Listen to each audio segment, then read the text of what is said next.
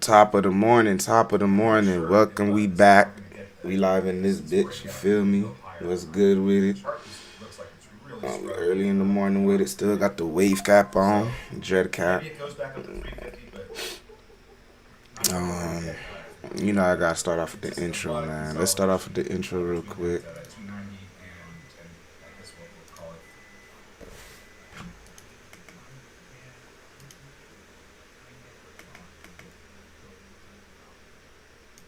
Okay. All right. Good stuff there. EVTV, just a continuation from yesterday. Two more that I wanted to talk about here. This first one was going to be IO3. This also has kind of a concerning move. This stock closed at 261 yesterday. We had an impulse move that took us about 550 here today, but we have retraced 80+% of that move. And in that retracement, we had two attempts to go back to VWAP, potentially recapture it and move above it. Both of those attempts failed. The other thing is I have nothing fresh for this name. No fresh news for this. In fact, the last piece of news I had came before Christmas on December 12th there. So it doesn't look like that's driving it either. We are live, baby. Around its 65. What's good with it? What's good with it? Move from that. Unsure what the catalyst for that is going to be. Quick peek at the short interest, 3.09% of the float. Market opens in 5 minutes. Let's start with the intro. Let me get my tea. Let's get the day started, you heard? Whoa, whoa, whoa, whoa. Where is my, there it is.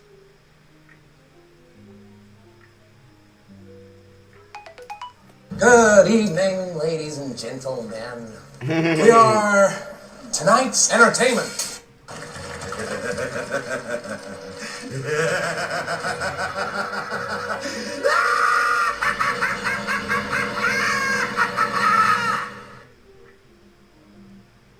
Mercy.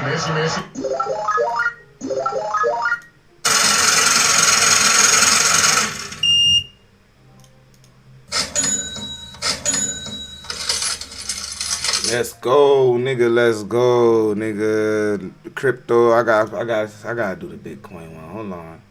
Where is that, man? Oh no, Christ. Bitcoin! Crypto, we here, nigga. We here. What's good with it, man? Time to make some money.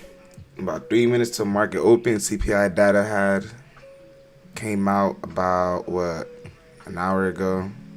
Market reaction seems pretty positive. Let's see if we can break the pre-market high.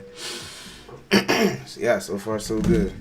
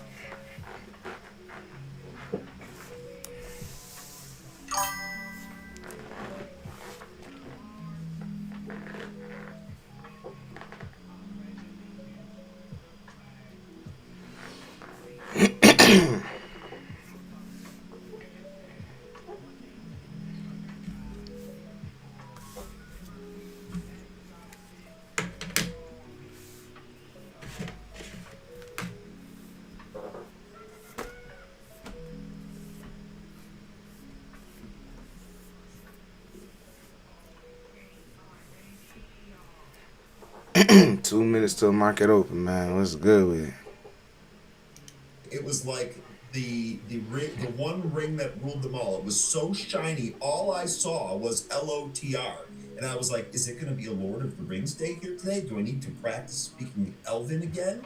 And So I'm with you on that one, Jeremy. It is what it is, but really good breakdown Every there time on this that. shit ready to I know we're running out slide, of time here man. before the open. We do have two more things to really quickly talk about. The first one's going to be UAVS. This is a drone stock. Looks like this is popping here on contract news here today. Eagle NXT supplies drones to NATO forces in Europe. Let's see here. The company, or Eagle NXT, which is UAVS, is a leading provider Of course, of man. I break for you up in the 90, man. Get the fuck out of here, bruh. Terms disclosed.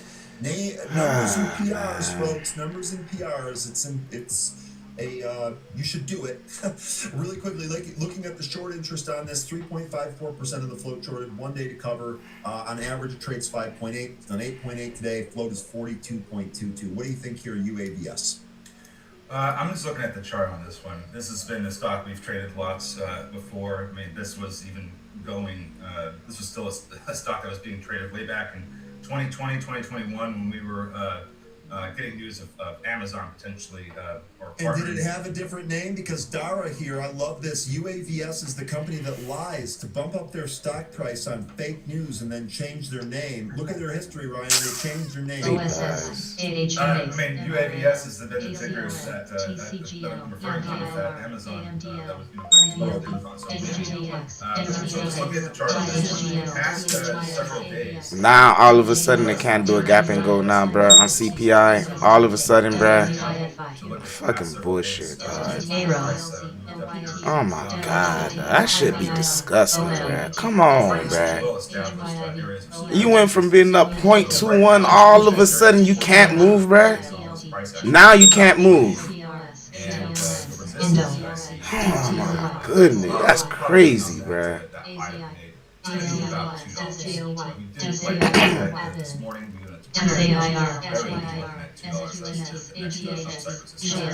Currently, we have some really big sellers pushing the price down right now as we just opened. So. Yep, we just opened. Okay, really good stuff there, UAVS. Sorry we ran out of time. Oh, that shit is annoying, bruh.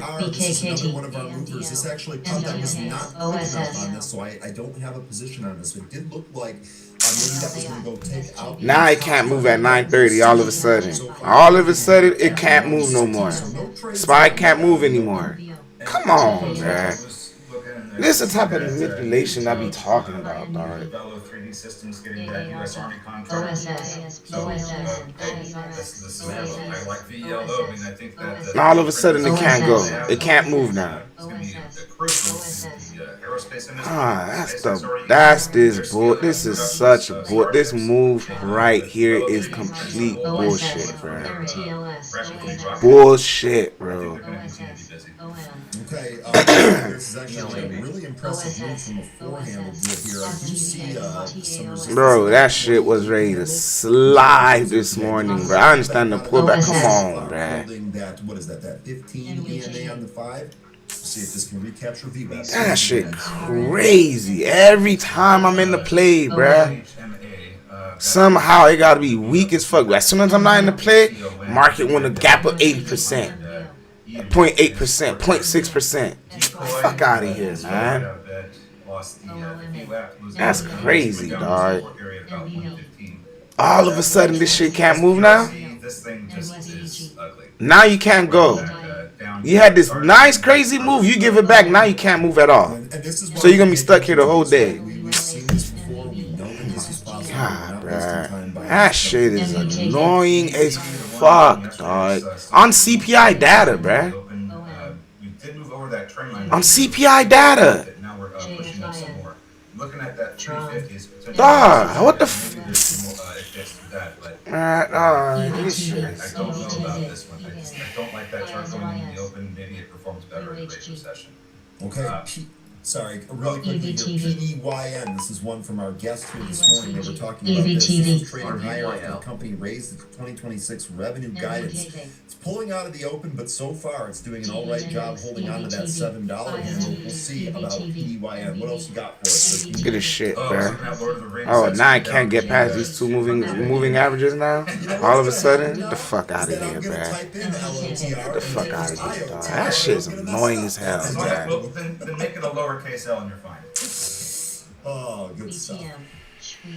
Okay, so yeah, I haven't looked at Velo and I had news. So we're 23 now, or we were. No, you just talked Shit's about stupid annoying, Yeah, bro. I know, but I didn't look at the chart. We did just 25, 19, now we're giving it all back, coming back underneath 23.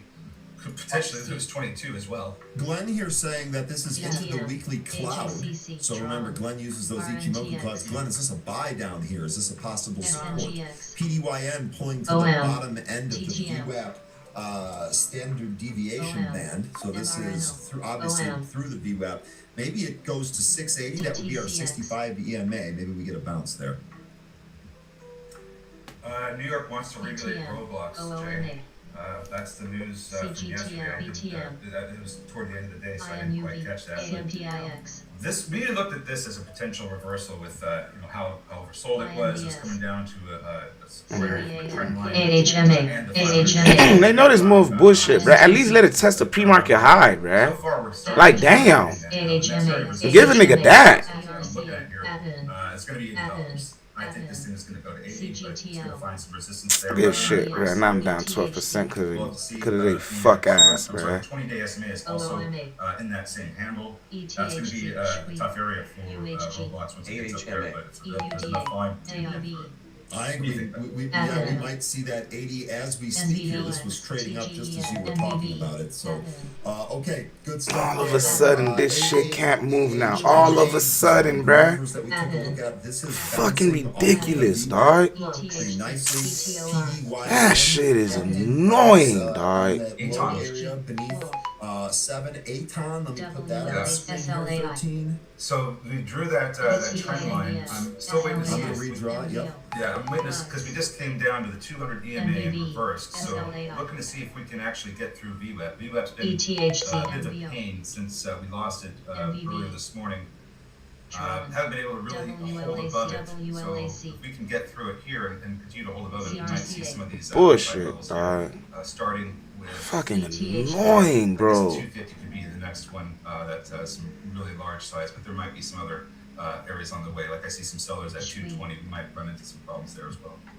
Okay, we will see there on A-Time. By the way, seeing a ton of Google calls. These are not specific. It is GOOG and GOOGL, and they are repeat flows here. So unusual options in Google, no doubt. This is continuing its move higher. Yesterday, I think of JR, I think we had a 360 price target. From JR earlier on the measured move higher. We'll see if that is where this ends up going. But Google. Lots of damn, there we go, bro. Let's go. Seen a lot of flow. What is bullshit shit doing, dog? Getting it here today. AHMA halted, yes it is. Halted to the upside after finding some support from VWAP. And that, it looks like maybe in that close to that trend line that I drew earlier. Not really sure that that's what we're getting support from. I think it's more has to do with VWAP and some and this being around the $10, $10.15 area where we were getting this morning before it took us up to 15.21. So getting some support in a couple of areas there. We'll see if this can push higher out of the halt. Oh my goodness, bruh. That shit is annoying. When I tell you what annoying, bruh. Here, that's going to be Thursday, January 22nd, before the open. We had a little bit of a move higher here towards $60. We pulled back a little, but it looks like I see major volume right there. Let's go, bruh. FCX. Decoy, which is another one of our. It's like they want this shit. It's like they don't want this shit to break all-time highs, right? Schlumberger on the scanner, that's ticker SLB. This is an oil name. This moving higher right out of the open as well. USAR, this is one from our guest earlier. We talked about some of these that had these huge outsized moves are now biddable again, given the tensions, the geopolitical tensions around the world. MP was also added to that, so it looks like these popped out of the gate, although they gave that back. X-Air bounced off of the VWAP, if I'm not mistaken. Did that continue to bounce? It's getting some support from VWAP, but it went a little bit lower down towards the 135 area. Now it's trying to push higher over. Oh it's my trying to take out God, fool. We're having trouble with this this area 170 where there's a seller, big seller in the way. There's also more sellers in the way every 5 cents up from that. So we're going to see some bigger volume expansion to get to those guys. Bro, See if we get it. That is a nice little. how are you chopping around right now, man? Through 170, 175. You're Dog, this move is so annoying, bruh. So that trend line, so it's still not Dog, don't do this move at all, then, bro. Like, that shit's fucking dumb. Don't do this move at all. See a number of. And then somehow you give it all back, and Rita don't even get a chance, bruh. Yes, dive deep, not Iran, but The fuck out of here, This bruh. actually had a pretty decent day yesterday. It really looks like it is trying to struggle with this 51.75 area. We did bounce off of the 200 EMA here today. Iran's actually back above its VWAP here as well. So it looks like $60 is going to be the next big, really big resistance area.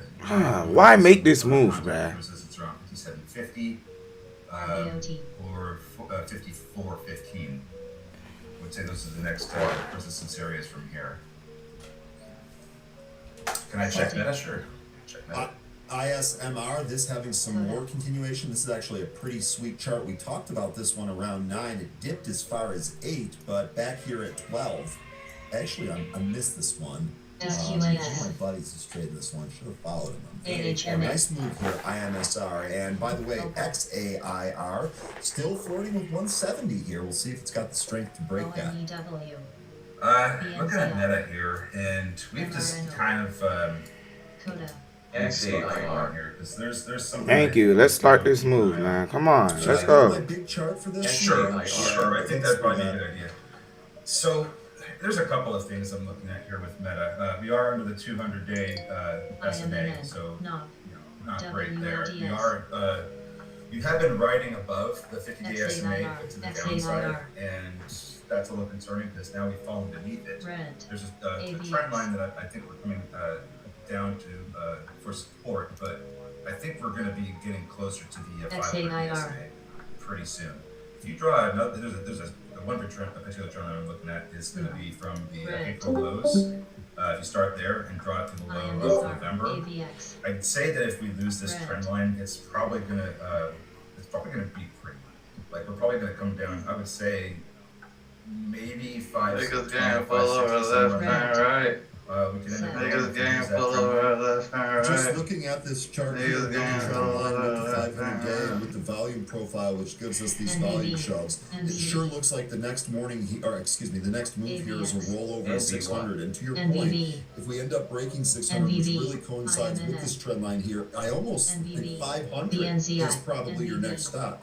There's these little gaps in here. Maybe you get gap fill maneuvers there. But tell you what, 13, that break of that trend line, I'd almost be targeting 500. Jay, good mention on the JP Morgan earnings and how it's kind of selling up. But don't you think that Trump's announcement? Lower that shit, nigga. You don't lower that shit, lower that shit. This Coming into the display gate flying that around. shit was never proven, bro. Stop with that dumbass fucking shit. YCBD, KFS, Every time the Patriots get a win, people be saying, And really quickly, Jay says no. Every ball that here was deflated. Jay, I'm wondering if this thing I wanna hear that holds bullshit, bro. 319 here, maybe Jay Nigga, does. shit, that they is still a put fucking it out there to Patriot. this I day, don't bro. follow Fuck it. outta here, It's nigga. moved right after earnings, but That that's niggas some pretty good. haters, It always dog. does This is this. haters Maybe knowledge. this is entry. I got nothing else better to say. Just looking around, even TV. ARTL, Fuck out of here, This is nigga. getting a series of Yeah, like the Rams short have the trades same here. That fucking might ball. indicate that there's some buyers who are stepping in to Like the push this get out up. of here with We that need to see a bullshit. break over Lucy. VWAP though. Lucy. Keep an eye on EVTV. If it takes out VWAP, this might be able to go. Hold on, let me just say hi to everybody. Say hi to everybody in the back. Say happy New Year. I don't know, give it down Yeah, and there. I'll tell you what, this is holding that area. XAIR, which we had talked about, what a bounce on this. That was actually pretty good. It looks like it did run into that same resistance about 171. 175 was your pre-market high, so that would be your next spot here. But it's going to need to take another leg higher from where it's at. Bounce play from the VWAP so far, not bad. Largest seller right now in XAIR is going to be at that 175. It's the largest concentration of orders. to get out. So if we continue with this volume, 43. it's been pretty That's good such volume. bullshit, If we bro. continue I with don't this, feel good. Place. keep an eye on EV. Okay, so regarding that credit card thing that you were asking Jay Man. about, I actually like this. If that was the case, you wouldn't see those nasty reversals in Affirm and Dave yesterday.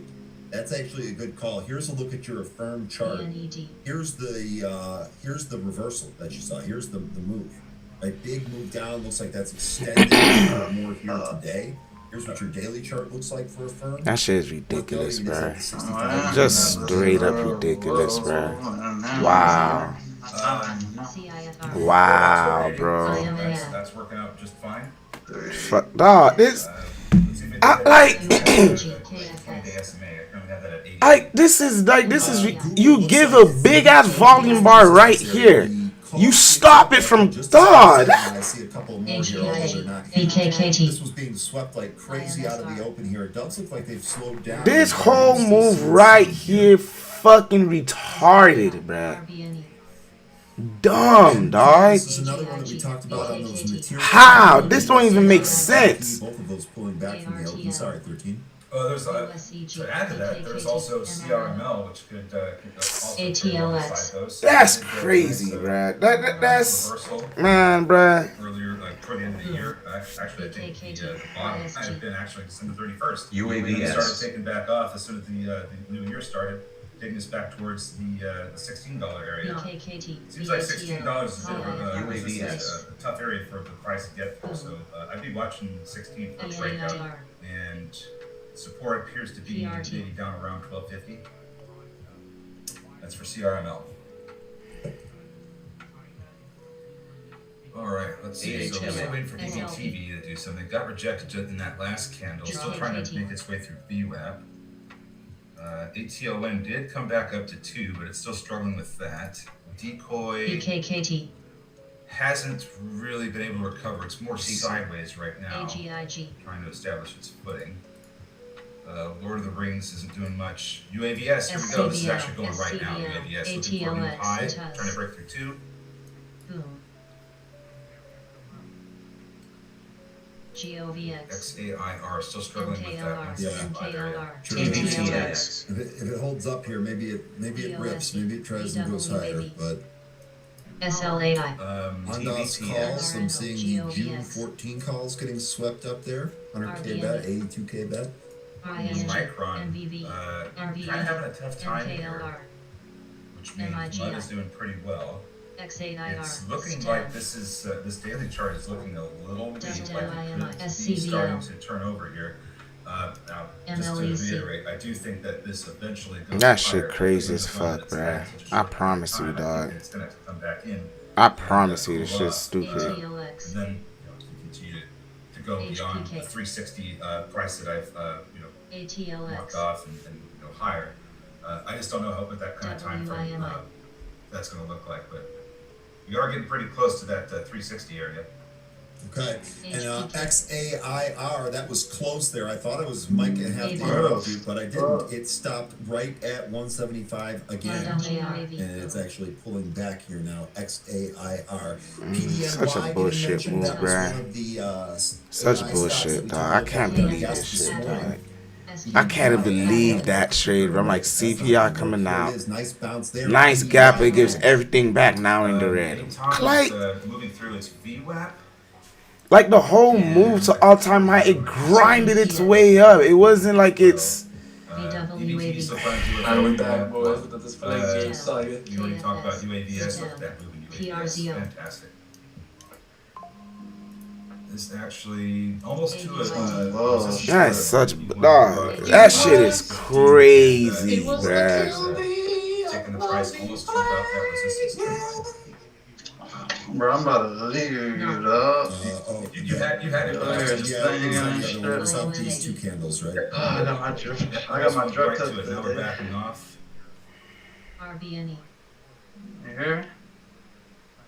Yeah, bro, we can only sing you. We just about the saga, bro. Yeah. I think I know. Does everybody have Blue in Miami too? All right, so AHMA, that thing unhalted, went the last few up and then halted again. Is that the new COVID they were So talking that's about? going to be our alt fest potential downside here. ATON moving Is that the new For COVID? real, bruh. Like, that shit retarded, dog. Like, damn. Looking across the Fucking stupid, bruh. Bro, this market been fucking weird and choppy like the past, what? All December, January, market been fucking tripping, bruh. Bro, you gotta get them boys going, boy. Even them boys agree, bro. Them boys know. Soon as I come back in the market with all this capital ready to go, all of a sudden nothing don't want to move no more. Nothing don't want to make volume trades no more. Everything is a fucking grind now.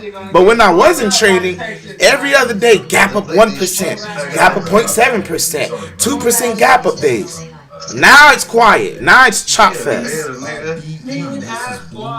Fuck out of here, bruh. Bullshit. The coach got a fucking drone in every game, bro, recording other teams. Bro, why you get that hitting that Full shit? Energy had a really nice double bottom following the sell-off in November. Yeah, stop hitting, bro. So That shit not yeah, good. I would say 135 is your breakout spot in PE. You don't get nowhere in life by hitting, bro.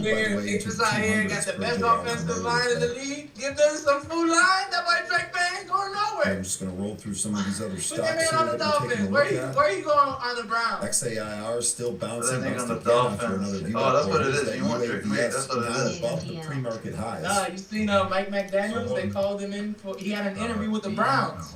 Mike McDaniels could be the Browns head coach. Straight up, dumbass bullshit fucking manipulation, dog. That shit is so annoying, bruh. Legendary Shador. Like, just pick a direction, dog. Damn. Greatest quarterback. Be careful. Shador ain't gonna do shit on that good, bro. Set your limit orders. Yo, you see that right there? Shador got Shador is not good at all, bro. Y'all overhyped that nigga. Yo, they need to put in Dylan. They need to put in Dylan Gabriel before the coach get fired next year. This nigga Shador deserves to be the 5th round pick, man. Yeah, I said it. Who gonna check me? Intel, this is Who gonna actually check me, above our nigga? trend line that we had here. On Yeah, Intel. nigga. These trend line were Real connected. nigga Some talking of about these real recent nigga highs. shit, That huh? was also mentioned as looking bullish here from JR. It's up 5% here today. JP Morgan. Talking about Shador. So you mean More like a lower. but some support? Sure. Because when you say lower Lower. resistance, I think that's what you're talking about. Support. And I think that 315 is perfect. Cam Ward is the best quarterback out of that draft. Cam Ward's gonna be an amazing quarterback. If there's And I sound like the black man. Let's By the way, I've got the 65 EMA on the daily. I swear, they call me a 14 to coon, 20. they call me Uncle Ruckus, they call me So racist. really But close I'm to all that for Cam 315 Ward. area you just highlighted. I do like the 310 area, although it might not be exactly where the support. Where the hell is. you bitch I ass don't at? like that area. You Just see, looking he at was some of the price action on mute because he was playing that loud ass shit, whatever it was. 310 has been a support resistance area, so that might also come into play. Man, you know, Hopefully that's not I'll be back later. I'm trying to concentrate on trading. Boeing is flying. Yeah, it sure is. I mean, BWEN. being really good for Yeah. 2026. This has Oh, yeah. started off well. No. More upside here today, Boeing.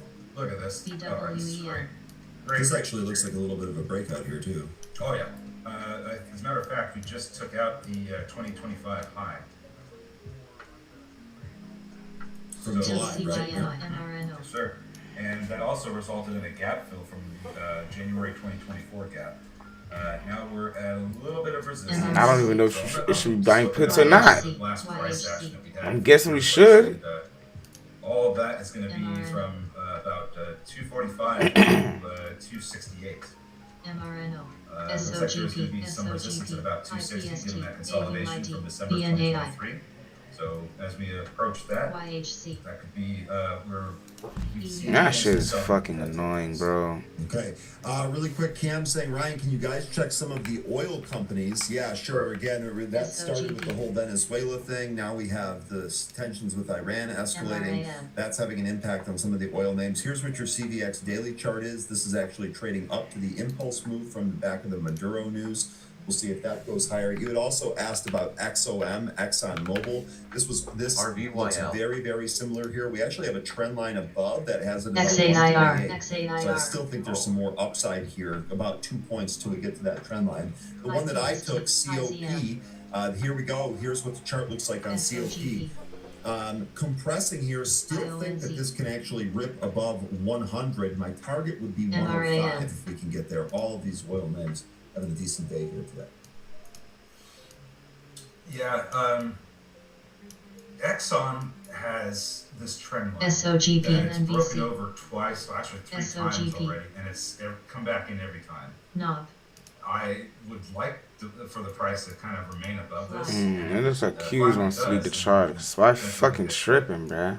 This creating some, blue sky. I understand that shit, bro. I don't know if, I'm just looking at this chart and wondering if it's going to repeat itself again. Maybe it doesn't this time. Maybe this actually does hold above the trend line and we go higher towards 135. Okay, we have an infographic here for you on the world's largest oil reserves. So let's go ahead and share that here real quick, producer. There we go. So here's your world's largest oil reserves, and this is why that Venezuela news was so interesting. Venezuela at the top here, $303 billion. Venezuela holds the world's largest proven oil reserves, accounting for roughly 17% of the global total, which is followed by Saudi Arabia and Iran. So of the top 3 countries on this list, on this infographic, 2 of them are currently involved in macro issues here with the United States. So it just kind of gives you an idea of what kind of reserves we're talking about and how much supply can actually kind of be unlocked here. Really good stuff from our infographics team. Yeah, the answer is a lot. The answer is a lot, indeed. Indeed. Thank you, producer. Yeah, too much talking, too much yapping, man. They're not focused on markets like I am right now. Daniel, I can't. I don't want to kind of allude to anything that's going to have me make the decision for you when it comes to Micron. If you had got in at 120 and you're at where you're at now, I mean, I don't think it's necessarily a bad idea to pay yourself on the way up, but I still think that this is going to end up going higher. So I'll bring it over for you. Decide what you want to do with it. Maybe sell some now and hold on to some of the rest of it, or if you're looking for everything you paid, book those profits and wait for something else. That's going to have to be your decision. I still think Micron has the ability to go much higher, but I also believe that it really does need to. Yeah, you'll be out there moving, Jared. So. Like I said, that's going to have to be a decision you make. What about maybe selling it upside? There you go. Stock that you have, collecting some of that premium. If it comes back in, you keep it. If it goes, you sell it at a price higher. Sounds like you're already thinking about, should I sell this or should I not? Maybe use a covered call. Yeah, and give the decision to somebody else for you. Yeah, and collect premium in the meantime. Yeah, so because if you're wrong about the price going as high as the call strike is, then at least you've collected premium. But if you're right, then you've exited some or all of your position with a massive profit. Oh yeah. It's a win-win. So yeah, 13. Just generally, we can't tell you what to do, but we can give you some ideas here. Ultimately, what you're going to have to do is consult your own risk management profile and determine whether or not that makes sense. But a couple of ideas. That you right there in the morning. Let's see here. What's looking good right now? GEV, we talked about this recently, bounced off its 50-day moving average. Higher here today. I am seeing some call sweeps on this. Those are calls for the end of January. These are near-term 700 calls. It's a longer-term play for me. Do you like the power generation, whether it be natural gas, nuclear, and any Put him in here. So, Sal's bringing up another interesting point here. We've talked about this before. Oil, look at the quality of oil, not the number of barrels. I would still argue. They're most performing in Atlanta. That's crazy. What I'm saying here is Venezuela is the lower quality oil. It's not that light sweet crude. Permian in Saudi is that high quality light sweet crude. But there's still refining that can be done. The Texas refineries can do that. Yes, and so can the Chinese refineries, but they've really built their oil refining infrastructure around that heavy crude that's cheaper. I don't. Oh, So sorry. I'm not sorry. if they have Sorry to pay, about that. I mean, now that we have Venezuela kind of running the show there, and now we have the situation with Iran, who also No problem. extracts the heavy No, you're fine. from the ground as well. Oh yeah, that's it. Those two are countries are going to likely see price increases in oil to China, and that's going to be pretty inflationary for them. I would say. Yeah, that's fine. Thank you so much. Lion says, take a look at Roblox. We've looked at Roblox a few times here today. This impulse move Sorry, out of the go gate ahead. looks like No this problem. is going to retest the VWAP there at 79.63. XAIR, Kathy, this is taking off, and indeed, Kathy, great Sorry about that. on this one. This went right through that 175. It took a while this morning, but we finally did it. XAIR. It's taking out those big sellers. Next one is at 2. Sorry. XAIR, good Oh, stuff good. there. Sorry about that. Good mention, Kath. AHMA, we talked about this morning, SDOT. it's down Thank at you. 65 EMA. See if it can get some support down there. ATON losing Hello. 2 again. SDOT. Decoy hasn't quite gotten to its 65 EMA, but it is pretty close to it. SPRC, I think, is that morning. Tula. I don't like the way this chart looks. Yeah, we didn't like that from the get-go here today. So to me that's I'm proud of that. There's no reason to apologize. It's probably a good idea that we review Roblox since we talked about it this morning. That's no problem at all. Say what? Really quickly, I got turkey burgers there. Damn, but I forgot about it to bring it to the job site this morning. Damn. Bro, I give a damn about your turkey burger, nigga. Move. Now the stock's obviously marketably higher. I'm trying to get So paid, see, bro. They you still gotta pay me get from the other another league, bro. move after that.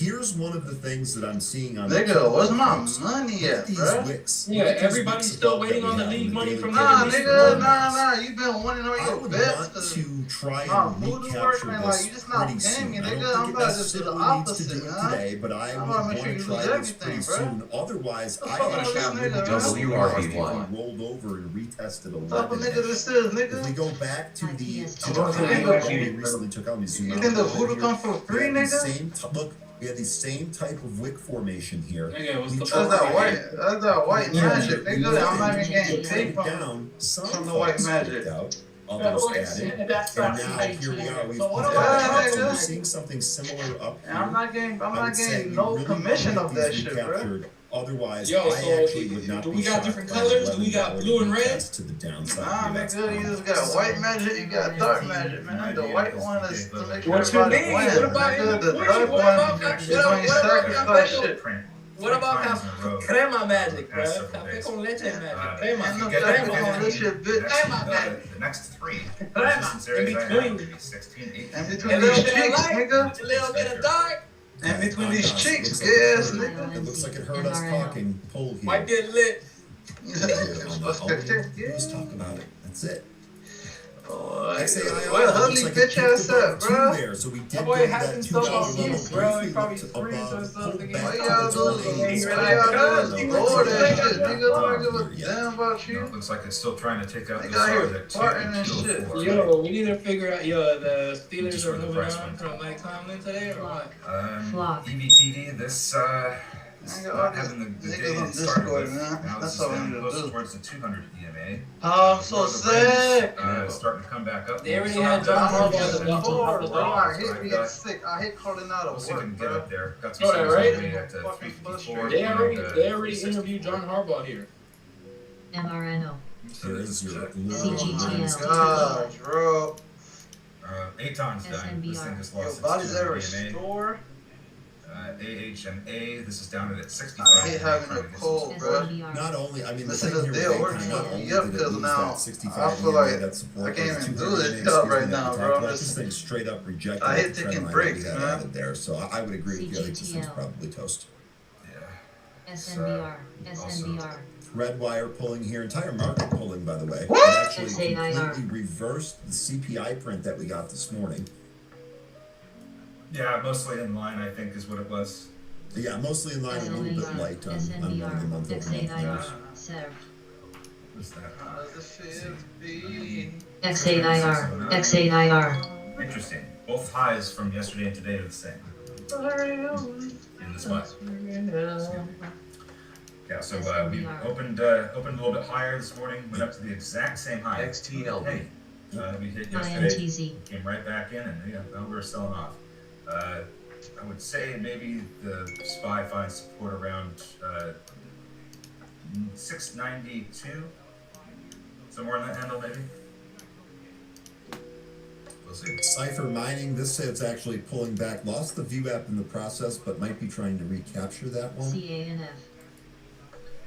I think that John XAIR hitting 229 is the current high. Yeah, that's probably our mover winner of the day here, XAIR. Had to be a little patient on this, had to stomach to pull the VWAP out of the open, but boy, oh boy, that was good entry on that. The pit steel. The fiends, bro. Also, by the way, XAIR, if you're looking for another level here, I have the 200-day moving average at 277. Yeah. So, You gonna clap them chicks like Kevin in the show? Yeah, 277 might be an area to take a look at there. How's RCAT doing? I know Ondas pulled back here, but let's take a look at RCAT. RCAT also pulled back, so that traded up on the CPI print, pulled out of the gate. Everybody can pull over in this hole, bro. Now it is retesting that. I have I've only done 2 trades today. It's not been a very productive day here. It's trading. Missed XAIR. Yeah, so did I. How was that? Okay. Still missed it, which makes me disappointed. SNBR. That's okay. We'll come back tomorrow. Nobody Yeah, knows. oh, definitely. There have been more stuff today. I'm not even at tomorrow yet. MRNO. Which we talked about recently. This is still flirting with 90. I know this traded up here today, but it's still flirting with 90. What did you have? Sorry. Oh, I was just mentioning that EVTV is rebounding, but it hasn't recaptured VWAP yet. Probably get one more green candle. I think this would be the candle that has to do it next candle. The date with 254 probably coming on EVTV. SCVL. XAIR, kind of running out of steam here, it looks like. Yes, I love my girl. Yes, I love my girl. She's my whole world. She's my everything. Ah, good mention. Yes, I love my girl. Yes, I not love tight my end, girl. but T1 Energy, I ticker love my TE. baby. This Yeah, thing she's my ripped world. out of the gate. Did this have news? I'm trying about that song. Rail. No. So nothing fresh here. Stock up 10% on, I guess, average volume so far. On average, it trades just about 16 million shares. Traded 3 million here today, but a nice move on this 161 million share float stock. This is in the theme that we were talking about with batteries, and we're seeing more solar farms. This company basically builds solar and batteries and sells it.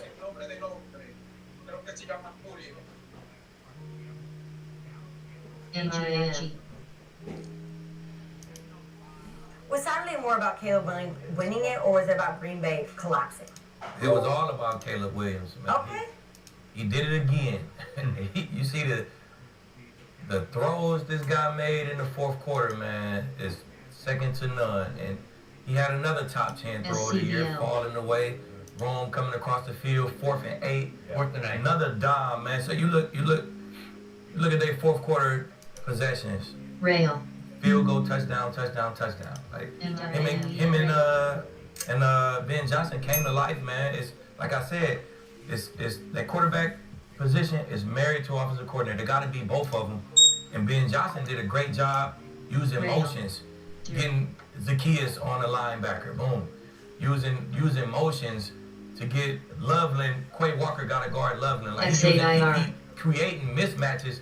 With moving guys real late, you want to play zone, left zone, move this guy late, now you got a linebacker guarding the receiver. Like, that's Ben Johnson in his bag. Caleb Williams dropping dimes all day long, man. So is that Hudley? He used his legs, he scrambled out a couple times when he needed to. So, Caleb did it again, man. It's Ben Johnson created the matchup problems, he dialed it up. Caleb Williams is great at reading it. If it's not there, he's the most elusive quarterback in the league. Keep his eyes down. Who deserves the blame for this Eagles loss? SHMT.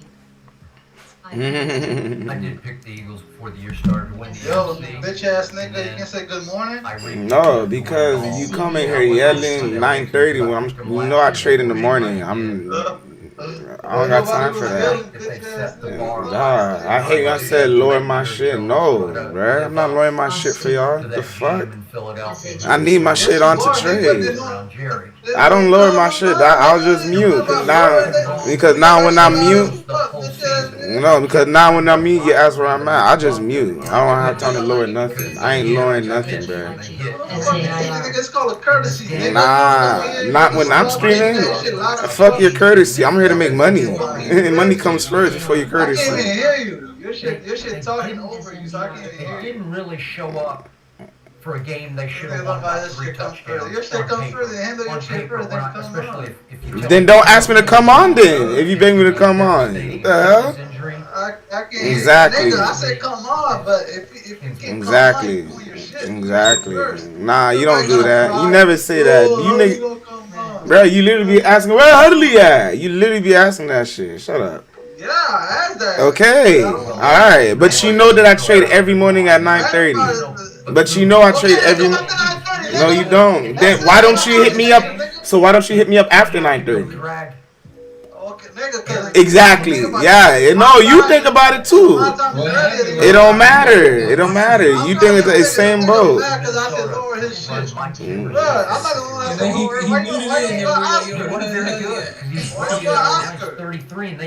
Oscar never asked me to lower his shit. We're not asking the mute. We're asking the lower. I'm sure you can still hear it while He muted himself. That's what he did. I just mute myself. That's what I'm saying. He was gonna mute. If I lower everything, it's gonna fuck up the stream. It's gonna make the stream sound low. So I can't even do that. Why would I do that? I didn't know that. You do. You should know that. You're a streamer. No, why you yelling, nigga? You should know that. You're a streamer. You should know that. Why you getting loud for? You should know that. Nobody care about your sickness. I ain't trying to yell that shit, nigga. Nigga come in here at 100 miles per hour. Yo, go relax, man. Nigga, it's what? Solid, nigga.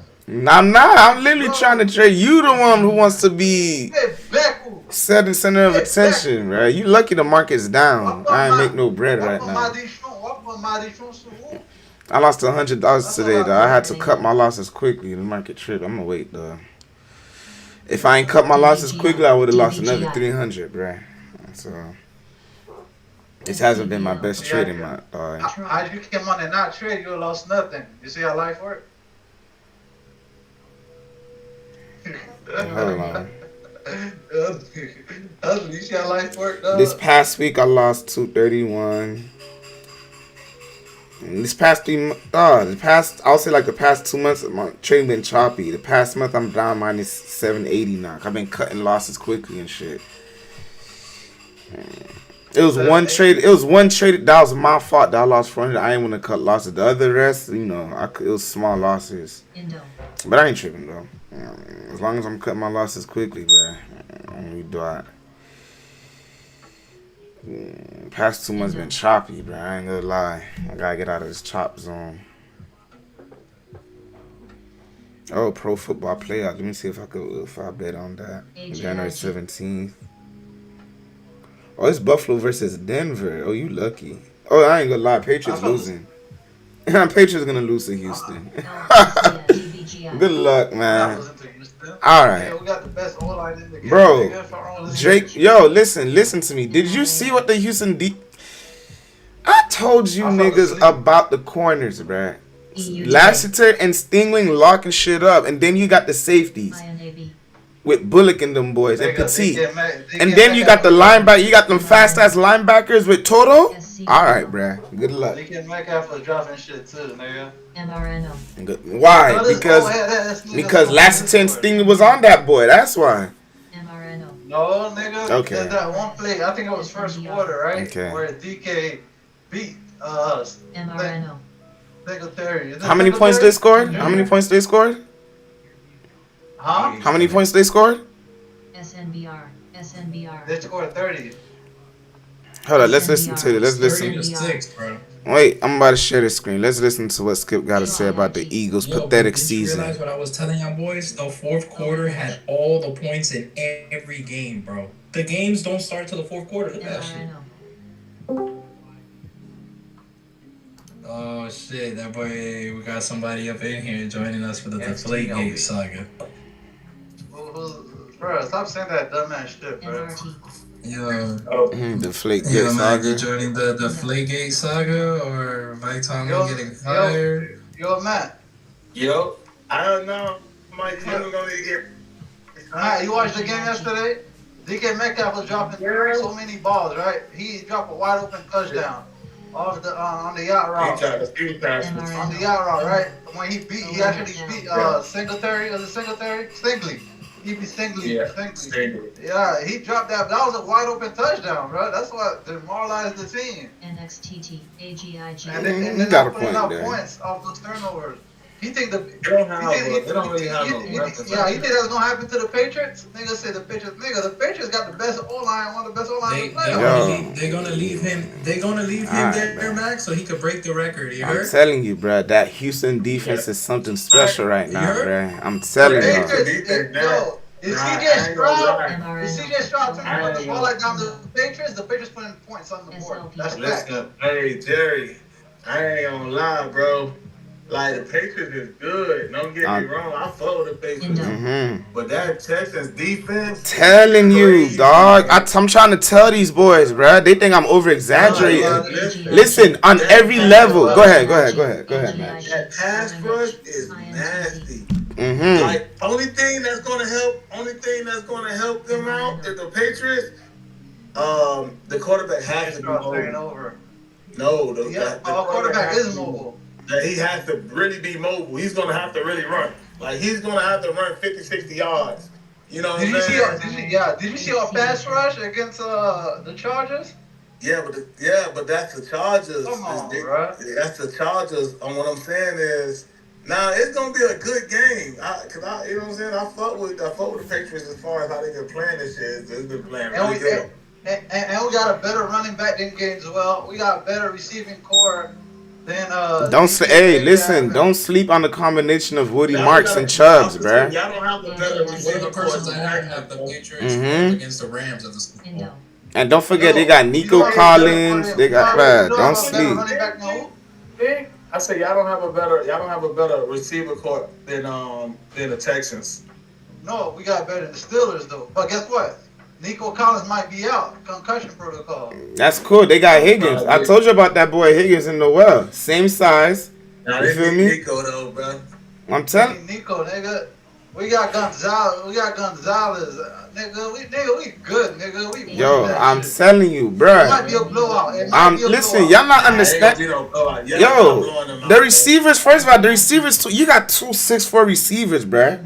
I'm telling you, they're gonna use Higgins, dog. And then you got Noel underneath. Is Tank Dell still injured? Yeah, Tank Dell's still out. Yeah, he's still out. Y'all not throwing them out, bro. You look. Texas defense too trill, bro. Too trill, bro. You, dog. And then you got You got 2 real shutdown corners in the last 10. Stingley, bro. Like you could literally pay the man and they'll cover that shit. Like, how do you... Come on, man. With the Patriots, who's gonna cover? Who you gonna cover? What are they gonna cover? Who's gonna cover Humphrey? What? Jerry, you're not... Jerry, bro, you tripping, bro. Alright, bro. They gonna get... The pass rush is gonna be so crazy where he's gonna have to get the ball out fast. So everything that he does, he's not gonna just be able to sit back there and take those deep shots like that. That's the only thing. Everything's gonna happen. They're gonna probably have to play quick game with them. But that team is very violent, bro. Like they want to pull up and hit you, bro. Not only are they violent, Mac, they are fast, bro. Go look at their Madden ratings, bro. They are 90 speed. No, they good. They good, bro. They good. Like the Patriots got a good team though, so and you know it's gonna, like I said, it's gonna be a good game. I'm gonna tell you the fact of this game. If CJ Stroud, have a good game, they win. They win, bro. Yeah. They win. They win. And you know what's scary? What's scary is I think CJ Stroud could get better next season. He's still a young quarterback, bro. Like, he could still get better, bro. Like, yeah, that's what I'm saying. He regressed a little bit, but I'll blame little injuries on that too. But I wouldn't say he regressed like all the way back, but just a little step back. But he's still playing pretty decent though. He's still playing good. Like, you can still see that, like, he still got potential to get better. You get what I'm saying? Like, you can still see the potential. He's just not there yet though. But like Max said, if he plays a good game, like 20 for like 31, 255 and 2 TDs, it's a wrap for y'all, bruh. That's a wrap. Like, don't let him get 250 yards, 2 TDs. It's over. This might be one of the most exciting games I've seen in a while, because I ain't gonna lie, that motherfucking quarterback from the Patriots, that bitch is a beast. Nah, he is. I ain't gonna lie. I can't hate. I can't hate on him. He raw. Nice. He raw. I can't hate on him. I ain't gonna lie, bro. I ain't gonna lie. The nigga look nicer than Brady, bro. Low key. Listen, hold on, as far as like when in the beginning parts of his year. Okay, beginning part. Yeah, okay, I'll give you that. No, man, they got the best offensive line in the fucking league. If that man was in somewhere else, that's not happening. Yeah, but still though. But I ain't gonna lie. But that's the whole point of a team, though, bruh. Like, why do you want your quarterback to have a bad O-line to prove something? Like, you get what I'm saying? When the Cowboys build the team, yeah, sometimes I get that argument, but sometimes I don't like it because at the end of the day, it's still a team sport, bruh. It's like, you don't have to be Superman, bruh. They had the best offensive line. These teams that win, they got the best line. That's what I'm saying. Protection. That matters though. But guess what though? You can have a great offensive line. If your quarterback trash, you're still not winning nothing. You give that line. Let me tell you this. You give that line to Joe Burrow, he's giving you 7 Super Bowls or 8. I want to say 7 or 8, but he definitely get a couple of rings. He's always scrambling, bro. He will give you multiple Super Bowls if he had a line like that. No. Bro, the Patriots defense not in the scoring at, dog. We got one of the best youngest defense in the fucking. No, you don't. No, y'all don't, man. No, y'all don't. Patriots defense is good too. It's good. Listen. It's good. Like, it's a solid defense. The Texans' defense is something. They're shaping up to be one of those all-time great defense. They're young, bruh. They all like under 25. This what you're not understanding. Yeah, go look it up. They're young, bro. Will Anderson is only 24, I think, if I'm not mistaken, bro. 24, 25. Bro, he's not even in his prime yet. He's not even, bro. Kind of old though. The other DN kind of old. EVTV. What's the nigga name? Number 55. He's kind of old. And I think. You're talking about I know what you're talking about. Yeah, he kind of old. But Drake May got one of the best deep balls, like, pause. He got one of the best deep balls. And quick. Yeah, he's quick. Like, see, will he have that time, though? Drake May wouldn't have worked. He wouldn't have worked with Bill Belichick. You get what I I'm agree. saying? I agree. Bill Belichick so old school. He wouldn't let Drake May control the offense like that. Mm-hmm. You get what I'm saying? But you know the nigga y'all got now, Vrabel. His name is Vrabel. Yeah, that nigga. They believe in niggas like him, bro. SLP. Players, I mean, teams like coaches like him. A lot of players be believing in him, bro. That's why that nigga turn around. And there's a difference. Yeah. Oh, really? Our offense. Oh, I'm coming. Hold up, y'all boys. Give me a few minutes. The Texans, yeah, they have a great defense, but their offense, their downfall is their Achilles heel. Yeah. Our offense not our Achilles heel. You know what I'm saying? Our defense not our Achilles heel. You know what I'm saying? So what's really our weakness? It's not really the offense for Texans. It's the quarterback sometimes. He's just the quarterback. Yeah, CJ Stroud. Yeah. I ain't gonna lie. Yesterday it was the center though. The center got lucky. Up. The center was fucking up, bro. That nigga kept hiking the ball to the left, to the right, low, high. RBNE. Like, what the fuck? Like, he's scared or some shit. Man, what time is the battle Saturday? Because I forgot I gotta go. Yeah, it was mind blowing how much they would go down the field and then they would turn it over right when they're in front of the goal zone, bro. Wait, you can't do the battle? The baby shower start at 6. Shit. Yeah.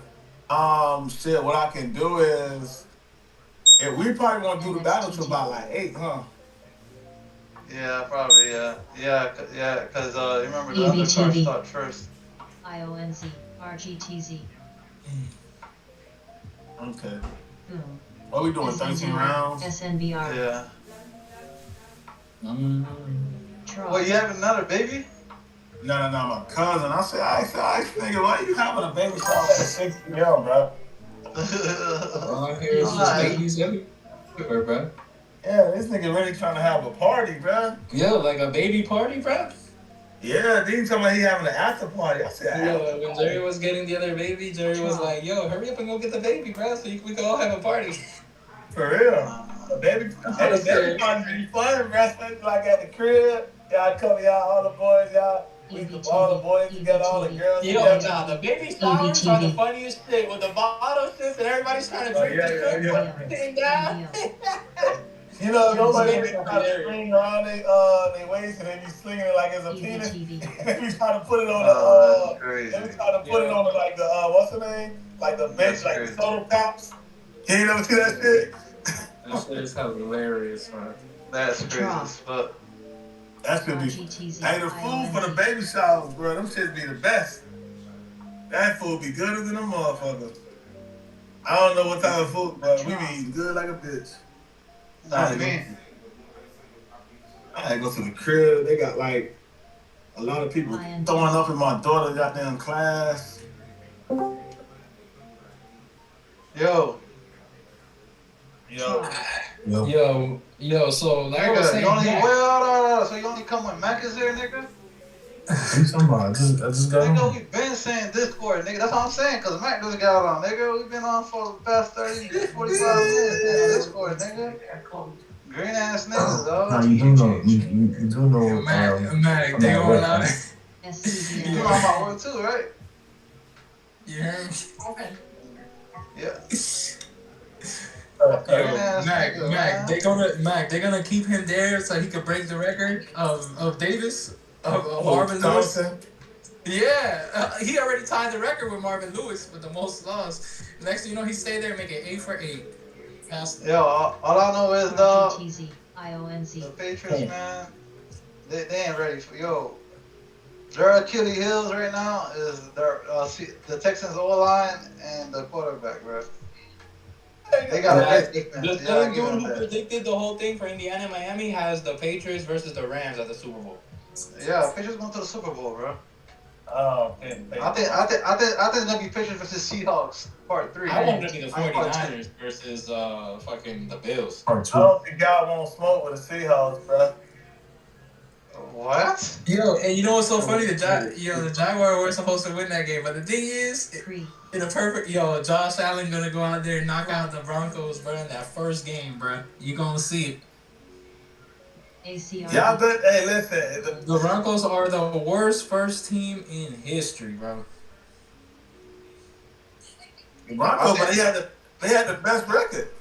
The Broncos and the Texans are just great they're defense. a phony team. The same with the Seahawks. They're great defense, but they're not gonna put up points. They're not gonna put up points like that because of their O-line, bro. Their offense, their quarterback. I like the Seahawks more than the Broncos in a game, but they're still phony teams. Oh yeah, the Rams don't get washed up. They keep getting lucky.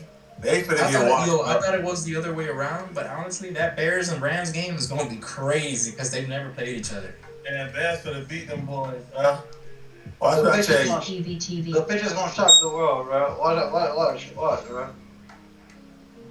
Y'all gonna shock the world? We're gonna shock the world, bro. Yeah, I was speaking to somebody, and they were even saying that nobody want to see a team that already won the Super Bowl win the Super Bowl. They want to see somebody brand new win the Super Bowl. Niggas like Hudley getting overhyped. Talking about we're gonna lose. That's why I would be like the Bills or like a fucking team that has not won in 50 years, or 30 years, never. ACRV.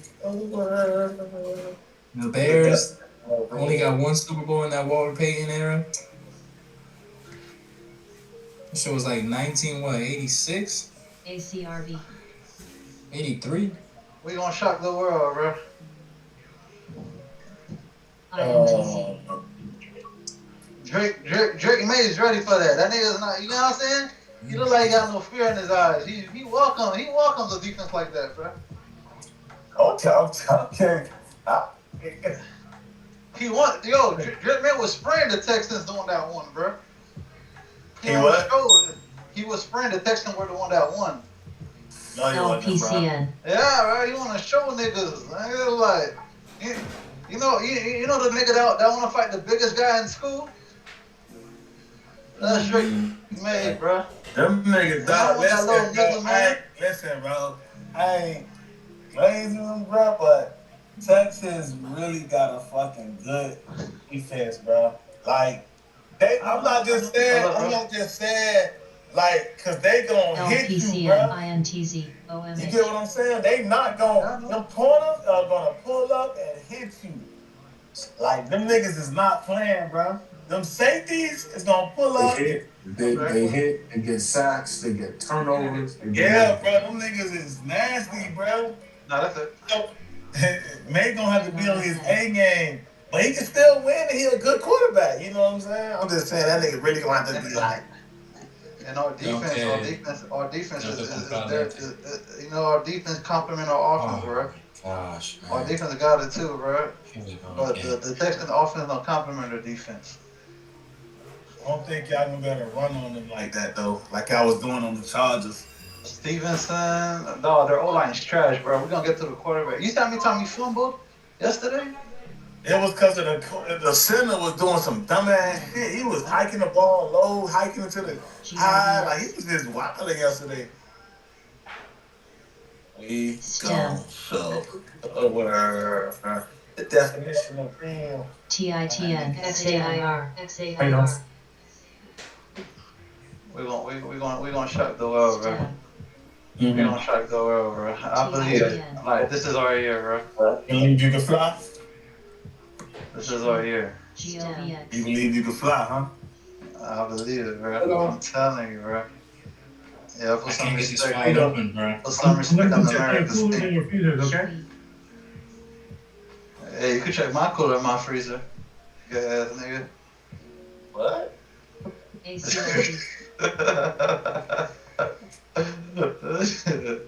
Alright, thank you, bro. Okay. You can check my cooler in my freezer. Look at this nigga. MTLS. Oh, it's a real boxy boy. The one and only. I think I gave the wrong. Oh, yeah, that's not yours. So you can check my freezer. Thank you, man. I don't know what the hell is going on with this garbage. That was a real bounty boy. The one and I'm only. rename the thing and I'm erase the whole thing. Just take my icebox. You can check my ice cream. Yo, Krispy Kreme not the same no more, bro. GCDT. Krispy Kreme done fell off, bro. Their donut looks dead now, bro. Remember I used to be golden and glazed? Now that shit look like dead. You ever see a white pale person? That's what Krispy Kreme donuts look like, bro. Krispy Kreme.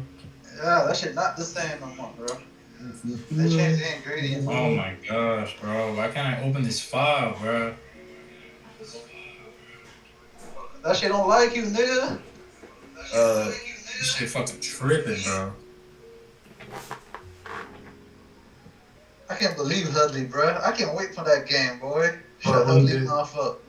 Nigga talking about we gonna lose, man. Nah, nigga, I ain't gonna lie. I guarantee you we're gonna blow out the Texans, dog.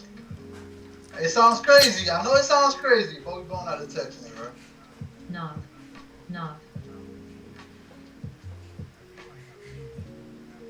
What page is it? 17. Them niggas too raw, bro. Y'all gonna lose, Jerry. Trust me, man. I'm hearing the nonsense you talking right now on the screen. You losing to the Texans, bro. I'm telling you, dog. That defense too trill. Yeah, let's bet $10, man. Let's bet $10. $10. Yeah, man.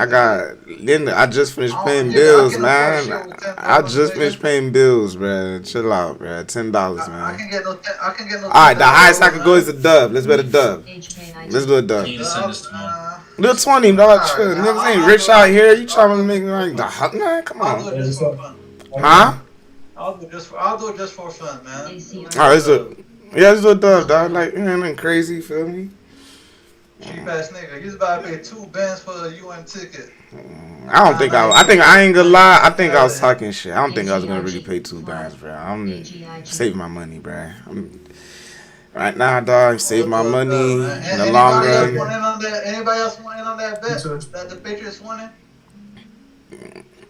Yeah, I ain't no crazy gambler like that where I'm betting 100. You know, just light dub, you know, for fun, nothing crazy. You know. We talking about the Patriots? Yeah, me and Jerry bet. Yeah, we betting the dub, Patriots and Texans. I'm just telling, dog, Jerry is underestimating the Texans defense, bro. I don't think he really understands, bro. I'm not, nigga.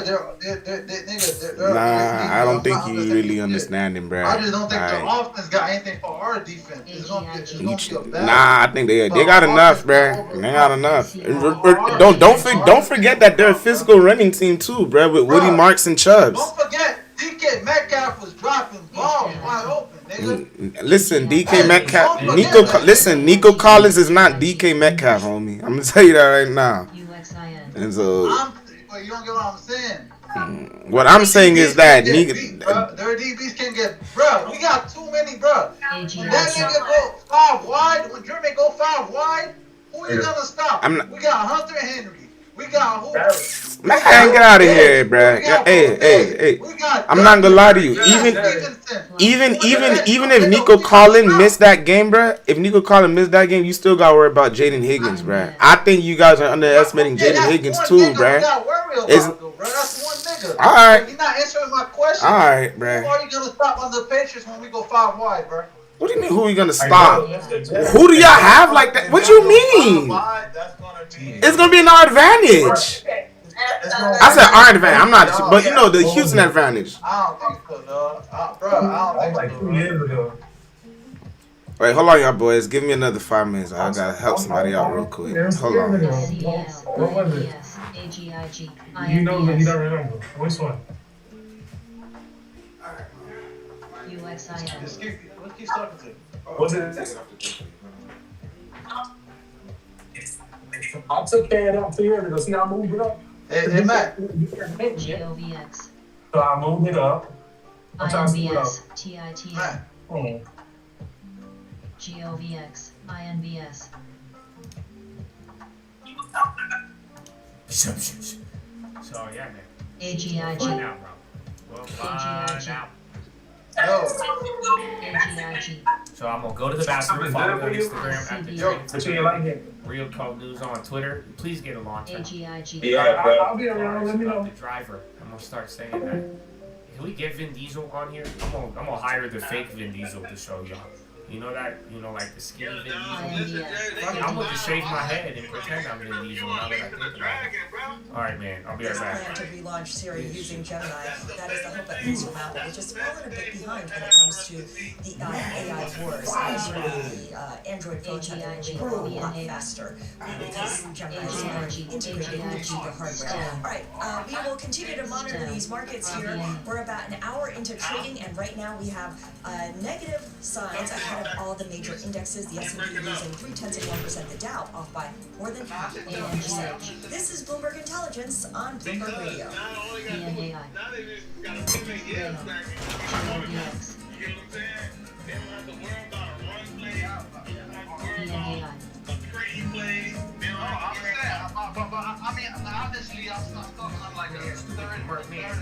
AGIG. ROLR. GOVX. SKYH. ANTX. SCBL. NRT. Baby. Feels like it's gonna be a good day.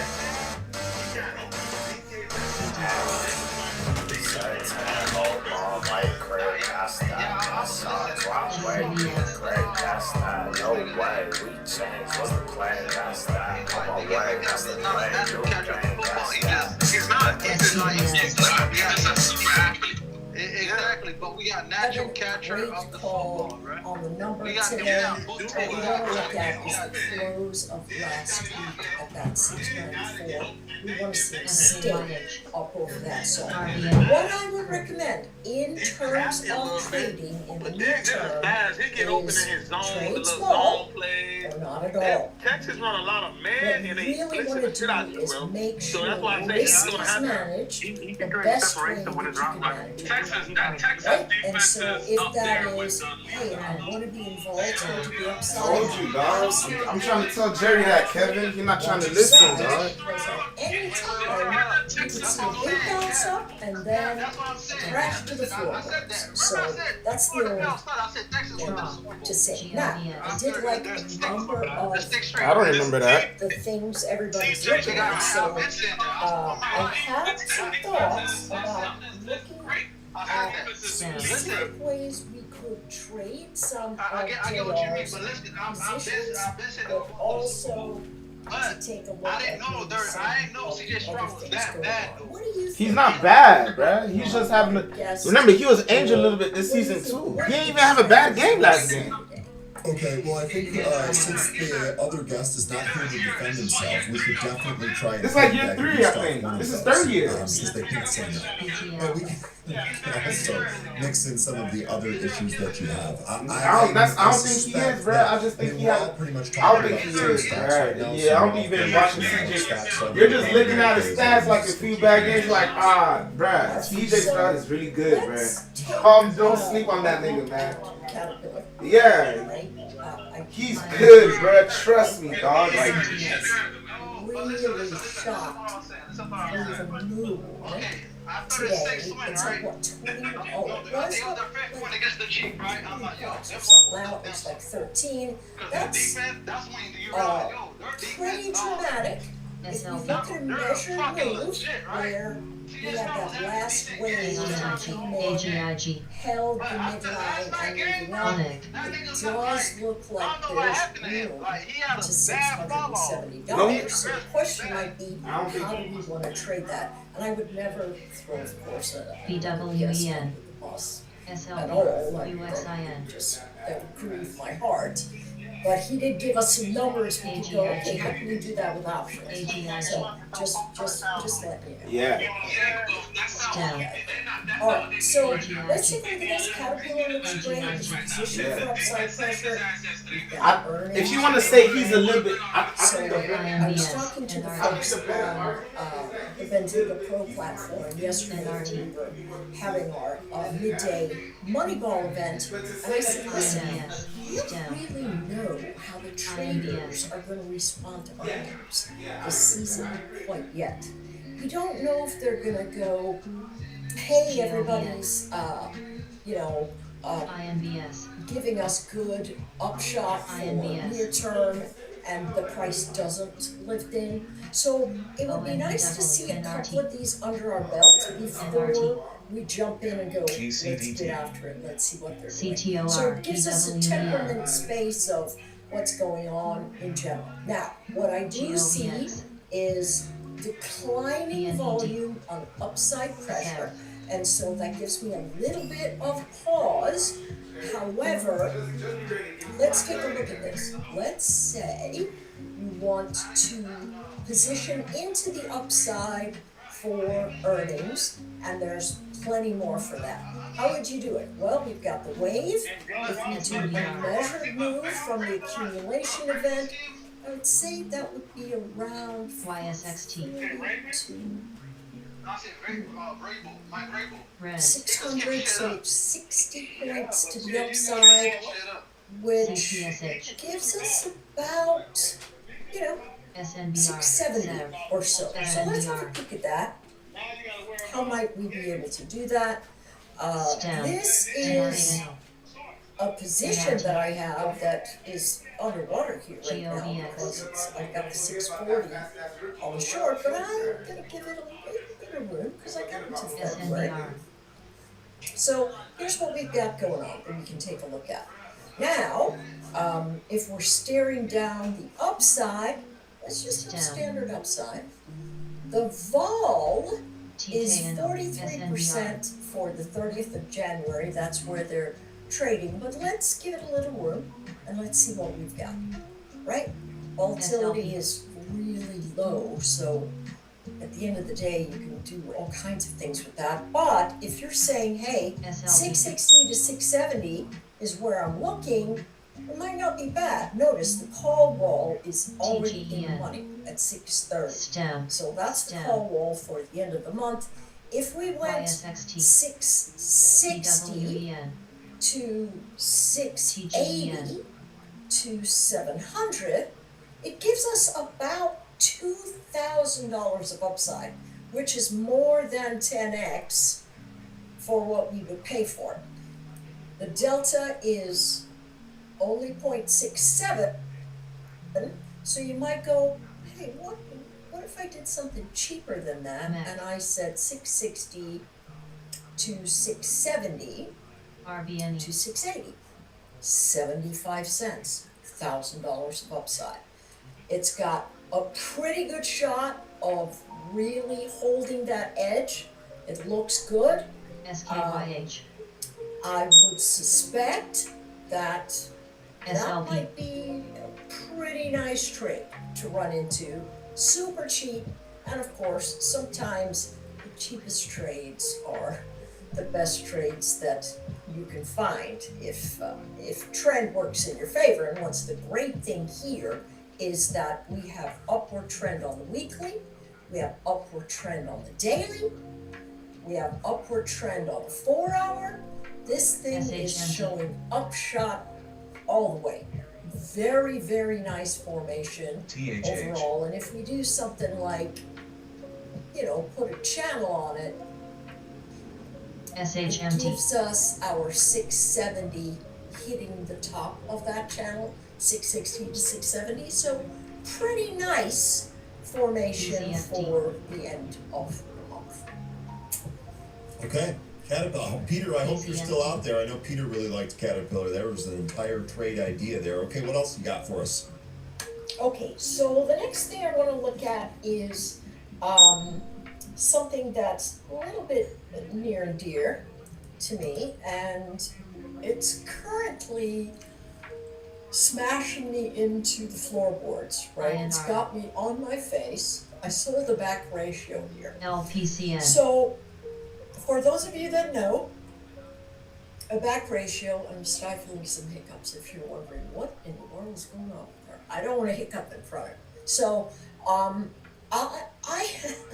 was thinking to myself, man, these guys are just going to fade a little bit, because here's inventory, right? They collected inventory all the way through this patch. It broke down and then moved up.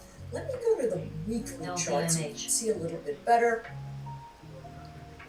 Right, this chart has just been truly insane, but the spread looked like it was only about 40 bucks, and so I thought to myself, hey, let's just do a let's run a Fibonacci here and see what that upshot should be. And so my thought was, hey, 200%. 300, I'm going to buy the 300 and I'm going to sell the 320 in a back ratio. Well, this is the trade that's got me up at night. Just chewing my fingers. But here's the lovely thing. For the first time in the weekly breakout events, it hit a high and it's immediately started retracing. They've got earnings here. Listen, we know that this sector is very well positioned, but the beauty is that the implied volatility is absolutely monstrous. And so you can do a lot of things with this particular chart. Now, let's say that you're thinking to yourself, hey, this is going to look good. Let's do... I really like doing trend lines or things like that, but let's do it. I'm gonna channel my inner 13. I was gonna say we're converting her now. This is a proud to be a day long remember. To quote I'm gonna quote channel my inner 13, and we're gonna draw this event, and we're gonna see that it's well outside of the general structure. If this were a linear regression,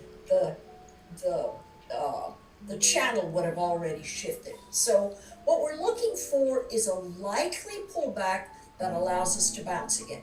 So this earnings event is really not until, oh, wait a second. Did we just have earnings? We did. All right, while I was on holiday, of course, because my brain.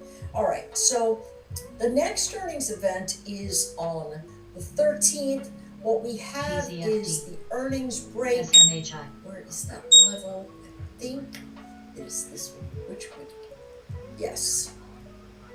So it is this big channel event that broke out of 264 and just has run like the wind. Chances are it is going to pull back. So the question is, how can I trade this so that if it continues to run, I'll be a participant, but if it also fades, I'm going to be okay. And since it's got so much momentum on it, my thought is let's sell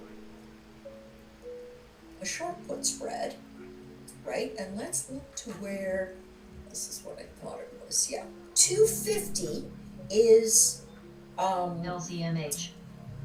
the baseline event of support. I would say it's probably 280, but I would like to be safe. So the 250 to 240 short put gives you 54 cents. That's not really great.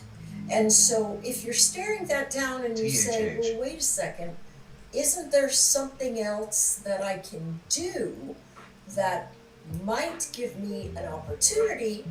We would look for, where is it?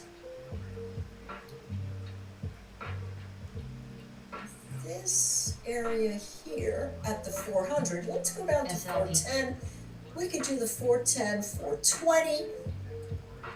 It gives us $1.79. It's right on the edge, so you might go, you know, I don't want to take it. Maybe I try doing something like that in March.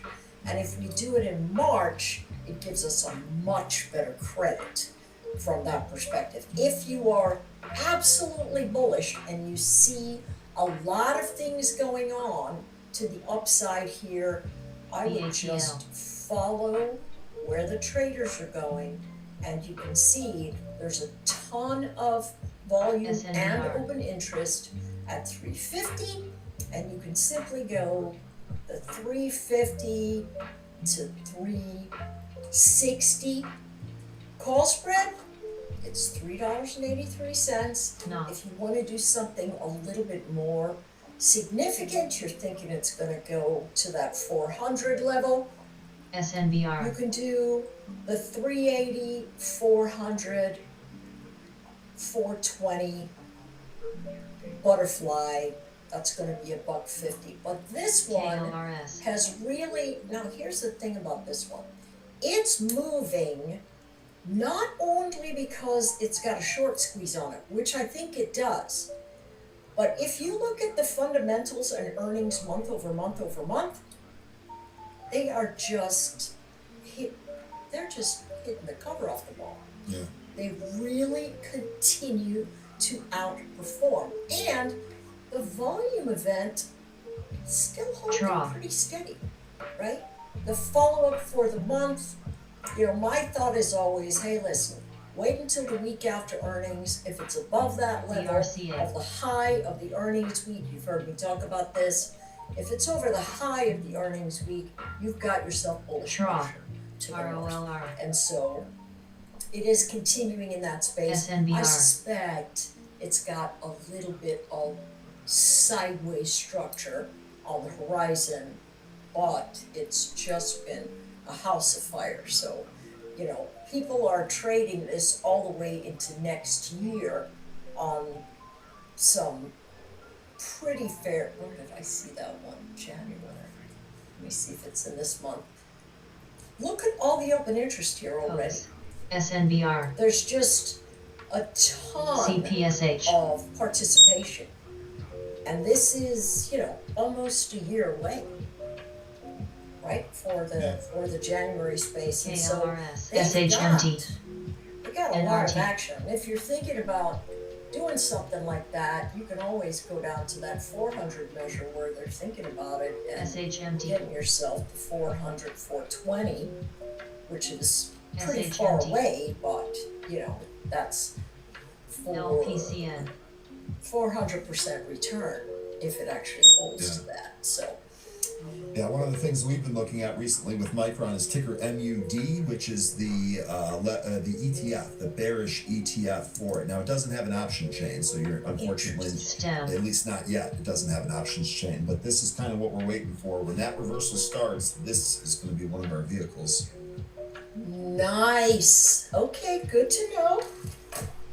Let's put that down on ARCT. the list. All right. Any earnings coming up that you're thinking about? Hey, what we got going on? Maybe in the last 7 minutes, we've got ourselves anything? That's a good idea. Let me check here. I know we had Delta here this morning. Oh my gosh, whoa. Yeah, that's And then the big one, Anne Marie, is going to be Taiwan Semiconductor on Thursday. Oh, that's right. Let's take a So, look at that. I don't know if you want to do pre or post earnings, but that's the route I'd go. Yeah. Take care of yourself, Lion. Let's take a look at. We need to find our way to one of Lion's restaurants. I know. I've asked him. I've asked for names. I've asked. He's very vague. He won't give me the name because he knows that I will just show up randomly, and I'm not sure he wants to I'll be smoke. with you. So, All right. Well, we'll keep chatting him up. Maybe Okay. he'll let us do it. NRT. So here's something super interesting. What I have started doing is perusing all the 13 Fs NRT. that come out for the major NRT. major hedge fund guys. And so I use ChatGPT KLRS. to isolate some of the biggest positions in the 13 Fs. They come in again on February 15 when I go through that analysis. I'll definitely share it with you. And one of the big things that I'm seeing in a number of portfolios is Taiwan Semiconductor. And so I find that to be very interesting for a number of reasons. But if we stare this down, what we can see is, let's do this again. And here's the thing, folks. What I want you to do is take the information that I give you and go, hey, I'm going to replicate that. I'm going to see if I can do the same thing and come to some solid analysis on my own so I can push back. If anybody says something, I don't have to take it in spoon feeding, right? Which is the main reason that I go, hey, let's learn how to do this. So what we saw with Taiwan Semiconductor is accumulation from February of 2024 all the way to the breakout formation in June of 2025. So over a year of accumulating inventory, up, back to support, up, testing the midline, up, and then all the way back to support. Clearly we see buyers here. Clearly we see buyers here. In the breakout formation, now we draw Fibonacci. We go, all right, what's our cost basis and distribution? Here we are at the 200 mark, right? Interesting that we're sitting. Look at how well these levels work. Once you figure out where the accumulation event is, if you hear that in other spaces, you might hear it called a balance zone.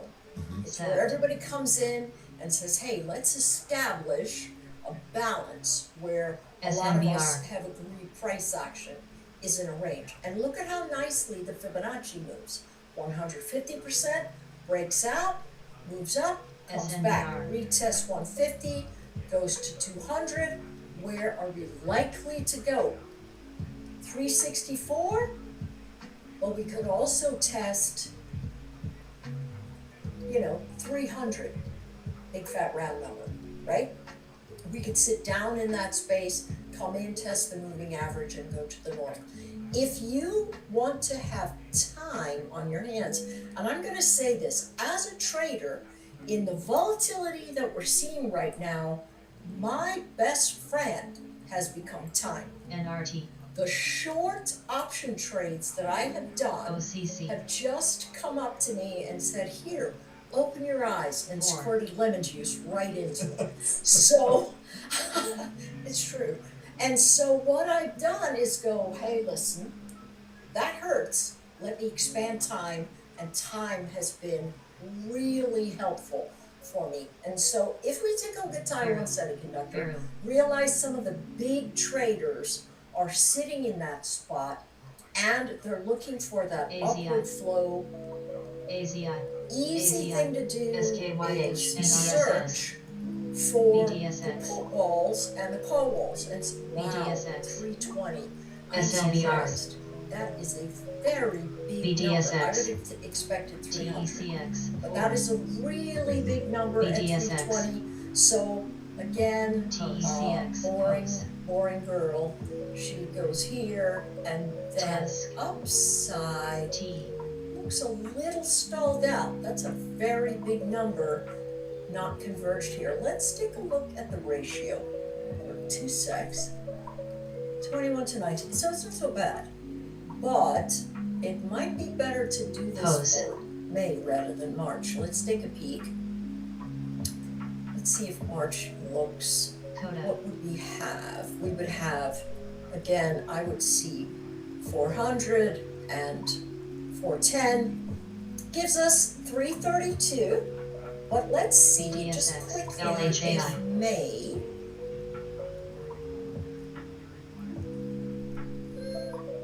No, it doesn't look that much better.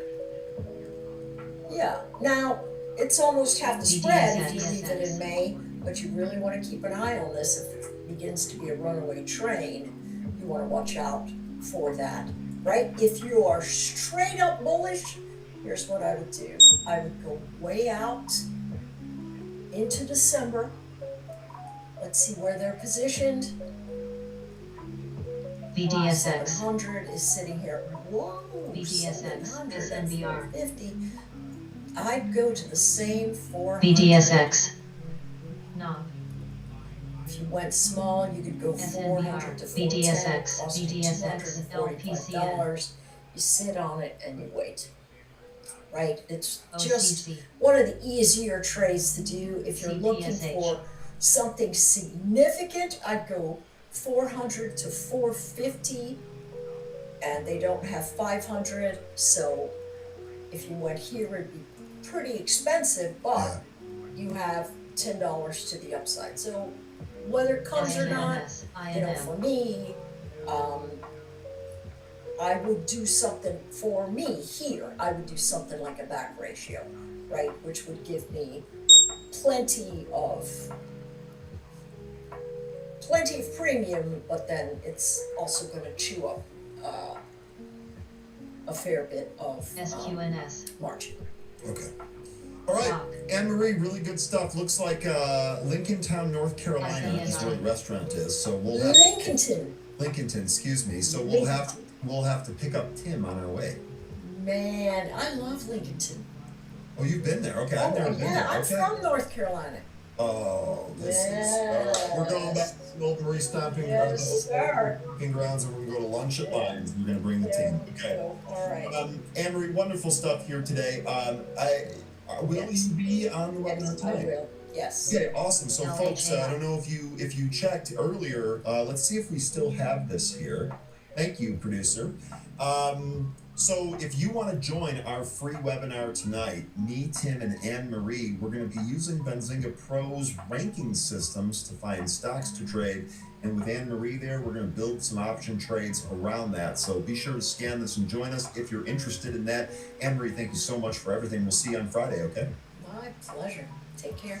All right, that is Anne-Marie Band. Folks, we are out of time here today. We're going to be back at this again tomorrow. Supreme Court decision tomorrow, so we'll see how the market holds up here today and what we end up doing tomorrow. For the rest of your 413, I'm Ryan. Enjoy the rest of your Tuesday. Stay green, stay TCGL. safe, stay focused. We'll see you tomorrow.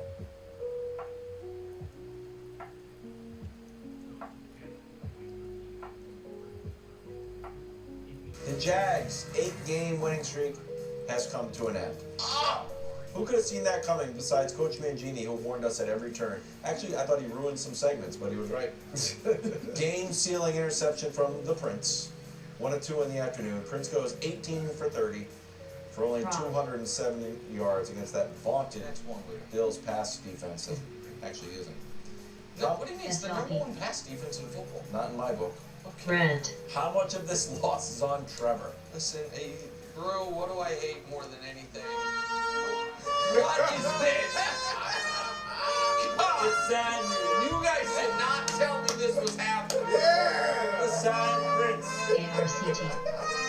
Fellas, I'm addressing you guys. This is a betrayal.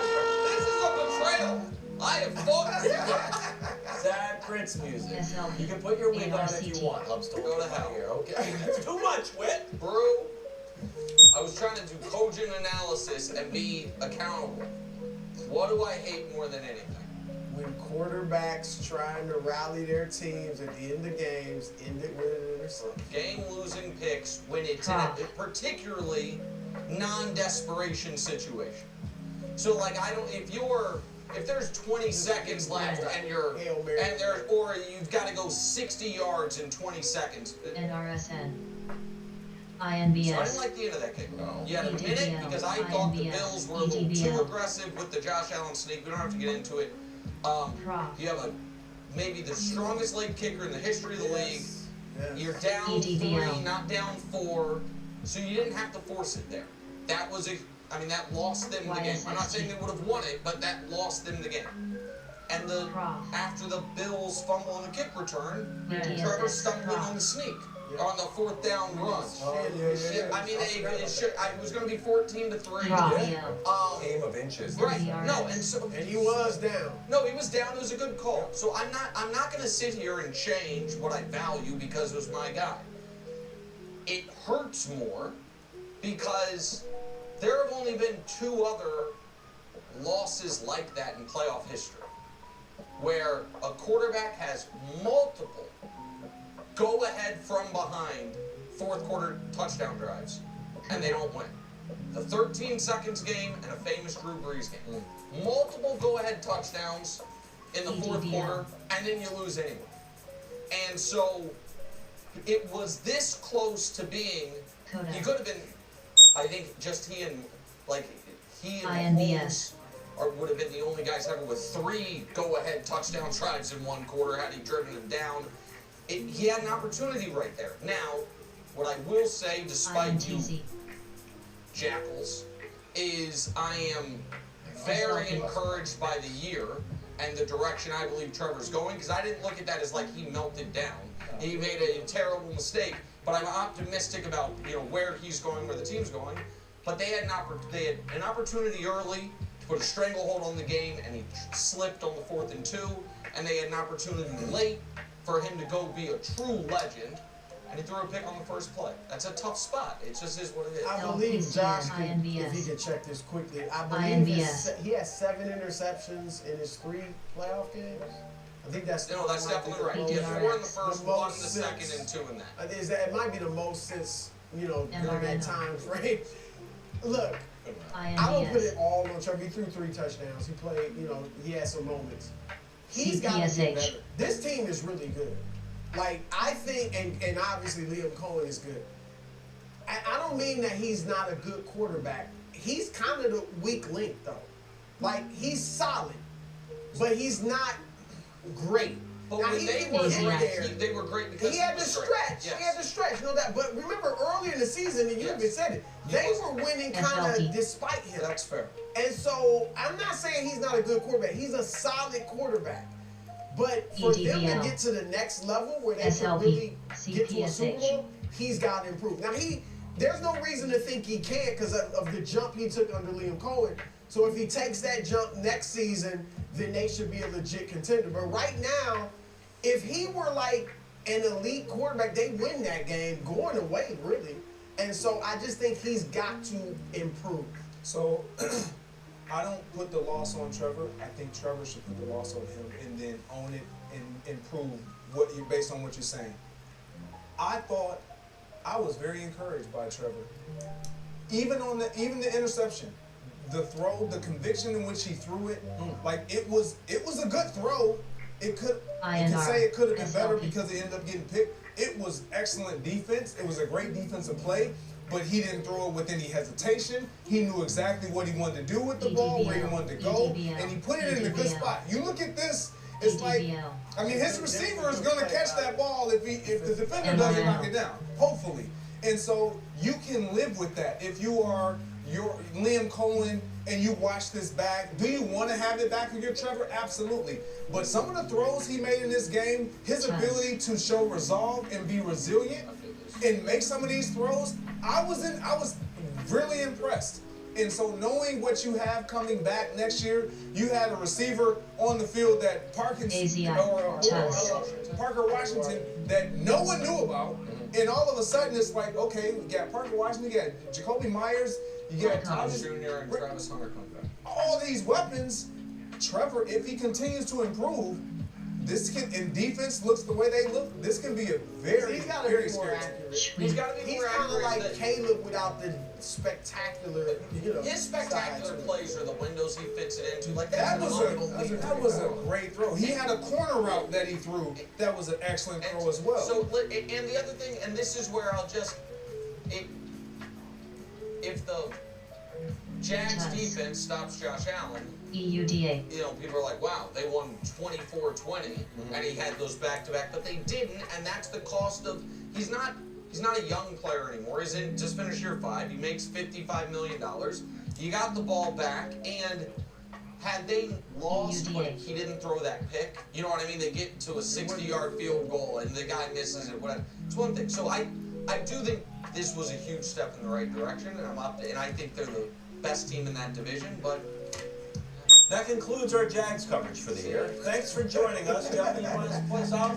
We'll see you around the NFL draft in a few months, but until then, that social media video really got you in your feelings. I know. I got dozens. You didn't want to say anything? Josh Allen scores with a minute left, maybe too much time.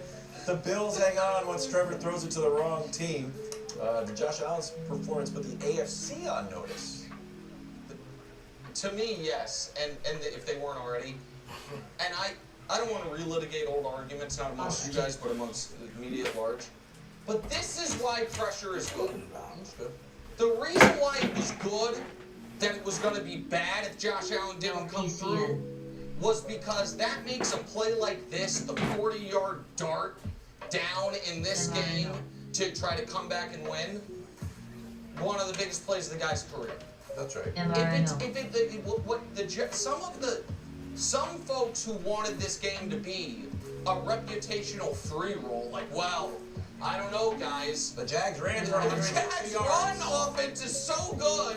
It's unfair to expect the guy who our dear friend Colin Coward calls the most talented player in the history of the league to be able to go into Duval County and win. Like, that pressure is good because when you come through, it has more stickiness to it. It's not just a wild card round victory. And I think that was a great example, Brew, of why the Bills are so scary. Because I don't even look at what Josh did yesterday as going Superman. No. I just look at that like, man, that's a good Josh Allen playoff game. And I don't know that he made a mistake the whole game. I was going to say that part. It was so efficient. It was excellent. And what we know them for, and to be offensively, to lean into the run game, it was the worst output they've had all season. Obviously, we know who the Jags are up front. But if you look at the numbers, they suggest this is what they did on Sunday with the running back, with James Cook, who obviously rushing title leader, fewest rush yards per rush, fewest rush attempts, fewest. Like, they did this without their typical running game. And Josh, when they typically don't have a running game like this, what do we expect Josh to do? Exactly what you said he didn't do. Superman.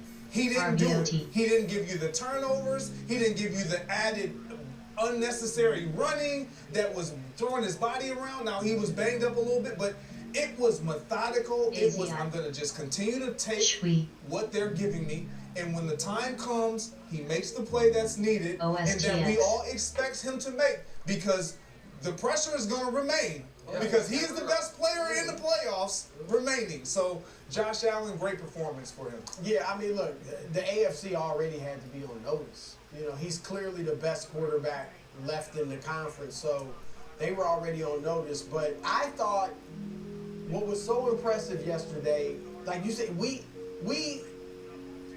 Superman mode is like he goes dynamic. I think it was somewhat, I mean, it wasn't Superman because it wasn't dynamic. It was just steady. It was almost like Jordan in the first three-peat is Superman mode, and yesterday Josh Allen was Jordan in the second three-peat. Not quite as dynamic, not as spectacular, but just killing you mid-range here and there, you know, and that's what he did. Yes, he almost threw for 300 yards, and we're saying that's not Superman mode. Ran for 2 touchdowns, you know what I mean? So he just was steady, and Superman mode usually has a couple of mistakes, a couple of wild, reckless plays. He didn't have much of that yesterday, and so he was just steady, and that's what's scary, because like, if he can do this without the mistakes, that really will make them scared. Scared of the Bills? Am I scared of the Bills? Interesting question. A little bit. Wow! A little bit. Wow! A little bit. There's only, well, we got 4 teams left. They are, yeah. They will. Well, let me ask you this real quick. No, I'm not scared of the Broncos. I'm not scared of the Steelers. So that's what I was going to ask. Not scared of the Texans. If Broncos are playing the Bills. Let's assume you guys have won. I don't think the game's in that order, but to pretend. I'll be rooting for the Broncos. So you'd rather go to Denver than have the Bills come to your place? All right, you're scared. That's good. Yeah, that's good. We're undefeated. We're undefeated on the road. I'd rather take my shots at Bo Nix. A struggling offense. Yeah, that's fair. Okay, good. You know what? Josh Allen deserves our respect. There you go, KW. You've come a long way all year. You're saying I'm not going to let you guys get away with the best. He's not the best quarterback in the AFC East. But NRT. Check in on Grace Packers. LPCN. Jordan Love had 4 touchdowns. That was good. Green Bay ran the ball 3 times in the third quarter. Don't need to drain the clock. LPCN. Defense fell apart, right? What was the story here? The Bears come back. I'm gonna be honest. What was the story? The Bears come back or the Packers collapse? It was the Packers collapse, and credit to the Bears. I'm gonna say that right out the gate because they forced the Packers collapse. Okay. And so I don't agree 100% with what I heard out of Matt LaFleur, being that there were a lot of self-inflicted. The Bears punched you and then continued to punch you, and you stopped punching. I thought in the first half, that first quarter, I was almost ready to text the group. I promise you I was. Not because we were winning or anything like that. Matt LaFleur was on a mission to prove that he's a better player. I'm better. This is personal between myself and Ben. And Ben seemed like he thought it was personal and screwing up the Bears. Yeah, it's over these 4th downs early. It was probably the most impressive play calling and creativity. And you got to have some wrinkles when you're playing a team for the 3rd time. You got to have some wrinkles. I thought they did that. And then the half, they're up obviously 21-3. And I'm not excited, but I'm like, okay. The second half come, and it's like Dennis Allen and that defense says, hey, if we're going to lose, we're going to give them everything we got. Because when you look at what they were doing from a pressure standpoint and what they started doing in that second half, this is what turned the tide.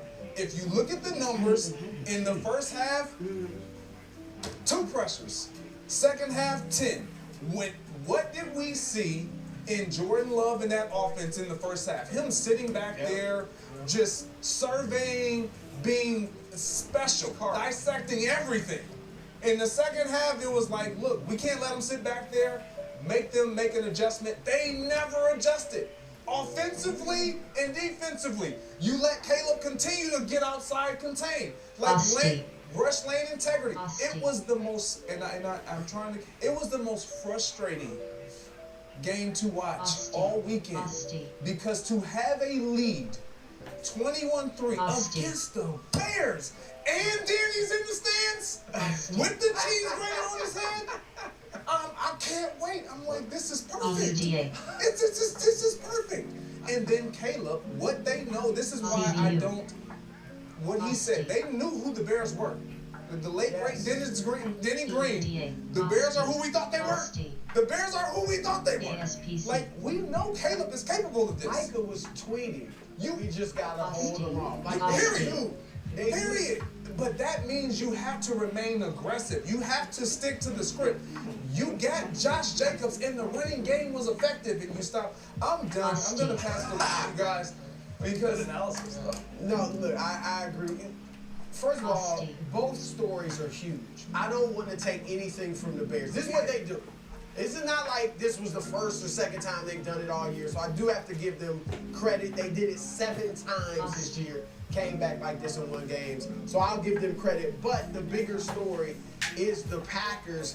Because for one, this might have coaching ramifications. Now all the reporting seems that they're going to stick with Matt LaFleur. Micah has given him a vote of confidence. We saw J-Lo after the game, Jordan Love, give him a vote of confidence. And I really like LaFleur a lot. I think he's a very good coach.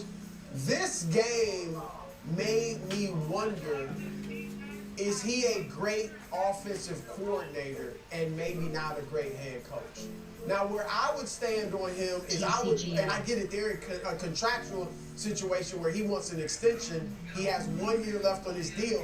I would love to have him for 1 more year at least. And let me see what happens next year. If I'm the Packers brain trust, I'm thinking, let me see what happens next year. If this happens again, we just have to move on. We know he's a good head coach and all that, but we're, play call and stuff. But here's the deal, and I've criticized John Harbaugh on this. They had 3 losses this year where they led by 10 points entering the fourth quarter. No other team in the NFL had more than 1. So this is a pattern with them. So why do you want to see more of it? Well, because I do have a lot of respect for his head coach or his play call. Yeah. I give him, maybe I'm giving him more credit than he deserves for Aaron Rodgers' resurrection. Rodgers looked like he was done at the end of Mike McCarthy's tenure. He comes out under LaFleur, wins 2 MVPs, and I give him credit for developing Jordan Love. Yeah, and the very little we've seen of Malik Willis. Yeah. It's like, oh my God. I like him. Like, quickly, I'll say this. I said with Harbaugh, I was saying his being there 18 years was a part of my reason why I thought it was time to move on. LaFleur's only been there a few years. I don't think they've tired of his voice. So, look, it's going to be interesting. I wouldn't want to keep him for 1 more year. Listen, I think the bigger story is the first flag planted of Caleb Williams arrival. I think that has the longer historical tale, because I do think Caleb is going to be a great quarterback, and I think that we'll see how this season ends up, ending. But we've talked about that before. We're going to talk about that more. I want to say something about the Packers side, because first of all, the fact that these 2 teams played 3 times, the Bears won 2 of them, and this graphic about offensive plays run while leading exists is the craziest thing I've ever seen. The Bears won 2 of the 3 games. They ran 0 offensive plays with the lead. CPSH. That's the last one did that should not be able to happen. I mean, that is worth firing somebody. But I mean that's what I wondered. Is this so you would get rid of but it's Falcons Patriots-esque. Like this which is he was on the staff. He was on the staff. Oh yeah. So I don't know. Maybe it doesn't seem like they want to fire him, but it also seems like he wants a big raise. But tough negotiation. Here's what's How about a little more? What's so wild? I'll just be very quick. I've never seen a comeback like this in this regard. AZI. AZI. The Bears were not that good through large stretches of the comeback. Yes. They turned it over on a 4th down in the 5-yard line. They got a huge punt return to put them on the plus side. They got 2 yards on the drive. They gave up a touchdown. Yeah. During the Packers had 8 drives after going up 21-3. I've never seen, so like as brilliant as Caleb was CMBL, overall in the ASPC. second half, there were a ton of moments watching it where it's like, oh man, if the Bears AZI. score here, they could come back. They don't score, Yeah. and they came back AZI. anyway because the Packers gave them the ball back instantly. It was the Packers, after going up 21-3, had 2 missed field goals, 3 3-and-outs, a 5-and-out, the end of the game, and a touchdown. Extra point. Which should have, right, Talking the about missed the extra extra point, point. the whole, Just run the ball. I mean, it was. You got Josh Jacobs. Run the ball. I mean, the delay of game coming out of timeout, it was things like that was like SLP. whoa. It's tough. And by the way, I'm gonna say this last thing really quick. If everybody comes back healthy, SDOT. Matthew Golden must stay on the field. Oh, wow. Period. Do not take him off the field.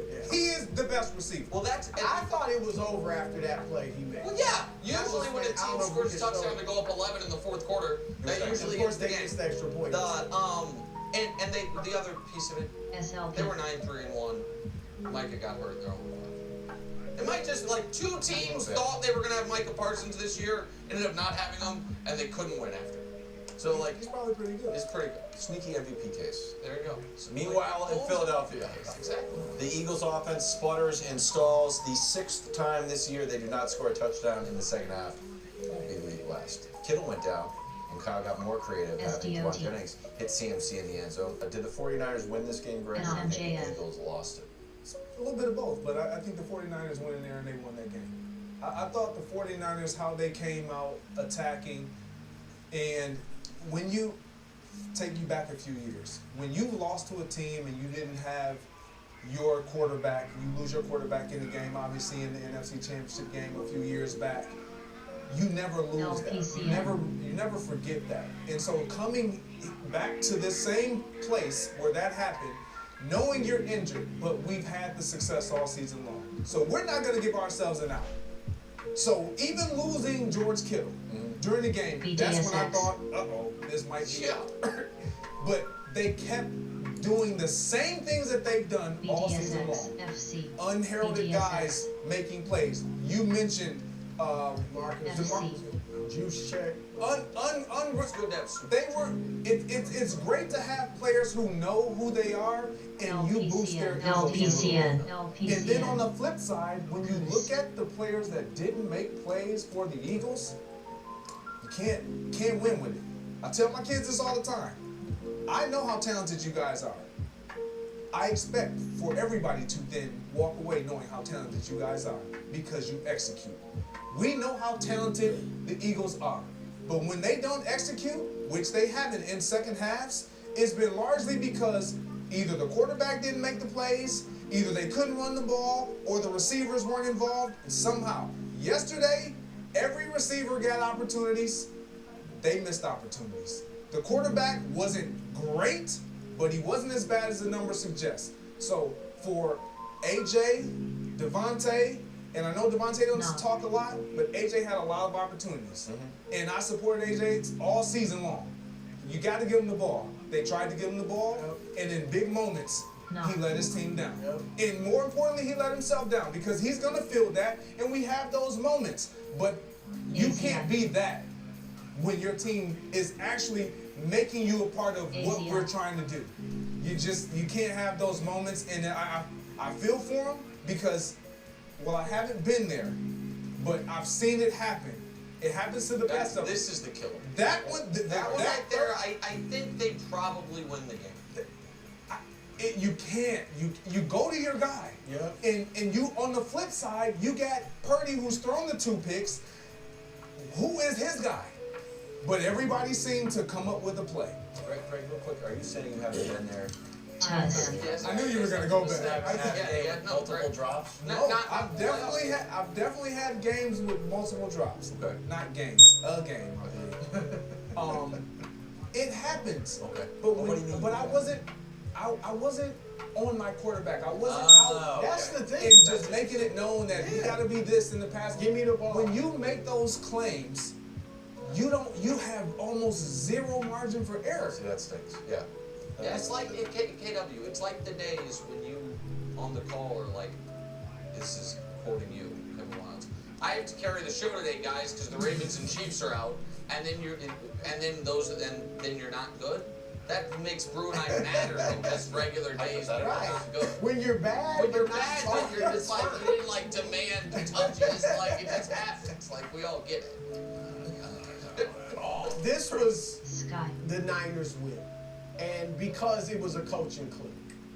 Like, it was like the Niners were doing calculus and the Eagles were doing their times tables. I mean, it was that different. The Eagles were predictable, and of course, their stars didn't make plays. The Niners, I mean, when they came out with the play with Jawan Jennings, the jet sweep, fake jet sweep, and the kind of like a flea flicker and all that, his pass, I think the Eagles were like, you can do that. You're allowed to do it. I mean, when you compare the play calling, it was just night and day. Then they had to go out and execute it, and that's a great catch. I was going to say, right? The catch, the throw was good. The catch from That's a great catch from a running back. And we just showed A.J. Brown, one of the best receivers, making some drops. And I'm not saying those were easy catches, but you catch those when you're a receiver, and then the running back makes this play. Juszczyk had a catch behind his body, like a fullback, you know? So their players executed the superior play calling, and that was the difference. The Eagles didn't execute the inferior play calling. So I agree with that, and I think that when you look at, if we throw up the graphic about games lost due to injury this year, so many teams, it feels like their coaches or the teams are like, just what do you want us to do? Injury bug got us. Meanwhile, the Niners have some power play that's poisoning their players. The last decade, and they made the conference championship. I don't know, man. That guy who said sunlight is life had a compelling tweet thread. We all saw it. But my point is, and Kittle pops his Achilles during the game, and they just keep rolling. So I don't want to not give the Niners credit. I also don't want to gloss over the fact that this Eagles season as a whole was, all things considered, one of the most indefensible Super Bowl defenses we've seen in 15 years.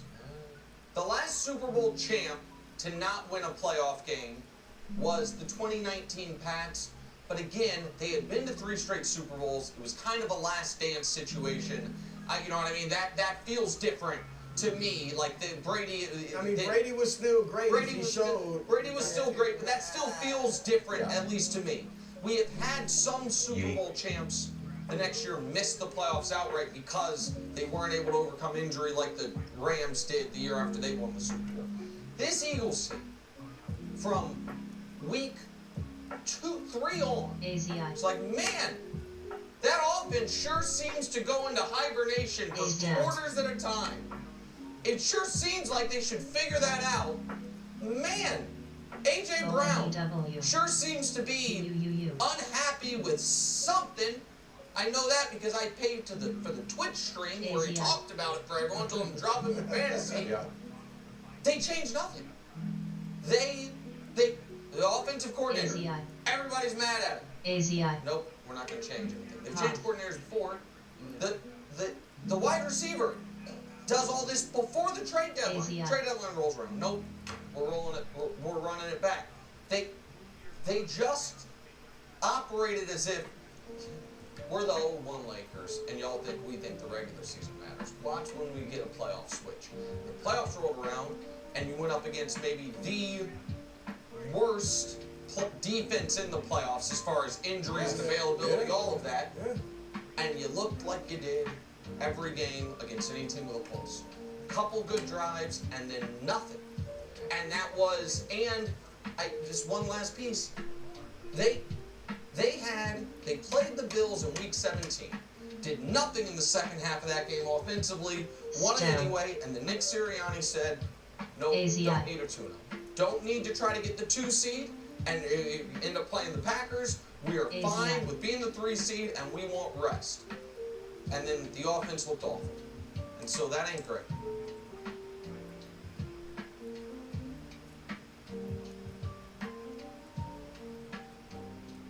Live from New York, it's the show that is embarking on a team-destroying exercise after the show. We used to go bowling for our holiday party. But we had to stop that because you threw a fit. I did throw a fit. Really? I just felt like we'd gone bowling for 5 or 6 That's not years. what I mean. No, that wasn't. You threw a fit because I beat you in bowling.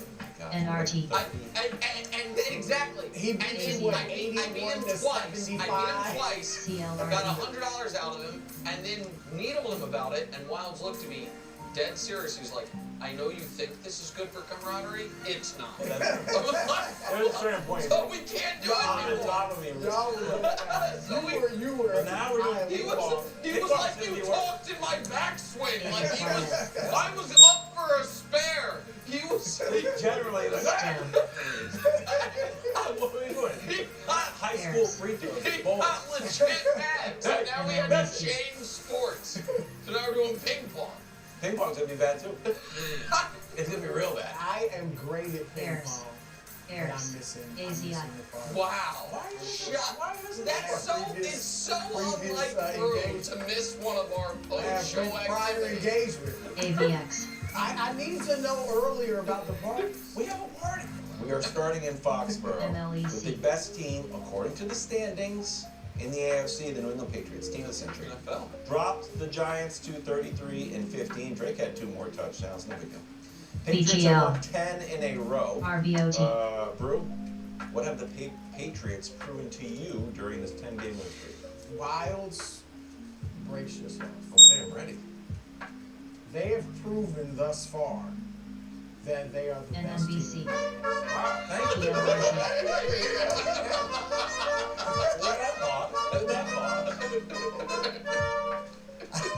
I should know by now.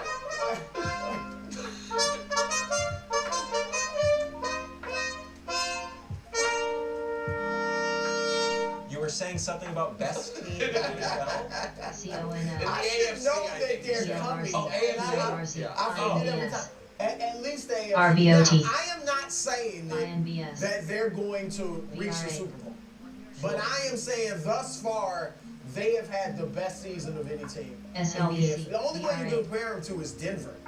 And while Denver's defense is great, the offense is obviously shaky. Yep. The Pats do everything well. They don't run it. They don't have a great run game, kind of mediocre. But it's not. They don't do anything terrible. Yeah, I mean the run game. I don't think they're averaging 4 yards a carry. One of the few teams at that.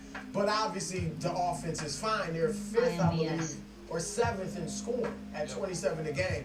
So then you look at they've got arguably the best win in the AFC when they go into Buffalo and beat them. That's in the conversation for best win of the season.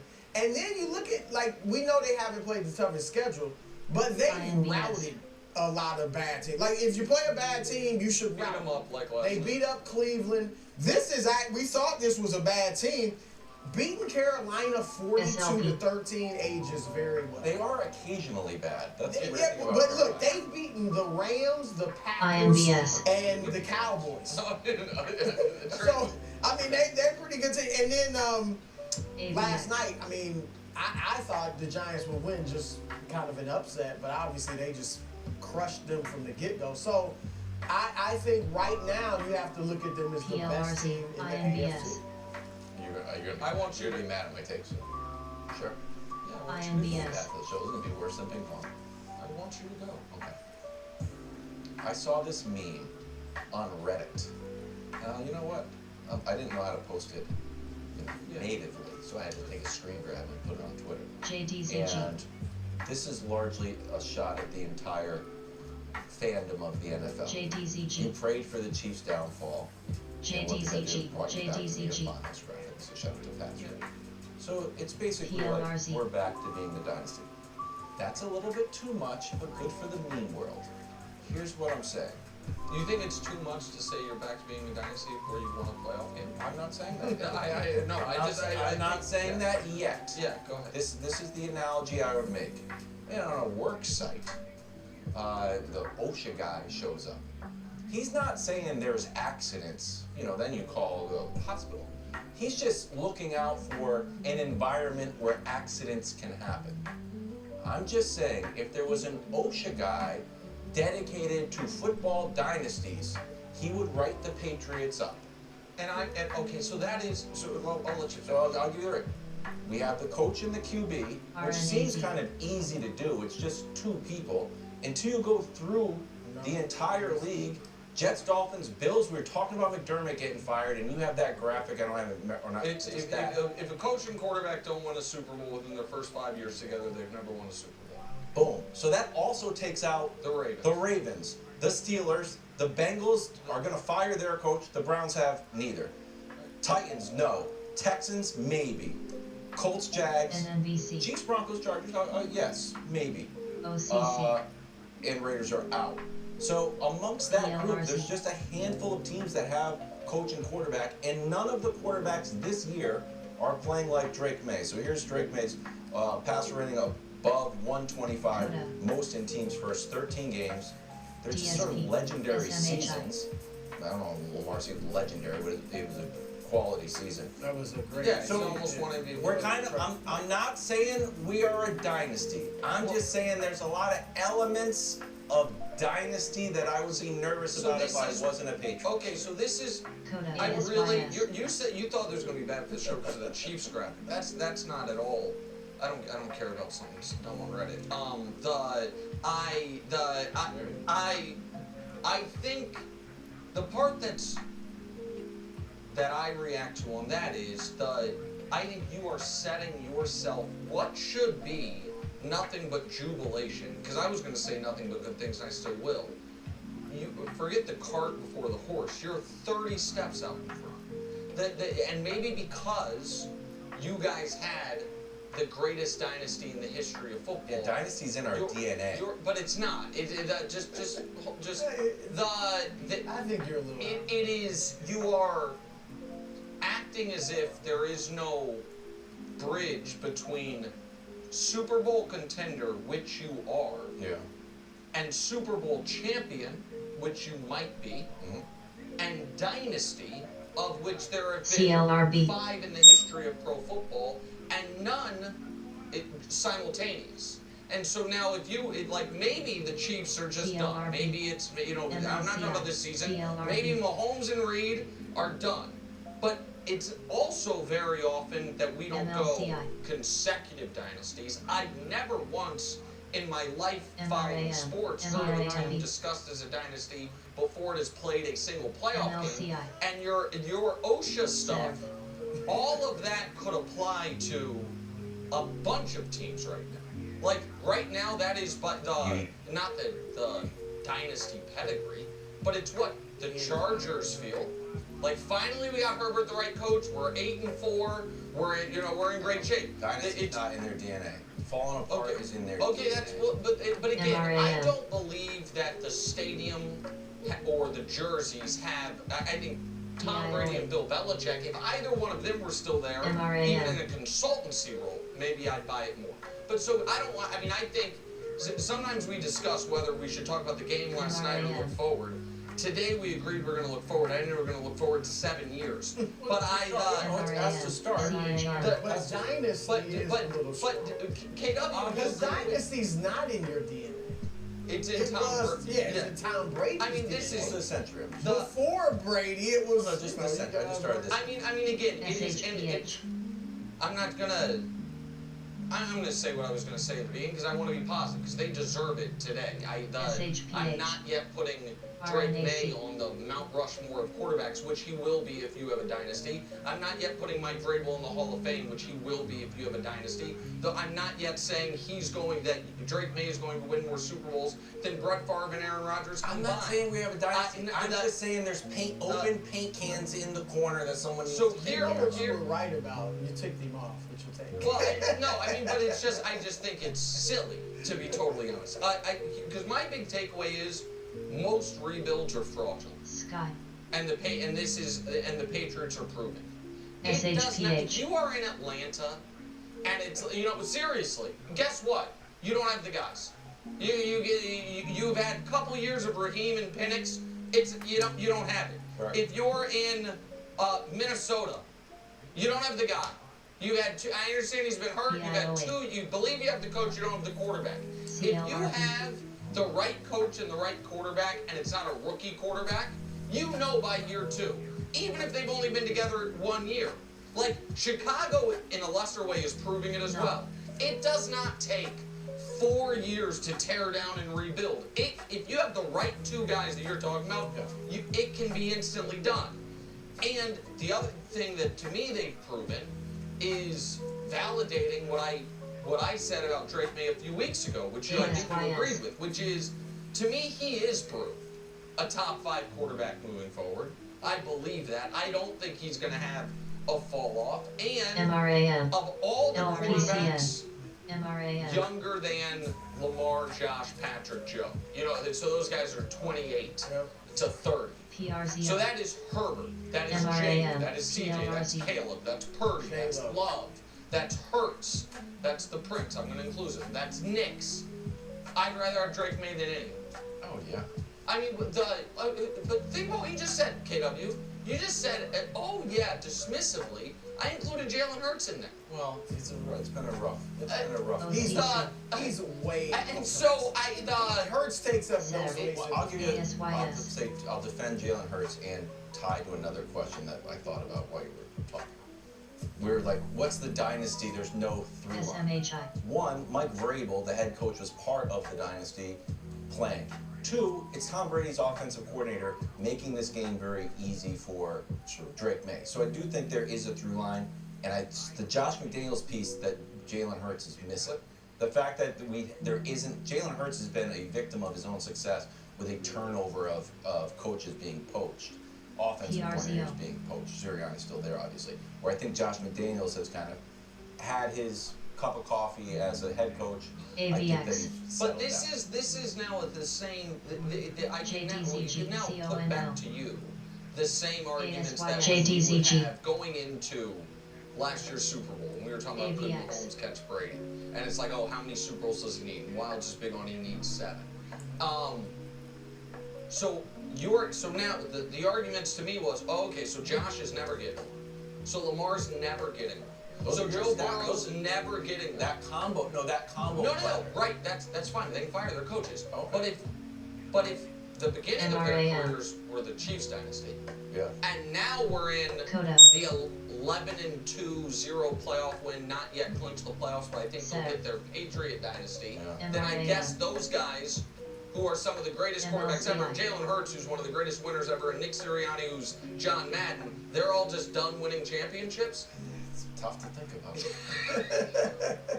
Gentlemen, thank you as always. Would you like to hear my cap space numbers? We've also got the most cap space in 10th most next year. Thank you. Jackson Dart, back from a concussion, decided to scamper down the sidelines for a first down rather than go out of bounds. Eventually, Christian Ellis showed him to the sidelines. A fracas occurred. Giants penalized for retaliating against the Patriots for a legal play. Didn't love the shots of soccer, but prove your reaction. First of all, I love this. Yeah. I love this sentiment. I knew you were going to be conflicted on this. Every football player should think. That is how football players thought before youngsters traded in their shoulder pads for flags. All right, and that is football. It is a violent collision sport. All right. Sure. That said, he's not a linebacker. He is a quarterback, and when he says I played this way my whole life, it's different in the NFL. I said you guys will admit this. I said the same thing essentially about Travis Hunter. Oh, you've gone both ways your whole life. So what? Yeah. This is the NFL. You're not going to be head and shoulders above everybody else athletically. And Jackson Dart, I mean, even high level, which of course he played in SEC, Division I football is not in the same class, even close to the same class as the NFL. And I understand it. I think everybody could respect his viewpoint, but he's going to have to change it because he won't last. Case in point, Cam Newton, who's twice as big as Jackson Dart, had 8 years because he took shots. And he delivered some shots himself. But you can't play at this level and just keep taking these hits. And he's already shown he's a bit fragile because he's been tested for 4 concussions. He will not get through 3 years as a starter if he keeps that mentality. All you got to do is slide, get out of bounds. It doesn't mean you're not tough. We know you're tough, but that won't work in the NFL. Simple as that. Not only is this not admirable, it's idiotic. Yeah. And it shows a lack of understanding of your importance to the team. And there is a responsibility the quarterback of a team has to be available, flatly. And it is the only through line, the only trait, every single one of the Mount Rushmore adjacent, and how far down you want to go, all-time quarterbacks have, is they were out. Yep. It's the only one. They have all different styles, backgrounds, playing all of it. They were all available. And this strikes me as a combination of hubris, some weird machismo that is unnecessary. Bro, you are a professional football player. Everybody knows you're tough. Like, you know what I mean? You wear, as an homage to your sister, her necklace when you play, which shows you're very confident in your own masculinity or whatever it is, doesn't care.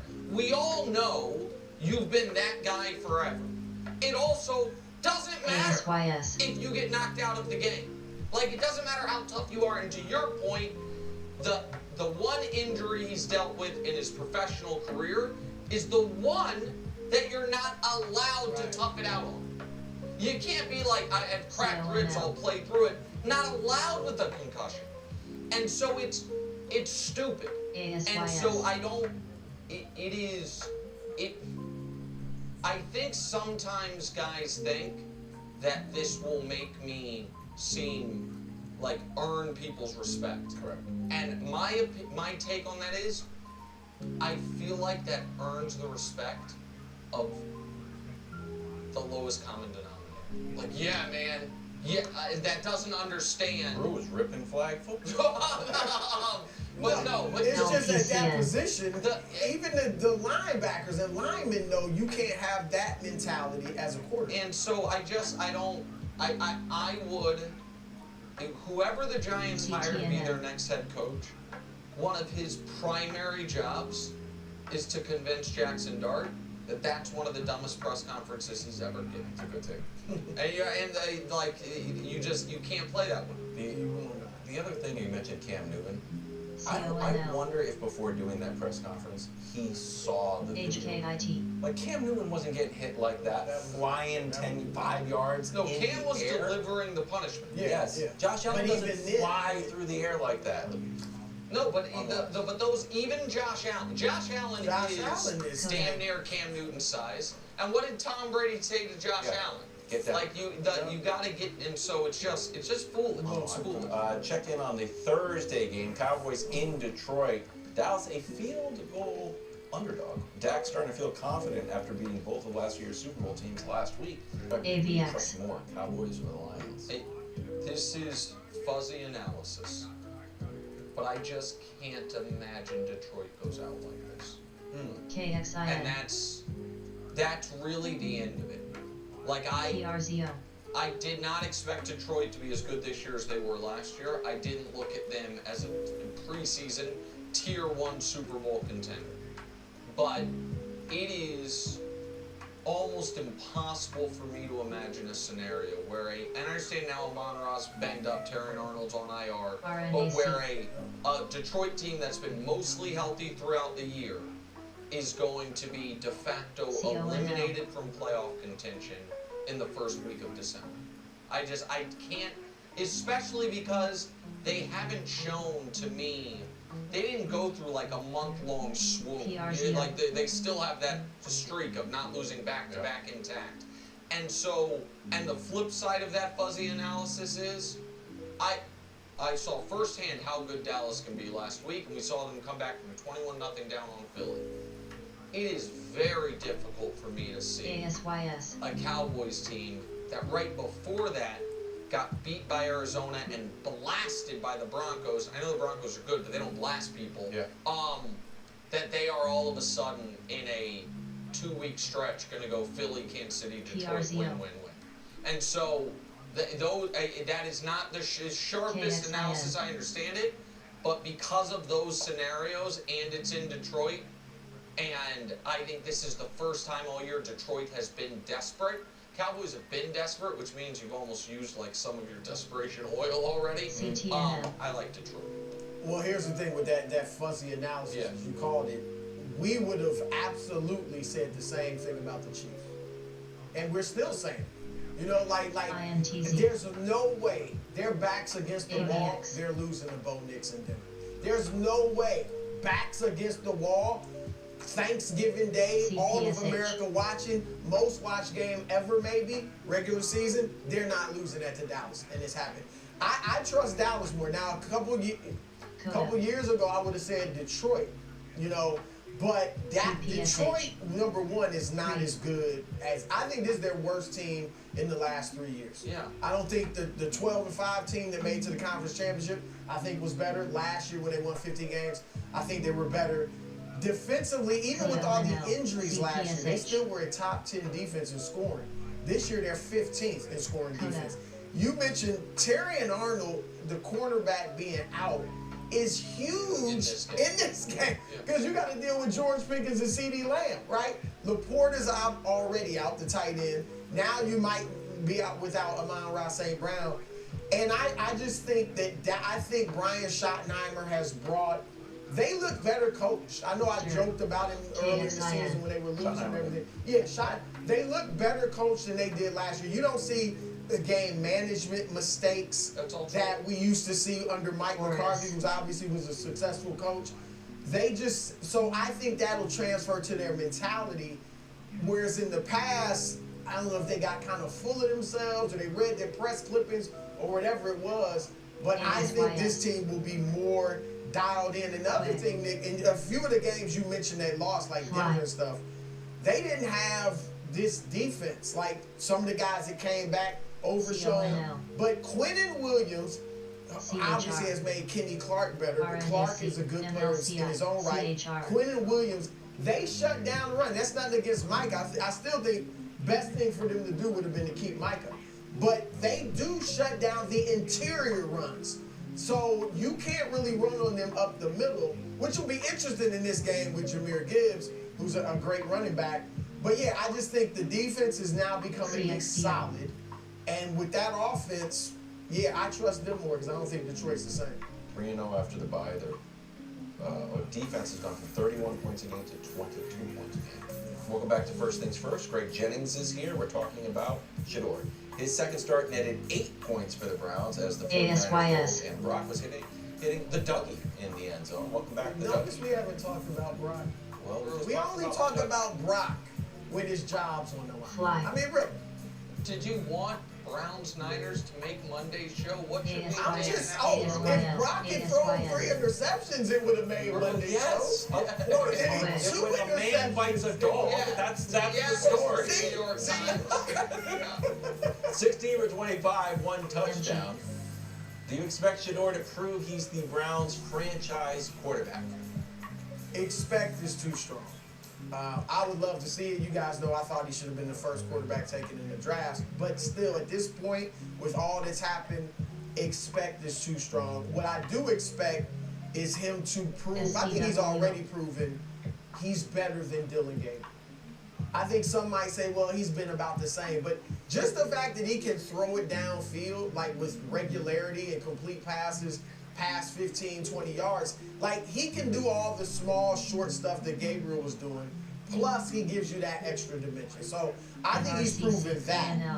And one of the reasons I'm shaky on the expecting him to prove he's a franchise quarterback is I don't know how Stefanski, and I'm not saying he's against him, but who knows? But there's, you know, you want to read body language all you want. But I thought in this game, Shedeur threw 25 times.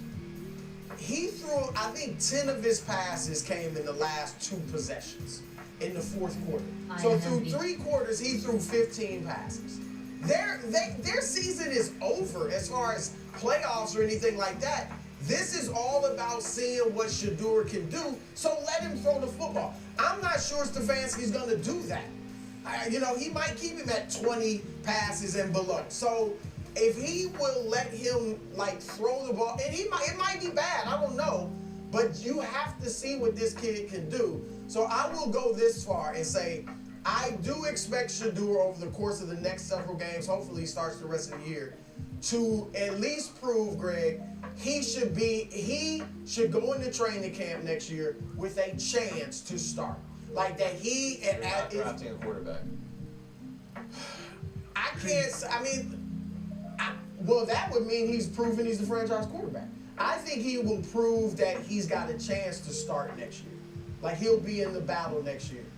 I won't go further than that. I'm kind of tracking what you're saying. For me, it's a matter of him being in the discussion at the end of the year.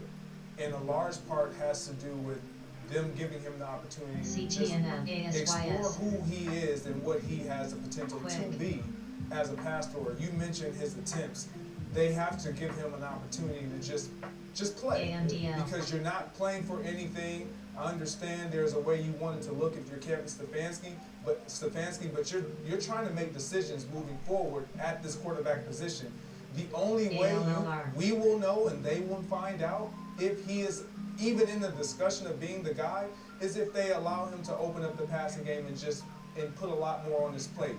That being said, I do believe it's going to be challenging because we're going to get a mixture of what we saw the first time we saw him out. It is for his first start. CPSH. And then this second start. And neither of them are superb, but the first start, it was like, okay, they got something. The second start was, especially after the comments after the game, you kind of had the expectation of he's going to deliver a little bit more. So I think he puts a little bit more eyes on what his performance looks like because of some of the things that he says. But I think by the end of the season, he should be in discussion. And if his game matches what he feels, he should be in the discussion. Yeah, I don't think he will be. I think they're going to draft a quarterback with their pick. And I also don't agree with you guys that Kevin Stefanski owes him more passing attempts. Kevin Stefanski's trying to... Shedeur Sanders, whether he should or shouldn't have been, was a 5th-round pick. It is not the head coach's number one job. If Dylan Gabriel were playing, and they were in a 10-8 game with the Niners, none of us would say, man, that even if it cost them a chance to win, they should have let Gabriel throw more. XAIR. And they have more invested in Gabriel XAIR. than Shedeur. Now, I never understood the Gabriel pick. I'm not a Gabriel fan of the player. But the Browns, what Stefanski is trying to do is keep his job. And the best way for him to do that is to win a few games. Yeah. And that Niners game, if he doesn't know who his quarterback is? I think he has very strong beliefs that his quarterback is not on the roster. And I think that most teams the quarterbacks on the roster were a 3rd-round pick and a 5th-round pick, neither of whom wowed you enough in the offseason to displace Joe Flacco, you feel like that they are not going to grow enough in the next 9 months to where maybe they will have a way long-term future, a la, Kirk Cousins eventually becoming a starter for being a 4th-round pick. But I think that they believe they're going to have to go find a quarterback. And if Shedeur surprises them, great. But I am not crafting my game plan around trying to acquire as much knowledge as possible about Shedeur Sanders. I'm crafting my game plan around trying to beat the Niners. Wow. See, and obviously you want to win games. But I think they got two things left this season. See if Shedeur is your guy for next year and Myles Garrett breaking the sack record. That's it. And I know I don't want to be unfair to the rest of the roster, and obviously you want to try to win. But I think they need to find out, and I think the owner feels the same way.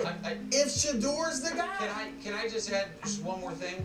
I understand a lot of people are ascribing a lot of nefarious things to Stefanski, and I do believe that he's in a weird spot because I think the pick was pushed upon him by ownership. I do believe that.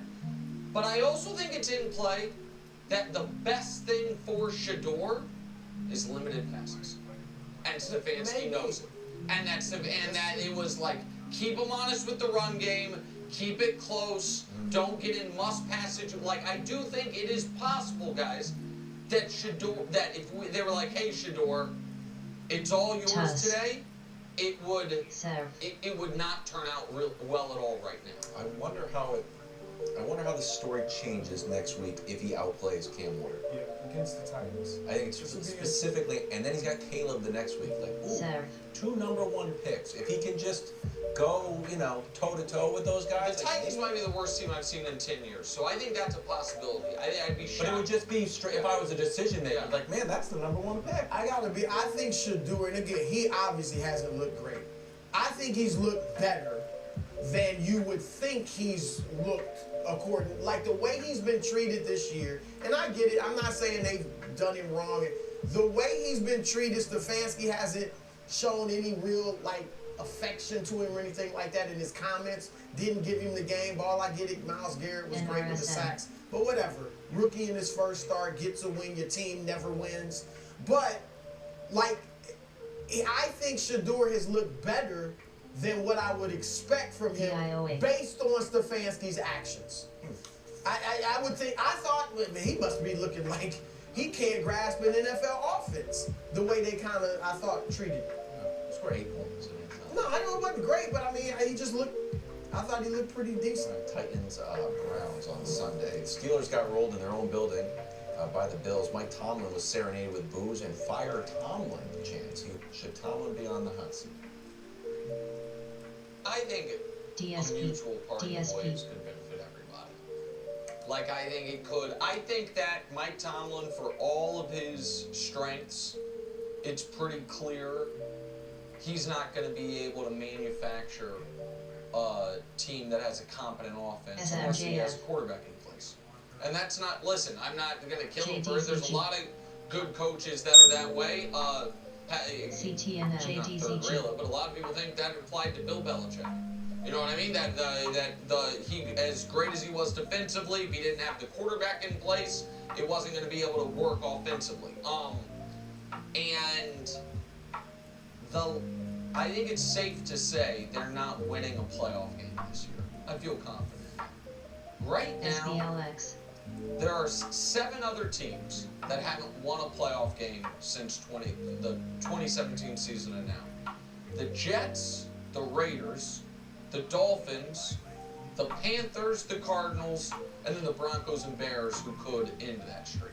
Haven't won a playoff game in the last 8 years, however long that is. Those teams have been through 28 head coaches. So you normally don't get. Now, there has to be a happy medium between just always changing head coaches.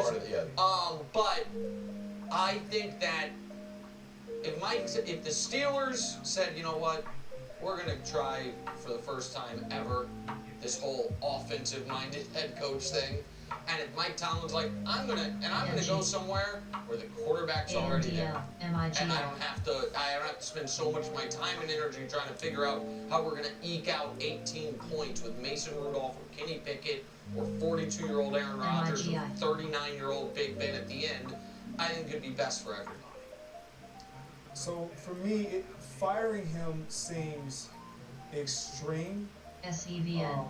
The mutual parting of ways makes more sense because for me, when you look at the Steelers, I don't know if there's a coach that you can insert And when you're taking Mike Tomlin out, and they can sustain the type of winning with what he has not had at quarterback. And so I don't want to discredit what he's done. However, in saying that, he talked about the standard is the standard. That's winning is our game, or I think it's... Winning is entertainment. Yeah, football is our game, and winning is our business. Or we're in the business of winning. That's how he defines it. They haven't been in the business of winning when it matters most. That's the issue. And so when your messaging is consistent, and who's receiving that message isn't delivering, because he talks about how the standard is upheld, is with the players and how they perform time after time again on the field of play. That hasn't been the case when the messaging needs to be at its height, and that's the postseason. To your point, I don't care who you get in there, the standard of Pittsburgh is going to be winning in the postseason. Not just sustaining the tradition of winning in the regular season, which he's done better than any coach we've ever witnessed. And so I just don't think that they're going to be willing to immediately make that change. But at the same time, the messaging may have grown a little stale with the guys within that locker room. And in another locker room, it just hits, and they get off to a great rolling start. Well, you said there's no coach out there, or very few coaches out there that'll go in there and sustain the level of success that Tomlin has.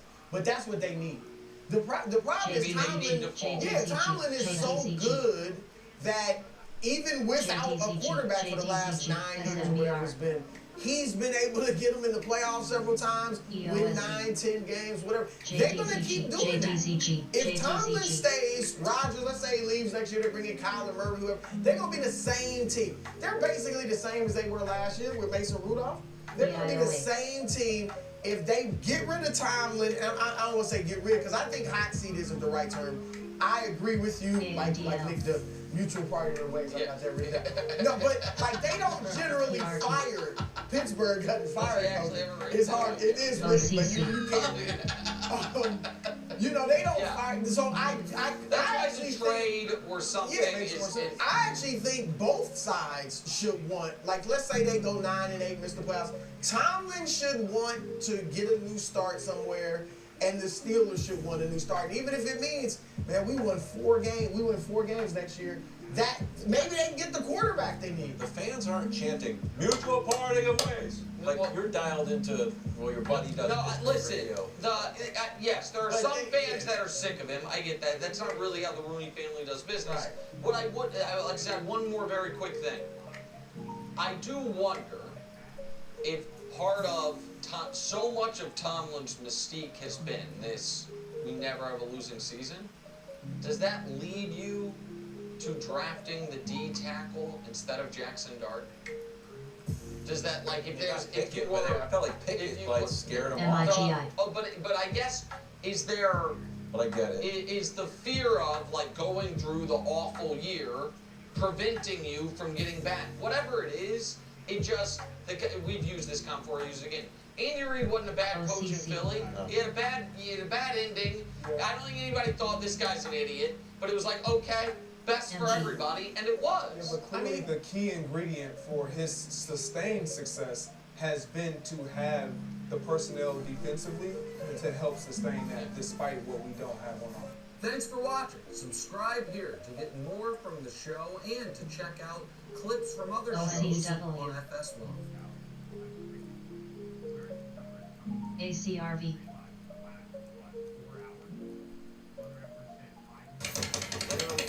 I just happen to be right off to it doesn't move me one way or another. It's not my lifeblood. AW, I was trying to have your back. Brew has been coming at you. Brew was tweeting about you yesterday. I sent it to you. You double tagged him. You didn't see it? I don't follow you. See, it's a show that's wishing LeBron and Tiger Woods a happy birthday. What a day for sports. Happy 50th, and I think Sandy Koufax. Oh, shout out to Sandy Koufax. Yeah. Yes, he's 90. Sandy Koufax 90, Tiger 50, LeBron 41. It's pretty amazing. Yeah, December 30th. Yeah. You could argue the best ever. You could argue for all 3 sports. Some people argue he's the best pitcher ever. They're all I arguing. believe Tiger is clearly the best golfer ever. Obviously, LeBron's in the argument. I believe so. They're Yeah, all- we're all You in. think so? If you're a football player born today, step your game up. What's Jim Brown's birthday, Josh? We gotta find out. We start with the mighty Rams. 5 losses, 3 interceptions for everybody's All-American. On the winning side, Bijan Unstoppable, almost 230 Classic yards. That's my guy. No one can deny That it. was so long ago. We What do you mean? forgot. I called him Offensive Player of the Year as a rookie. If Ashton Jinty 3 years runs ago. for 1,000 yards Yeah, he in gets 10 that. years, we're not giving him credit. This is his 3rd year. He's been great. I might not win $1 million, but I can break this out. Stafford has struggled against coaches and coordinators who are on the SNBR. Rams, Evero and Morris, old Rams assistants, yeah. So he really takes a drop there. Isn't that good for Josh? Nick, you literally had an affair with the Rams. Yeah. Are you worried? What term? BNED. Coda. Torrid affair? That's I his left, official side chick. I moved, That's what and I'm saying. it's And not right side now, anymore. it's actually I the main- moved out. I moved out on the Bucks. Here. It PRT. jacked up. And to keep that analogy going, I worry it's not them, it's me. Because I RNGR. think DTI. Wait, I'm not abandoning the Rams at all. I'm worried they may DBGI. abandon me because I've realized something. SNBR. Because everybody knows my real love is in the AFCs and Chiefs. Of course. And I think because of that, my NFC team every year is TSSI. befalls awful luck. Since we've been doing the show, I picked the TSSI. Niners to go to the Super Bowl. Their quarterback broke his leg in the second week of the season that year. They then ended up with Jimmy G. No, it was Trey Lance. It was when they had moved on. It was the idea was they can make the Super Bowl with Jimmy G. They can make it with anybody. The quarterback breaks his leg. And he wasn't Their then backup quarterback Jimmy G gets hurt. They end up, and then they still make it all the way to the conference championship game. And Brock Purdy gets his elbow messed up. They lose. Next year, I picked the Cowboys. They have a great season. They win 12 games. AVX. And then I believe ran a quarterback draw or had Ezekiel Elliott playing center. One of the two ways they lost. The next year, I picked the Bears. Oh, that was warm. That team fired their coach, which allowed me then to switch to the Rams, who lost in heartbreaking fashion again in the playoffs. This year I picked the Bucks. PRT. They're 5-1, flying high. A meltdown that honestly probably we should focus on a little bit more. What has happened to the Bucks after the 6-2 start? How they played. They can still make it. They can still make it, but they can't make the Super Bowl. And I attach myself to the Rams, and the moment I do, they lose to the Seahawks involving a punt return, a reverse, and an incomplete pass 2-point conversion that worked. And then this game. ADX. So I'm worried about them in part because of me. I'm also worried about them because of this, Brew, in all seriousness. I believe they are the most talented team in the NFC, and I believe they will have pretty clearly the best quarterback and the quarterback I trust the most in the NFC. But their path has now gotten so much more difficult than it looked like it was going to be. And Sean McVay Rams teams against playoff teams in cold weather are like 2-8. Like and so Sean McVay, since he's been with the Rams, those teams INBS. against good teams in bad weather, or not bad weather, but cold, and they are, they still can get the 5 seed if they win and the Niners lose on Saturday night. That's possible. And I honestly would like their chances in a game against Philadelphia in round 1, but they're staring at potentially just nothing but road games and nothing but tough opponents. So I still think they're the best team in the NFC. And Seahawks are probably the best team, but the team that I would trust most in the playoffs. But this path has gotten so difficult ever since that 2-point conversion that ended up being was. It seemed to have flipped the season for them. Well, look, this is why I never This show, for some reason, more than any show I've seen, is in love with the Rams. You, Danny Parkins. Why This is why I've never kept saying it. Jumped on the Rams are all that bandwagon. Why? Now, they're a good team. They're a good team in a conference full of good playoff teams. I wouldn't be shocked if they come out, but I think they're pretty good like everybody else. But the problem, Nick, and you touched on it, is the road. They're going to be on the road for the playoffs, and guess what? They are 5-4 on the road. That is tied for the worst record among teams that have won 11 or more games. The Bears are the other team. All right, so they on the road, they lost to the Niners with their backup quarterback. Who is that again? INBS. They lost to Carolina, and which is decent, but they're not. But that also great. might be who they play in round 1 in Carolina. Yeah, in Carolina, right? And they're good at home, and the Rams are bad at. And then they lost to Atlanta. So I know Atlanta is a very disappointing team this year. I think probably could have been the best team in that division. But the fact is, on the road they struggle, and Matthew Stafford still good on the road, but not the same quarterback by any stretch. Completion percentage goes down. Touchdown. He throws far more interceptions on the road. He's still good, but he's not. I would take that. Oh, you would take it, but it's not what he is at home. That's right. And that's all I'm saying. And so, look, I am not writing them off, but I think they're one of just a handful of teams out in the NFC that has a shot. Is it fair to say you think every team that makes the NFC playoffs other than the NFC South? Yeah, other than the NFC South. Bears, Packers, Eagles, 3 NFC West teams. Yes, and I feel like San Francisco and Chicago are a little below the others, but the Niners, if they beat Seattle, then I might become a full-time believer. Stafford had EOSE. an aberration game with 3 interceptions.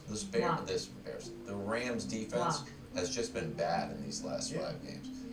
First 11 games, remember they were like, hold on, they've got the best defense in the league.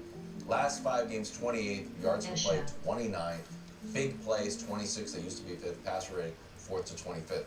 So, defense wins championships. When they were number 1 and number 1, or top 3 in both, they were rolling. They've fallen off a cliff here. And you can't point to one Micah went out type of, you know what I mean? It's not one guy missing that's coming back. So that is concerning. It also, that Seattle game that Stafford played as well as any player has played, I believe, in any game all year, given who the defense was. You're throwing for 450 and 3 touchdowns against that defense. I thought he played, that was his version of going Superman mode, and they lost. Yeah.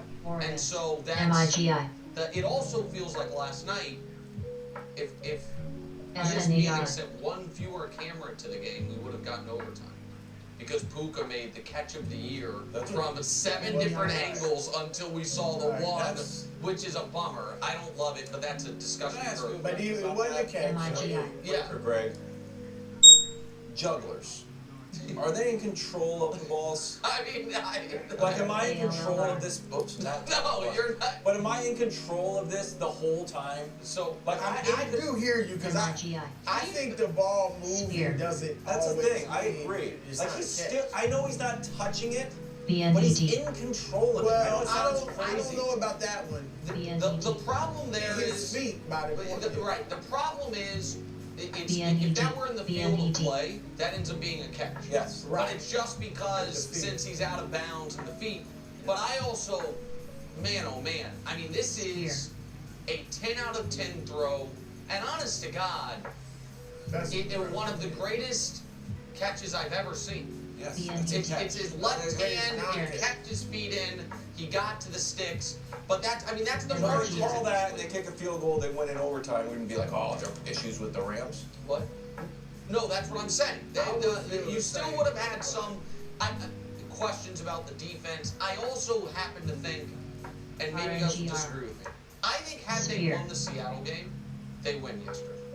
And that's because I think they knew going into yesterday's game, because of the results of the weekend, they are locked into the 5 or the 6 team. So I just think that that if they were playing in that game, because they felt like they came out sleeping, and then turned it on and it was too late, and Stafford made Stafford made a mistake. They also had you know, one of Stafford's best passes, 40-yard touchdown, called off because of questionable hold. Right after that play, they had the bomb that Troy was saying, well, not Troy, Joe Buck was saying he thought was pass interference that would have put him in field goal range. If the margins are that thin, and they had the fortunate bounce. I mean, it was a great block. Oh yeah, but field goal. But I mean, that's the margins between the 1 seed home field throughout. Yeah.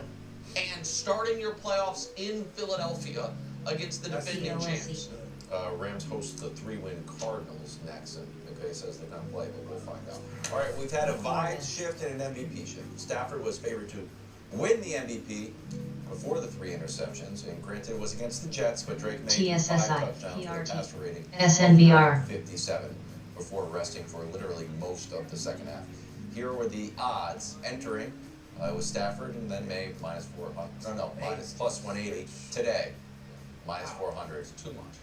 Too much, or is it just over? Well, no, I'm saying it's too much of a shift. The MVP odds have become the betting version of win probability, which means they're mispriced. If you're having that type of week-to-week jumps, so listen, I think it's pretty clear, despite a friendly show rivalry you and I have at times, SCWO. I think everyone would acknowledge they watch this show. I believe in Drake May. That I said 2 months ago that I think he's top 5 quarterback and going to be moving forward. DTI. And if Drake May wins MVP, I think he has had an MVP season that when you put it up against other MVP seasons, be like, oh, that's in line, it makes sense. I also think he is an MVP caliber player. My gripe is twofold. The first one is I simply think Matthew Stafford this year has been the MVP of the league and has been better. And I think if you show their season numbers, I think Matthew Stafford's season numbers are better. The total yards Drake May has by, what is that, 160. The touchdowns are such a discrepancy. That's the one that's better. Right? That is such a discrepancy. And so Stafford has him by passing yards by a lot. Drake May, but he has no rushing yards. So that's why I did total yards, trying to be fair. It's 8 touchdowns. Like, is that like monstrous? Well, I mean, it's 8 I guess 8 total touchdowns. I mean, that is it's 23% more than Drake. Well, Stafford did. Here's the interesting thing about Drake. He doesn't throw it that much. He hasn't even thrown 500 passes. No, Stafford hasn't. Stafford's thrown almost 100 more passes. So this is where, when it comes to MVP, the most important and prestigious individual honor, I do think nitpicking is fair. And this is where I think the fact that Stafford has played the 3rd hardest pass defense in the league cumulatively, and Drake's played the 32nd. Pass defense? Yeah. No. 32nd. Dolphins interference Stefanski today. Teams. The Patriots have played the easiest cumulative pass. What a Super Bowl have The Rams have played the 3rd most. That's a good coach. I won't be mad at that. Just do how they did against teams that have locked in playoff berths. Again, what a Super Bowl at this year? That Stafford's at the 49ers. That's why they're going. Teams that have locked in playoff berths. And for Drake, it's in San Francisco. Yep. What's going on after this thing in San Francisco that the players get hurt because they got a power plant next to them? What's going on? What the fuck? It feels to me, and I think this is that over the last few years, the NFL MVP discussion and then award. If the Patriots make the Super Bowl, y'all need to go with me, bro. For everybody, and that boy say, "Hey, boy, going to the Super Bowl." Not if, when. When they make it, we all going, bro. For what? What do you mean for what? To support the Patriots, nigga. JDZ. They in our conference. They gotta celebrate people from your conference. You know who's gonna be there? Donald Trump. Oh shit. TSSI, INBS. You're two of your favorite people, bro. He's gonna be there, you heard? TSSI. Drake May, Donald Trump. He's gonna be at the national championship game. Young boy. You heard? Marco? They might be pulling up at the national championship game, the Trump. I thought the president is always at the national championship game. Unless they're doing some fuck shit. Nah, but his granddaughter goes. I know for sure. I know Marco Rubio's going to do it because he was mentioned. Yo, you saw what he said earlier? He said, "No, I'm not in it." Yo, but you saw what he tweeted? He had tweeted that they asked him if he was going to be part of the. They said Rubio might be the next president, though, for real. Yeah. Wait till they find out how the rest of the world look at them. Go run for president. Look at Cubans? I mean, yeah, I'm talking about Cubans, how they look at them. Yeah. This motherfucker done gave me a $10 bill, dog. INBS. Something else, boy. INBS. That's like fake bill? If you're not appreciative, send that shit over here. He gave you a fake $10 bill? He didn't give me, I said a taped $10 bill. Oh, taped up, okay. Yeah. If you don't appreciate it, send it over here, man. I'm gonna send it to you. Like, how you want me to send it to you? Send it to Cash App and keep the $10 bill. No. You could 90-minute carrier. But the 90-minute carrier will have to drive all the way. You know, you put a $1 bill in the mail, dog. The mail carrier's taking that shit. They're gonna open that bitch up. Mm-hmm. Think so? Yeah, you know they put it through the thing. They see there's money in there. They open it and take it. Damn. No. That's their tips, huh?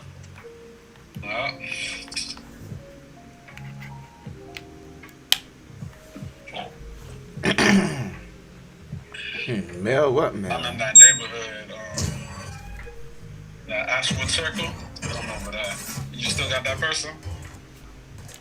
Oh, I'm going there today, I think. Yeah, I'm going there today. In Hollywood, I'm sharing it, right? Yeah. Sterling. I'm leaving the bar. Yeah, Sterling. That was some nice ass houses. If I was passing brand new bread, houses. and I was comfortable not living with Jews. I live in an area like this. But I need the one with the back, and the back of my crib is the wall. I don't want the back of my crib is somebody else's crib. I need it to be the wall. You know? So nice. Well, especially the corner ones, the ones in the corner. Yeah. The ones I want. Yeah. They've been a lot of them shits down here since the pandemic, though. Just posting the Audi R8. Options. Chat is enabled when you're in a party. You took a ride around the block, or you just go to your person and? Nah, I go around. They still building. Only 4 people that live in that shit. At one time. Now it's probably a lot more. But it was only like 2 or 3 people. My guy was one of the few people that lived there. They were still building the other cribs. So nice, dog. That's a nice house crib. I just want to have neighbors. Or I don't want to live next to the gate. Like the 2 people who live next to the gate, I don't want to live next to the gate. Oh, yeah. Everybody passed by your crib. TITN. Yeah, I pass by your crib. Hello. TITN. I know you live there. All right. You always got the house ready for the next holiday. He's the one that lives at the corner. At that corner. Yeah, exactly. Yeah. I know you live there, dog. So is it like the dead end? Yeah, that dead end. Okay, cool. Right next to the gate. They don't know where you stay, boy. Yeah. Can't complain. CTN. This section ain't gonna know. They gonna let me in on that. Yeah. Here. Like sometimes. INBS. RNAZ. Now, what you don't mean we get above them. They're only calling this a sparring session. Note. Passing up a chance to prove some egos. Kerr.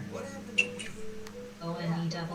Until the impound said they got no record of taking. How you doing? I'm going to 5953.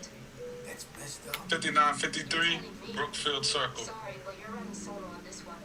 Good luck. I don't know if you need the West, but Brookfield Circle West. That's control. What's his name? TITN.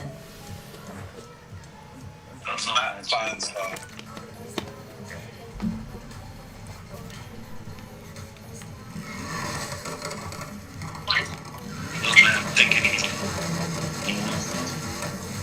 INBS.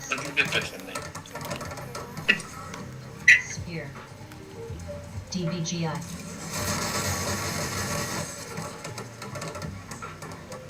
TITN. PRT. ABGH. I got a sandwich I prepared over there. AMGH. Let's see who they have winning the Super Bowl after those first. The Patriots, nigga. The Patriots. I'm gonna look at the futures right now. I'm gonna look at the futures right now. I'll tell you. All right. Still so far, the favorite to win the Super Bowl is the Seahawks is still the favorite, bro.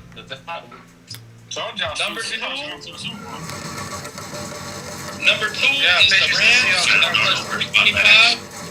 Number 3 is the Bills at plus 550. I like the Bills 550. The Patriots are at plus 625. This shit I don't know what it's talking about. The Denver Broncos at plus 875. The Bears at plus 1400. And the last place, the 49ers. My God, the last place 49ers at 1800. I had got them boys when they were at 2,000. I took them boys when they were at 2,500. Now they're at 1,800. Keep going, 49ers. Nigga, they ain't winning shit. Kittle's out. Hey, I only need them to make it to the championship game. After that, you cash out. Cam. They ain't winning shit. They ain't making over there. Just like the U, bro. Just like the U. Nigga, they ain't get spent. I can't believe I got the U at 2,200. Indiana's picking the U.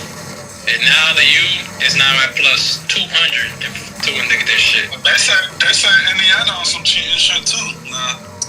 Yeah, the Chargers is a bunch of grown players. Oh, you don't know how they run that organization? They take all the grown people to go up against all the people that are 20. So everybody on that Indiana team is 23, 24, 25. Some bullshit, but it's not against the rule. It's not against the rules. They just take the older players who are the That's it. The outcast. When you have losers, you gotta hear that excuse. But nah, this is actually players, dog. They cheated. This is actually a good thing. You wanna know why, Carl? Because this is why the XFL was created, because they get to see players, not only big that, but they get to see the older players that, hey, they still could keep playing if they play in the league. It gives them the opportunity, especially in a team like that. Look, their team is being looked at by a bunch of NFL teams. Like, yo, we're gonna pick up some Indiana players. Like, they made it to the championship game. They not having that second, third round pick, but they've done all their shit they had to do to get to where they got to. Yeah, I see it. Oh, talking about the XFL. Yeah. Oh, no, whichever. Sorry. Like that. You know, the XFL got a bunch of older players that just stay there and wait until they get brought to the league. Like, it's like the G League, but like that's what they see these players as. Basically, Indiana's like the G League. No, it's not though. Alright, so the reason I say it's not like the G League because once you go there and you a certain age, you would probably never leave the XFL, bro. You would stay there. Like, I got a homie. I don't know if he in the XFL or Canada League, bro. But once you go down, bro, it's damn near impossible. The only way you can come up, the flat guy, unless you like a K-Von Turpin, bro, and you running like a 4-3, you feel me?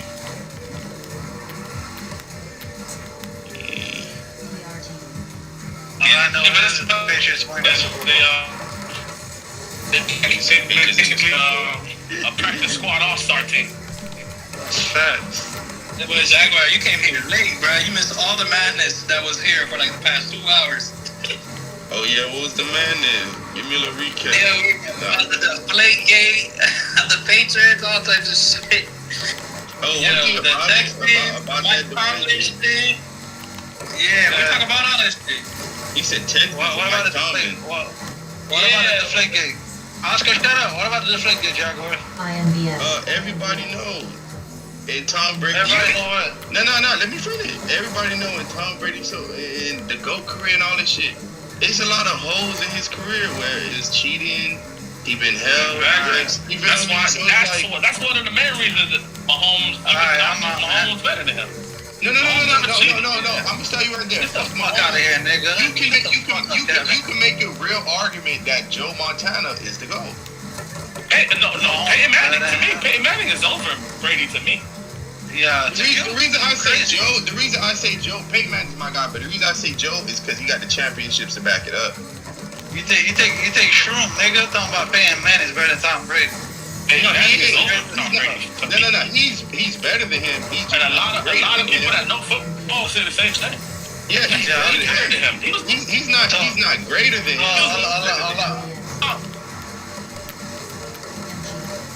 I'd rather be great than better, nigga.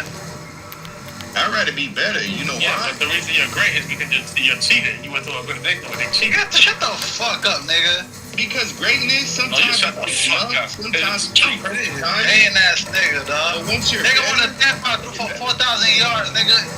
Get the fuck out of here, nigga. Paying me anything. What happened in the first couple games when he was trying to boost down? What happened when he was in the boost area system? Oh my god. He still won that year, right?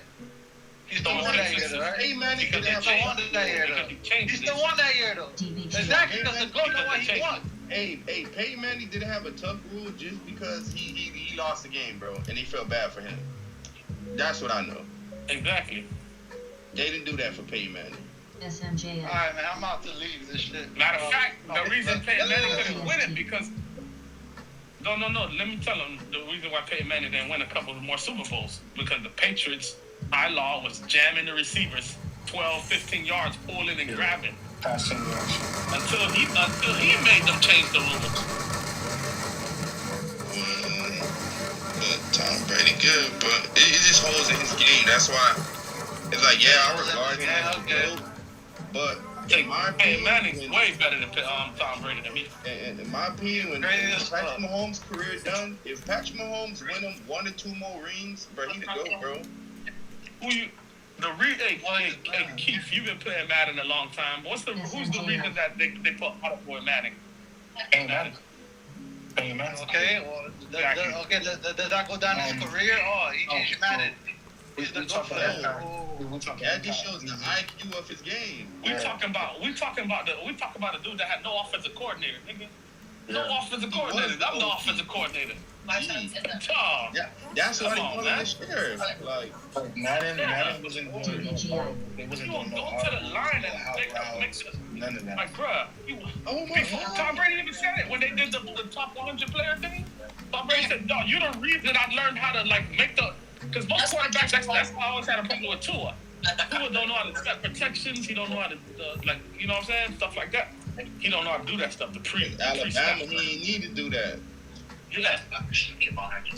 Tom Brady only go to the line and say, he only looked at his playbook. Tom Brady said after his third year, he started looking at his playbook, nigga. Golden. Okay. You're supposed to know. MBRS. You're supposed to know the playbook. No, you've been in this system for 3 years, nigga. If you don't know the playbook, nobody worked that hard as Tom Brady.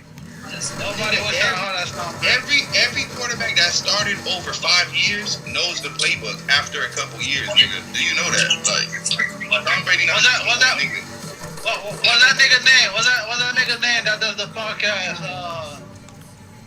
You know him, Kev. He look like a frog. He said he look like a frog. That's a lot of niggas. He's like a Ninja Turtle. The running back. What's his name? I was just about to say, you talk about LaShawn McCoy? Yeah, LaShawn McCoy, yeah. He said, yo, Brady is the GOAT. Because that nigga will come to me and tell me everything he's seen before he even seen it. That's how much tape he watches, nigga. Now, I want you to do this. I want you to do this. Go ask LaShawn McCoy. Don't have him on camera because he might lie.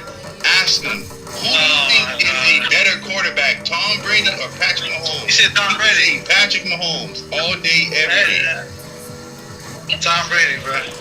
He would say Patrick Mahomes is better. Nigga, Patrick Mahomes has the worst playoff and Super Bowl stats of all time out of all the GOATs. Stop it. You can make any, whatever. Bro, he did. He's a regular season warrior. Hold on. He's a regular season warrior. He's a regular season warrior. He gets on the Super Bowl. Patrick Mahomes, he has the when he lost. Look how he's lost it. Hold on. Wait, let me shut y'all up. Let me shut y'all up. Look at Patrick Mahomes' stats when they come to the Super Bowl. Look at his time against the Super Bowl. Nigga got more interceptions than touchdowns. He got more interceptions than touchdowns. You talking about no, but he got more sacks. I thought regular season warriors don't win. I mean, don't win Super Bowls. Lamar Jackson is a regular season warrior. He haven't won a fucking bowl. You can't say that about Patrick Mahomes, nigga. You can't say that about Patrick Mahomes. Okay, but look at the Super Bowl he lost. A lot of quarterbacks are better than Brady. Josh Allen's better than Brady. Already. Patrick Mahomes better than Brady. Nigga, it's probably quarterback. They're hybrid. Bro, since the beginning of time, it's probably 20 quarterbacks that's better than Brady, bro. If we keeping it real. They don't have the achievements, but like we just went over, his achievements, he had those achievements because he cheated. Yeah, okay, he cheated, yeah. The comeback kid, nigga. Fuck out of here, nigga. They got the greatest comeback of NFL history, nigga. Why? Because Kyle Shanahan didn't run the ball. He didn't do shit. It was Kyle Shanahan who dropped the ball. Brady didn't do shit. So we gonna sit here and lie like that wasn't the biggest negative for Alderman, they have one of the greatest catches. Okay, he cheated. Julio Jones catch was better, bro. What are you talking about? I say Alderman had one of the greatest catches that game, nigga. And I say Julio Jones catch was better. And I say Julio Jones catch was better. That has nothing to do with what I just said. Okay. Alderman has one of the greatest catches. One of the greatest catches. Okay, and I said Julio Jones catch is better. So what the fuck you saying? Julio Jones catch is better, bro. That has nothing to do with it. I said one of the greatest catches. One of the greatest. I heard that. I'm not saying Julio Jones catch is better. I never said Julio Jones catch better. I'm just saying one of the greatest catches. Okay, and all I said was Julio catches better. You the one getting mad. Yeah, but he has no ring to show for it. I ain't care about his ring. Exactly, dog.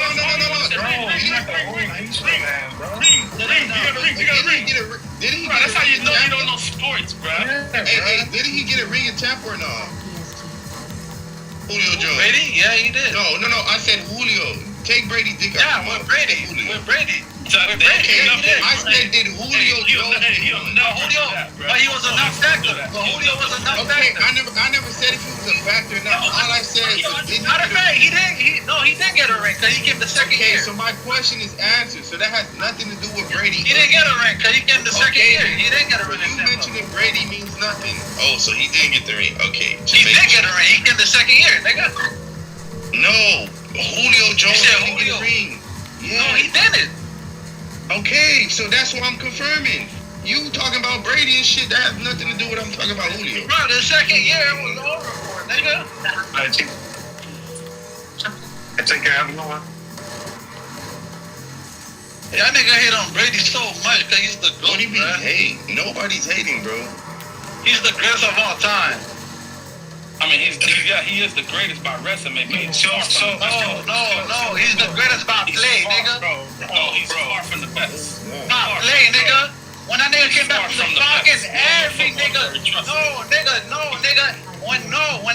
he came back from that 24-3 and beat the Falcons overtime, everybody dropped the mic and said, yo, that's the greatest shit I ever seen. He's the best of all time, nigga. Everybody said that shit. Now y'all changing y'all mind? Because you know why? Y'all are niggas. No, y'all are niggas of the moment, bro. Y'all watch the moment. Y'all claim he was the best of all time. If the moment went away, then y'all change y'all mind, nigga. Because y'all people of the moment, bro. Now stop the bullshit, nigga. Get the fuck out of here, bro. Hey, that shit sound good, bro. But everybody, y'all gotta stop doing that shit, bro. Y'all gotta stop doing that shit, bro. Like my man just said, man, take Brady dick out your mouth for 1 second. Nah, nigga, no, y'all nigga. So, time out. Wait, time out. So wait for the Falcons. Be real niggas. BVTV. When they came back and beat the Falcons. What did y'all say at that moment? No, y'all didn't say that shit. No, I'm talking about Tom Brady. What y'all say at that moment of time? What did y'all order out? No. What did y'all order out your mouth, nigga? Let me know. Be real, nigga. He said the No, well, we know. And they lost it. They didn't win the ball. We know you're different. You're a different type of nigga. You gonna say something. You just gonna say to argue. You gonna say something to argue. No. Kevin, Keith, and the real Carl. What did y'all say when I didn't get back? So it's a fake Carl? Yes. He disrespectful like that, bro. He disrespectful like that. No. Answer the question. Answer the question. Remember people saying the Falcons lost that shit? No, answer the question, bro. When they come back and won, yo, Keith, what did you say at that time, moment of time? Picture yourself at that moment of time. Did you say, wow, that's one of the greatest shit I ever seen? Keith, be real. Bro, you Keith, be real.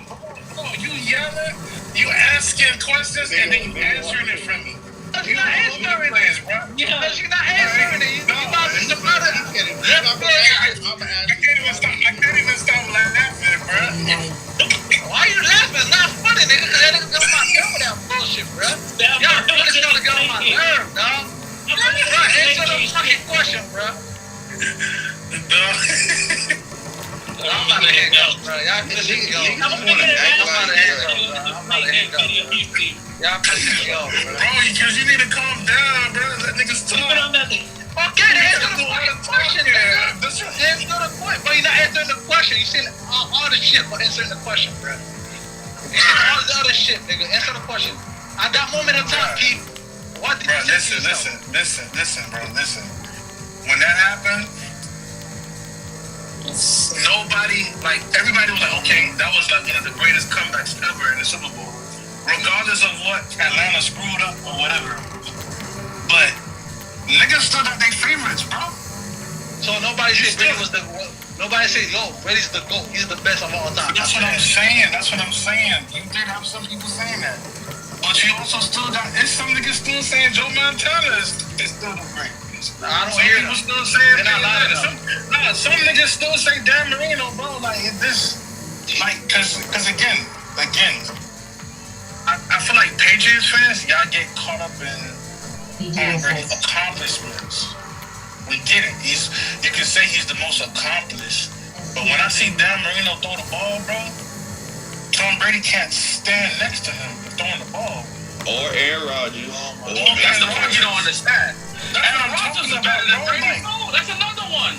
Because Brady's got the best. He's far from the best quarterback. You know why he has the best footwork? Because Patriots fans don't understand nothing but Tom Brady. Because before and after him, the franchise is nothing without him. This is why, they have one good year of luck, but they're gonna go back to irrelevancy, bro. Like Drake May is nice, but they're never gonna go back to a Super Bowl and win, bro. That franchise is Tom Brady, bro. New England Brady's, and without him, they're nothing. Oh my God. That's why they can't live without him. Oh yeah, they gotta keep his name. Oh, whatever he did alive, bro. I disagree with that though. What? I think he got lucky. I think he got more lucky that he became that he was part of their franchise. He got lucky. So to say that he carried the franchise, yeah, it was a good match. Yes. Yeah, like I always say. Well, like I always say, you know, we got the best offensive line. It's not because he white. I just told you. I got a reason to hate Josh Allen right now, but Josh Allen's just a motherfucker, bro. He's a baller to me. Brady, I've never seen why he was good. Wow. It never made sense to me. So all those comebacks, all those fourth quarter drive. He didn't do it by himself. He needed a team. Nobody does it by himself, nigga. Okay, so why you keep except for Josh Allen.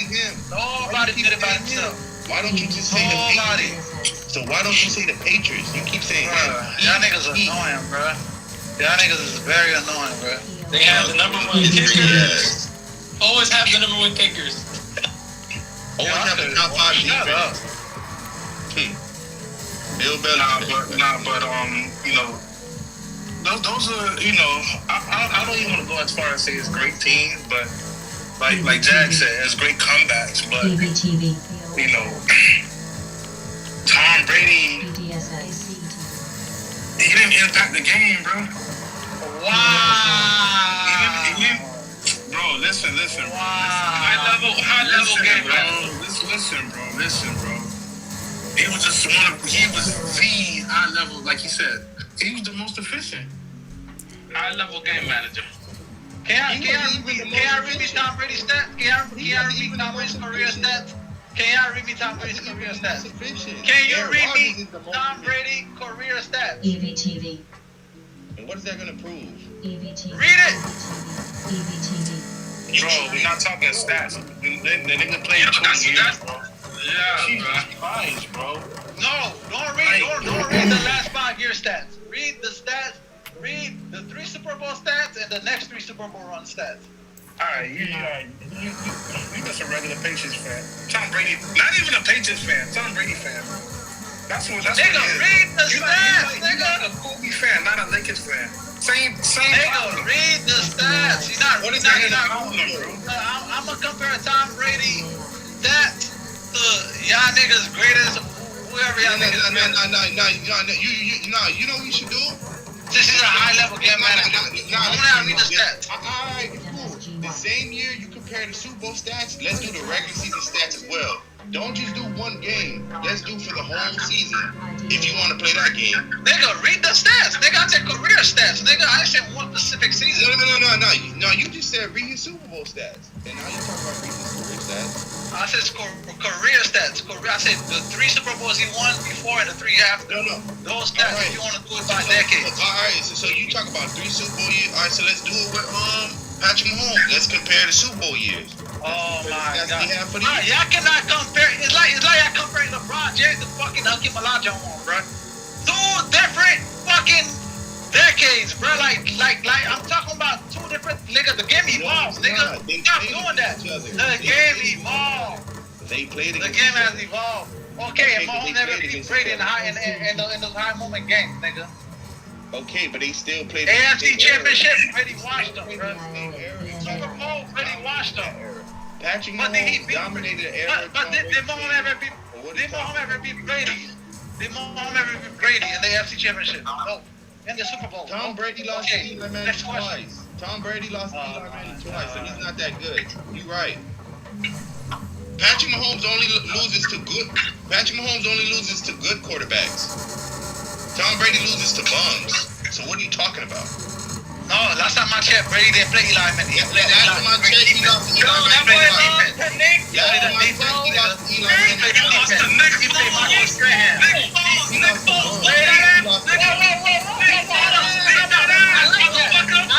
I like that. Keep it right there. Time out. I like that. You know about the Super Bowl that Brady set the record for most passing yards? I'm talking about he got Bro, why you gotta fucking play dirty, man? Damn, man. I'm tired of these niggas doing that shit, dog. Alright, bet. You wanna play dirty? Bet. Got you. Cheating ass niggas, alright?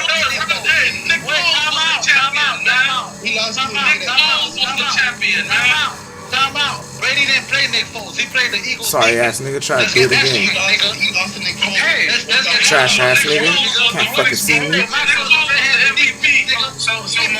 Niggas try to fucking swerve everywhere. Hell nah. Bitch ass niggas. Same thing, nigga. I got a simple question. What's worse, losing to Tom Brady? What's worse, losing to Tom Brady or losing to Eli Manning? Which one is worse? He didn't lose to Tom Brady. I said, which one is worse? I got enough logic to know that. A quarterback cannot lose to a quarterback. A quarterback loses to that quarterback defense, nigga.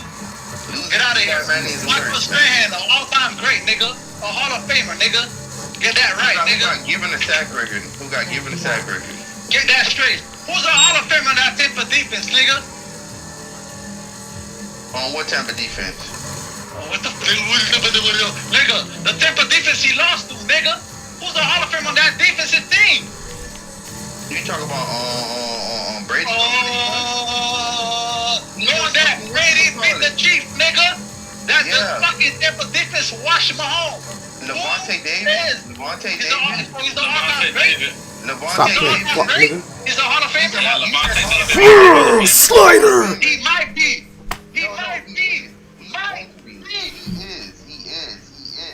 That's what he said. Stop playing. Stop playing. Stop playing. Fuck you mean, nigga? BDSX. Stop it, man. You said name the Hall of Famer. You Name, nigga. He's not Hall of Famer. He's a mighty Hall of Famer. Talk my shit, nigga. Now let me ask you a counter question. How many Hall of Famers was on that Giants offensive offense?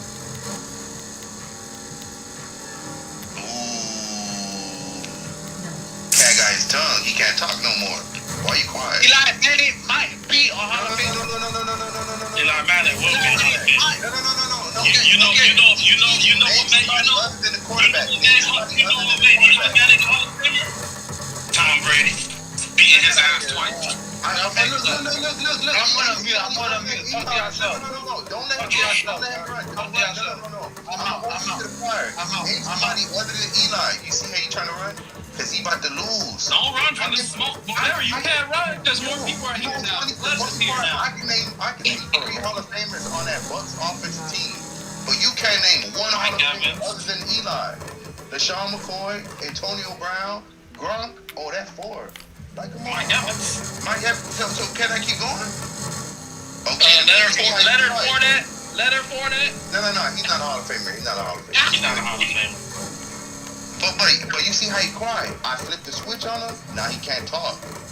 Ooh. Who you had the most David or Marcus Shannon? Now let's do offense. Who got more offense? That is true. I never thought about that. He had a hell of Hall of Famers on that offense. Now look what happened. Shout out. Kristen Wirfs, that left tackle. Shout out.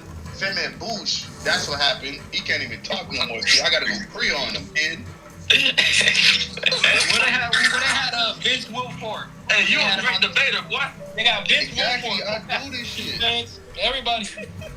I do this shit, bro. This is what I live for, man. Dude, this is what I live for. Debate, man. Like, come on, bro.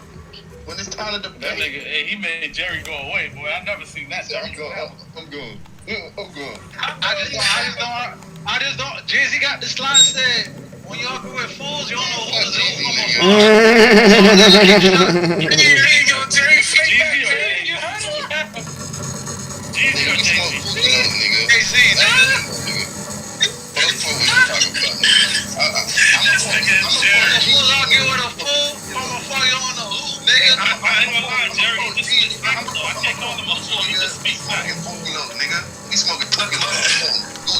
He talking facts though. Like that's not like facts. It's not opinion. Like these are That wasn't foolish. I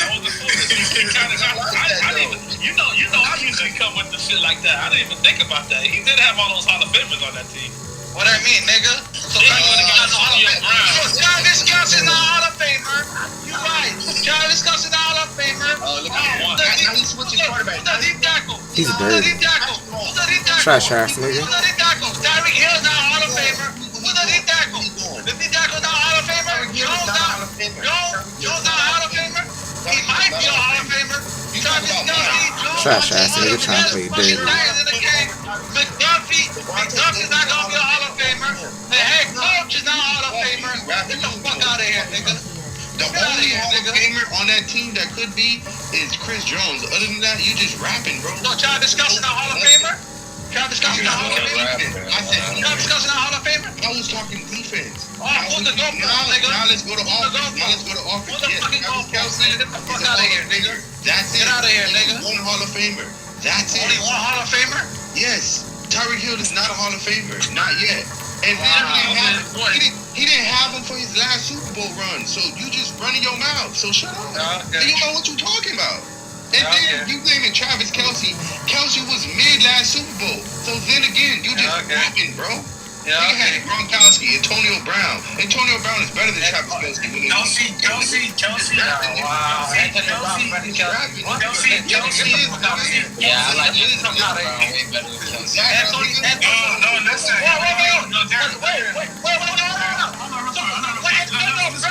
What's the difference? He was better than fucking Kelsey. I Kelsey Brown, nigga. Now you said Brown.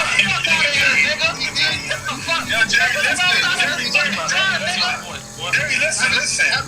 Kelsey not better than Antonio Brown. Kelsey is not a Tony Gonzalez. He didn't have that We're not talking about that. We're talking about Antonio Brown and Tampa Bay, nigga.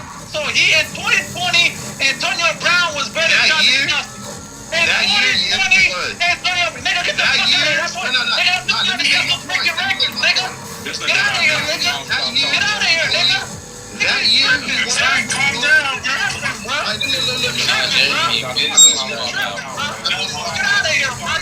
That year, Antonio Brown won the Super Bowl. He was better than Travis Kelce last year when he won the Super Bowl. You're not even listening. Oh, bro, you sick. I don't want to hear it. You talking nonsense, bro.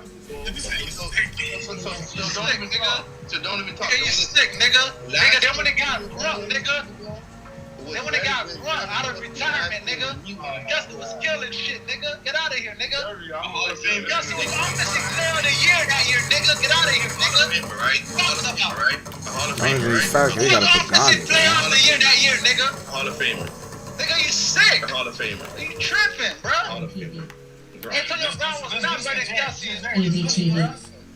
Listen. Jerry, he said the last time Antonio Brown won a Super Bowl, it was better than... That was in 2020, sir. The last time that he was in 2020. So what are you talking about? Antonio Brown was not better than Kelsey in 2020, bro. Nobody Get out of said here, that. bro.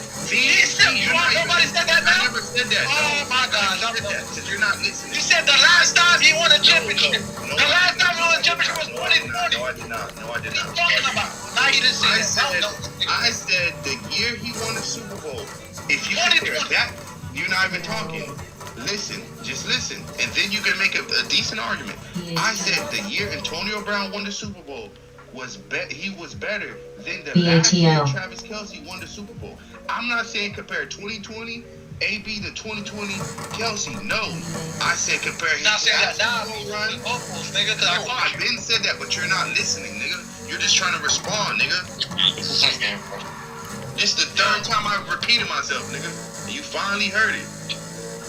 Like Jay-Z said, man. Like Jay-Z said. I got like them bars. Because I'm driving the truck, I'm raising my voice doing hand gesture. You got niggas in the car thinking I'm... You doing hand gesture, nigga. Come on, bro. Come on, bro. You gotta listen. You doing hand gestures. My dog. I'm about Tom Brady, boy. Doing hand gestures about Tom Brady. Don't be a nigga. Nigga think he an OC on the Got some sideline, haters, dog. Got some haters, dog. But that Tom Brady was with the Dolphins doing all that winning, y'all. He wouldn't be doing all that winning. Y'all ain't even been winning. What are you talking about, nigga? He was the 10th guy and won. Y'all jealous? Because y'all wanted him. Well, y'all couldn't get it because Brian Flores hit snitch. No. Y'all wanted Brady. Y'all was chasing Brady snitch. Get out of here. And that's what now is fucked up. He wanted to come out. Jerry, he's right. He wanted to come. Brady, remember, he lived down here, so he wanted to come. Get out of here. Get out of here. Nigga, the Dolphins owner came out and said, we want to play you niggas. Get out of here. Get out of here. Roz, yo, Brian Flores said, Roz, hold on. Nah, Jerry, you gotta stop doing that. Kevin,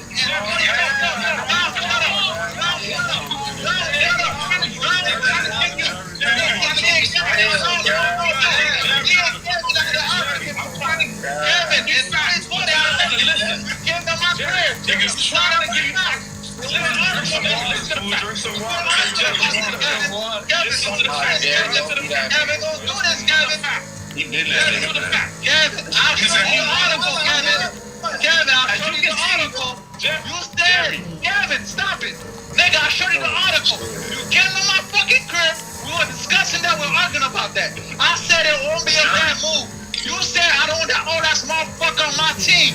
And I showed you the article. It's not about me. Hold on. Ross said, yo, Brady. Remember, Brian Flores called it out. That Ross promised Brady half of the team. Not half of the team, but a minority stake on the team if he accomplished what he came to accomplish, right? Then that ain't happened. He went to the Raiders. Okay, Google that part, nigga, because I showed you that part. Then we argued that. You said, no, that's not a real article. Okay, can I talk now? No, hold on, let me finish my point. You said that's not a real article. Because a present player cannot own a team. And I'm like, yeah, you're right. right? Brian Flores said, okay, he's talking about the end of the fucking career. If he retires with the Dolphins, he get a minority stake of the Dolphins. Hold up. Right or fucking wrong, nigga? So stop it, bro. Jerry, so why would you promise a nigga a minority stake? And I told him, Jerry, you got to. He wanted to come here. Number one, listen. No. If I didn't want you there, why would I give you a minority on my team if I didn't want you there? Bruh, listen. Jerry, you can't talk about Jerry, nobody said he didn't. Nobody said he's right. Nobody said Ross didn't want him. Ross did want him. I called it yesterday. I wasn't here. Yeah, bro. I was fucking flu. Man, Jerry type of nigga, bro. I know he's gonna disappear. Jerry type of nigga, if he take his basketball home, bro. You got the 18 wheeler basketball home, bro. This thing about that. He just gotta jump out. Yeah, I'm gonna be right there. Look how strong he talk to the white man. I want to come, dog. I'm fucking out of y'all that shit. I don't want to forget. Nigga smiling now. Look. Yeah, ear to ear. Yeah. Ear to ear. I'm just making a lot of Tom Brady. That nigga taking his basketball home. He said, bro, come on, guys. I'm not talking to y'all. I'm not talking to y'all. No, see, you can't do that now. See, you can't do that. You overtold niggas for 10 minutes. Yeah, bro. You told me I can't talk for 10 minutes, bro. Now you don't talk. I can't talk. That's the point. You don't talk. You just gotta stick there. That's the point. You don't talk now. You gotta listen now. You gotta talk now. You gotta see now. That's fine. Y'all my homies. I hit the y'all fans, bro. I can't stand that, bro. You gotta listen though. You can't do all the talking, bro. Yo, keep on talking. I got my bump shaking right now. I got my blood pressure. Everybody blood pressure high. Come on, bro. You gotta be Revenge is sweet. It's not here, bro. I got me shaking. I can't y'all knowing, bro. Revenge is sweet, I've nigga. been waiting for like 5 minutes to say what Go ahead, talk. If you say something I don't like, I'm hanging up. And don't cut the nigga off while he talking, bro. Yo, bro, how can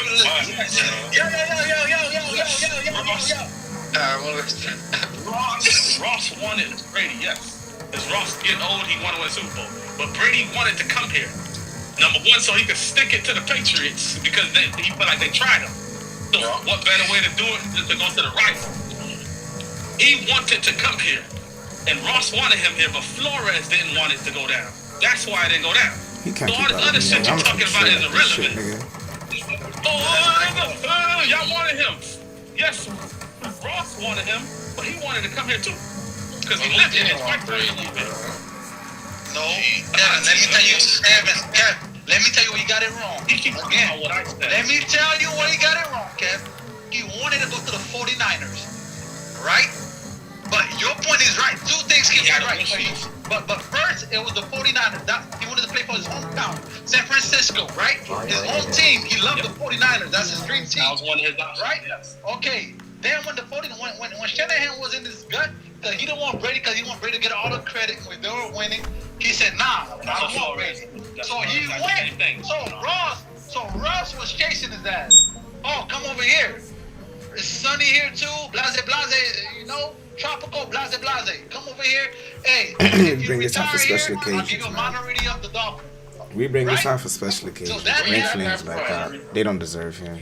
What do you mean? I never heard about the minority. Hold on, actually, let me check something real Bro, quick. that's fucking, that's highly elite. Oh, bro. and we They still. gonna make you no deal like that, bro. Oh my god! Oh, I forgot to add this. Oh shit! Hold on. You gotta think about it, bro. Dan Marino ain't win. Everything Extra power. they were doing was illegal in the first place. But Dan Marino's still the greatest player in our franchise history.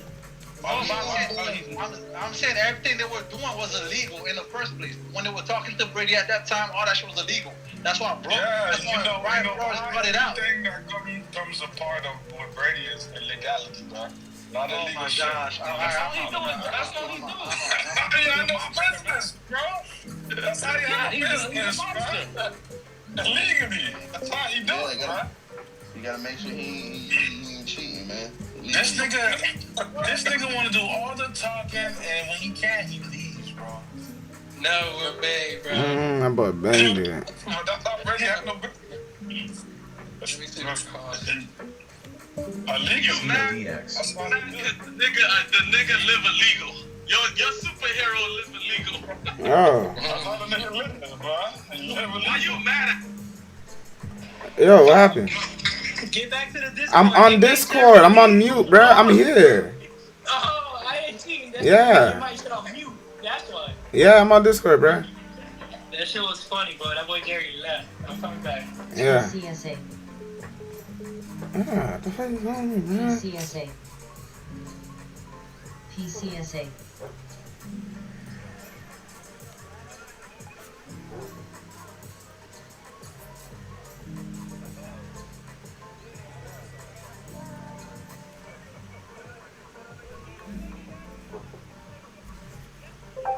SCWO. PSTL.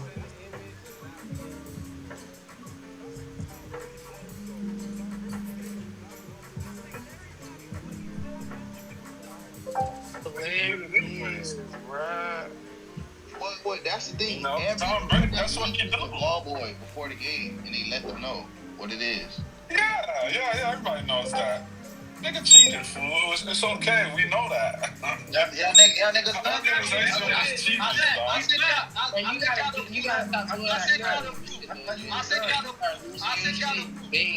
I sent y'all the proof. Yo, God, shut up. I sent y'all the proof. Did y'all see that? Did y'all see that? I sent y'all the proof. I'm legally blind. Did y'all see the proof? Fox Sports. Brady almost became the Dolphin minority owner and quarterback. Miami was trying to work out a deal that will allow Brady to be both a minority owner and the Dolphin starting quarterback, which was highly illegal. Hey, wait, what you say? Y'all see that? No. Y'all so much Dolphin fans. Y'all so much Dolphin fans. Yeah. Fuck you, nigga. What's the word? How you say it? Y'all so much. Y'all so fucking much. Y'all so much. Man, y'all already know about that shit. Dolphins fans. I didn't hear you, man. I ain't gonna lie, that shit made my day. For the city up? Alright. At the end of the day, I'm texting a lot of illegal activities, bro. Okay, the Dolphins part of it too, right? Because it was his owner doing that illegal shit. Bro, as a minority owner of the Raiders, did he already not do some illegal shit? Oh my God. Already, fool. I'm done with this. No, what he did? I have to look it up. He just assured the Raiders and said you can't do that already. That was this year. This season. So nigga trying to be the moral police for everybody else, but not for Brady. So he mad at the Dolphins for doing illegal shit, but Brady do illegal shit. Oh, That's why Peyton Manning is better than him. That's why Peyton Manning is better than him. They got conspiracies. They got Deflategate. They got Deflategate. Wait, hold up. Wait,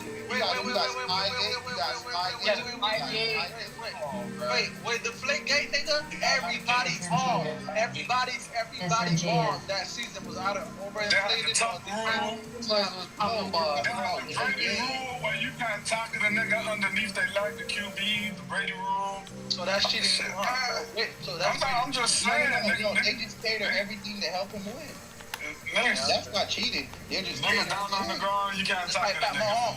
Just like Pat Mahomes went the ref always to make sure he's. Nobody said it's not happening. He didn't know that. Nobody talk about Pat Mahomes. Every big niggas been talking about Pat. Don't acknowledge it. We all agree. We don't have to. And niggas do talk about Pat. According to that man, Pat Mahomes better. ONEW. Topic we all agree, but we disagree on this Brady shit. No, that's why we talking about it.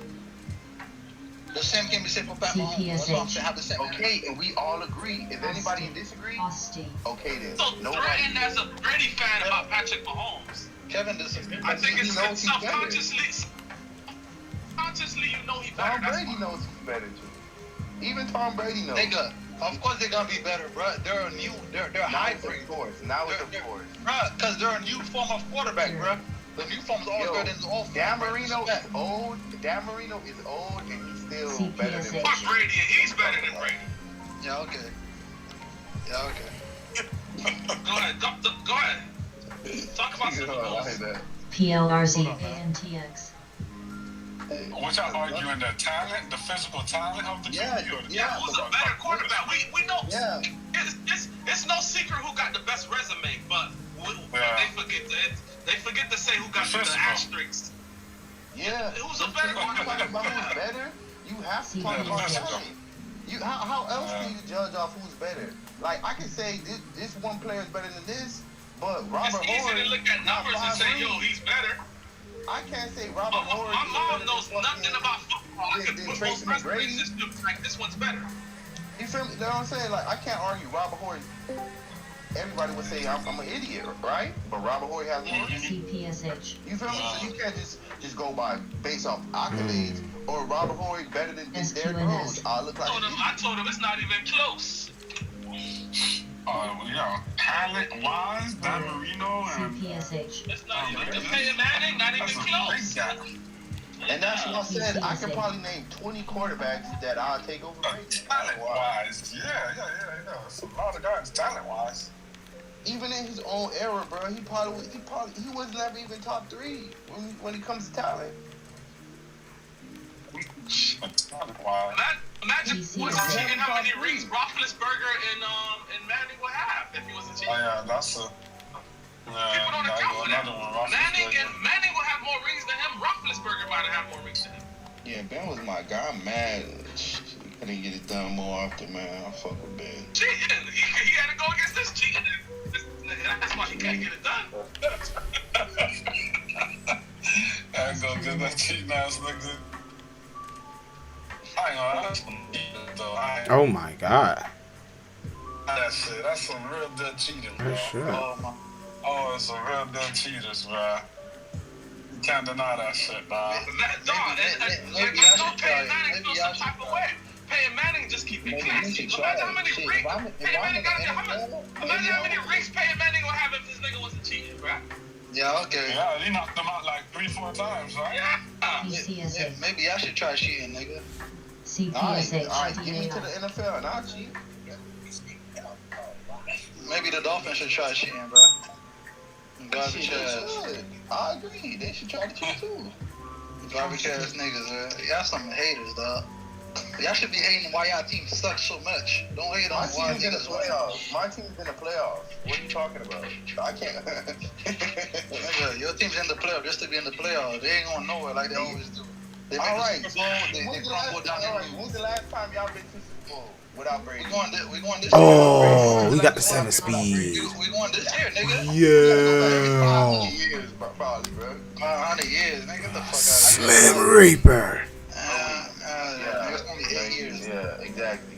Nothing without Brady. Let me see if the 7 speed changes with the turbochargers. I ain't chance. Watch out without Brady. What happens every time you go to the Super Bowl? Okay, what the Patriots done for us lately? What the Patriots done for us lately? Nigga, you lost at home.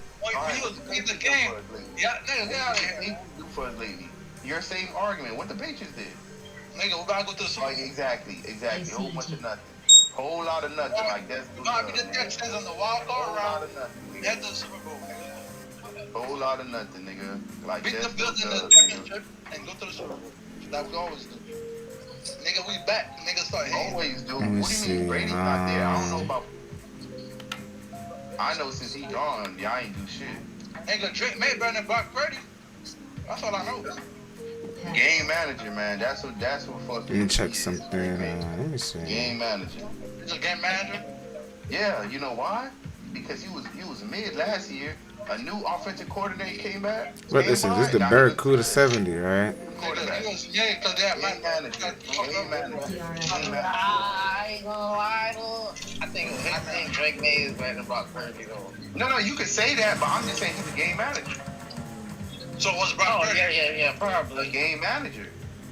But to be fair, everybody knows Brock Purdy is the ultimate game manager. Ooh.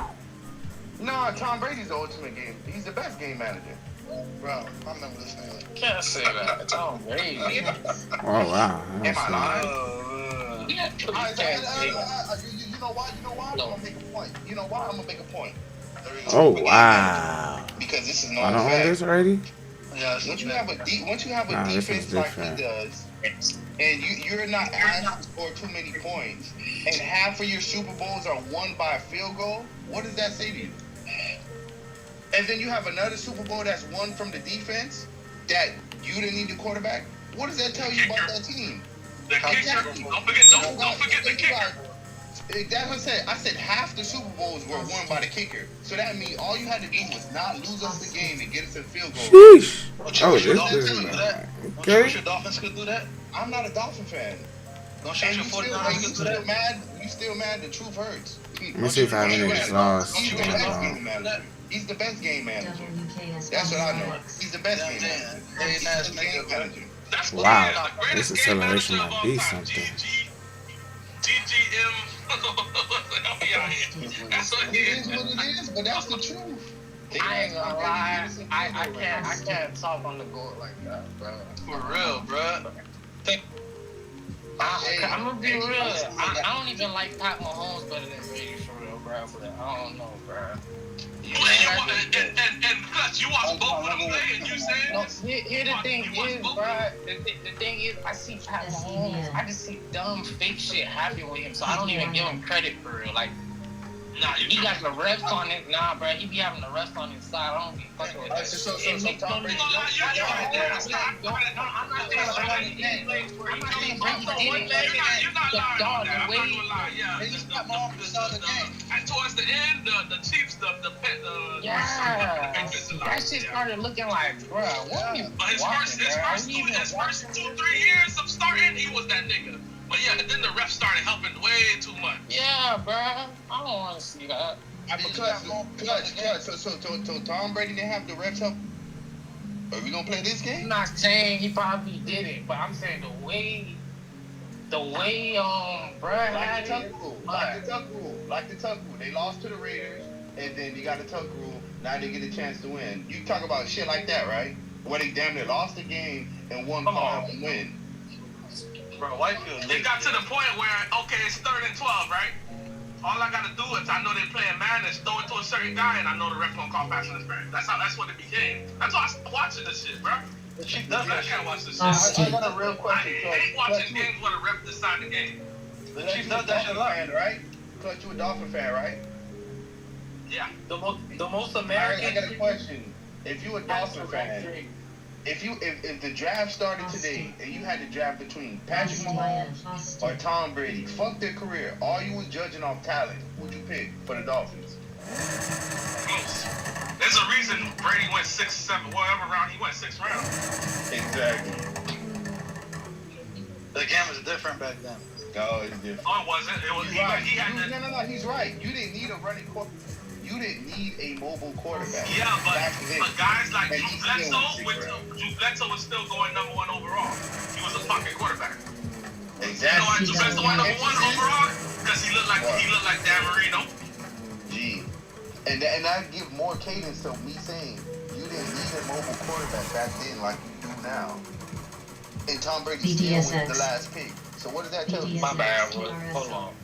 So what do you think he would have went in this draft? He would have went undrafted. He would have went undrafted if he got drafted in 2020, bro. He would have been a free agent quarterback, bro. Like, what are we talking about? That the Dolphins wish they had. Okay, maybe he would never even got picked up. That's how ass he looked at the combine. That's how ass he looked in the combine. If it was 2020, he would have never got picked. If Patrick Mahomes was in his draft class, a nigga like you, a nigga first overall. You know what's funny? A nigga like you should be happy about a nigga like Tom Brady, because not everybody could be a Patrick Mahomes, but anybody could be a Tom Brady, bro. You work hard and all this shit. Like, yeah, you're right. I should be happy. I could be a regular ass nigga, but I want to be extraordinary. I want to be a regular ass nigga. He's a regular You just said anybody could beat him, right? You just said it. Now you mad at your own words. I'm talking about the combine. Yeah, trash. You just said anybody could beat him. What does anybody? The combine, but when it comes to working hard and studying the playbooks and shit like that, he's the GOAT. Like, stop it, bro. No, he's not. He is the We GOAT, just agreed.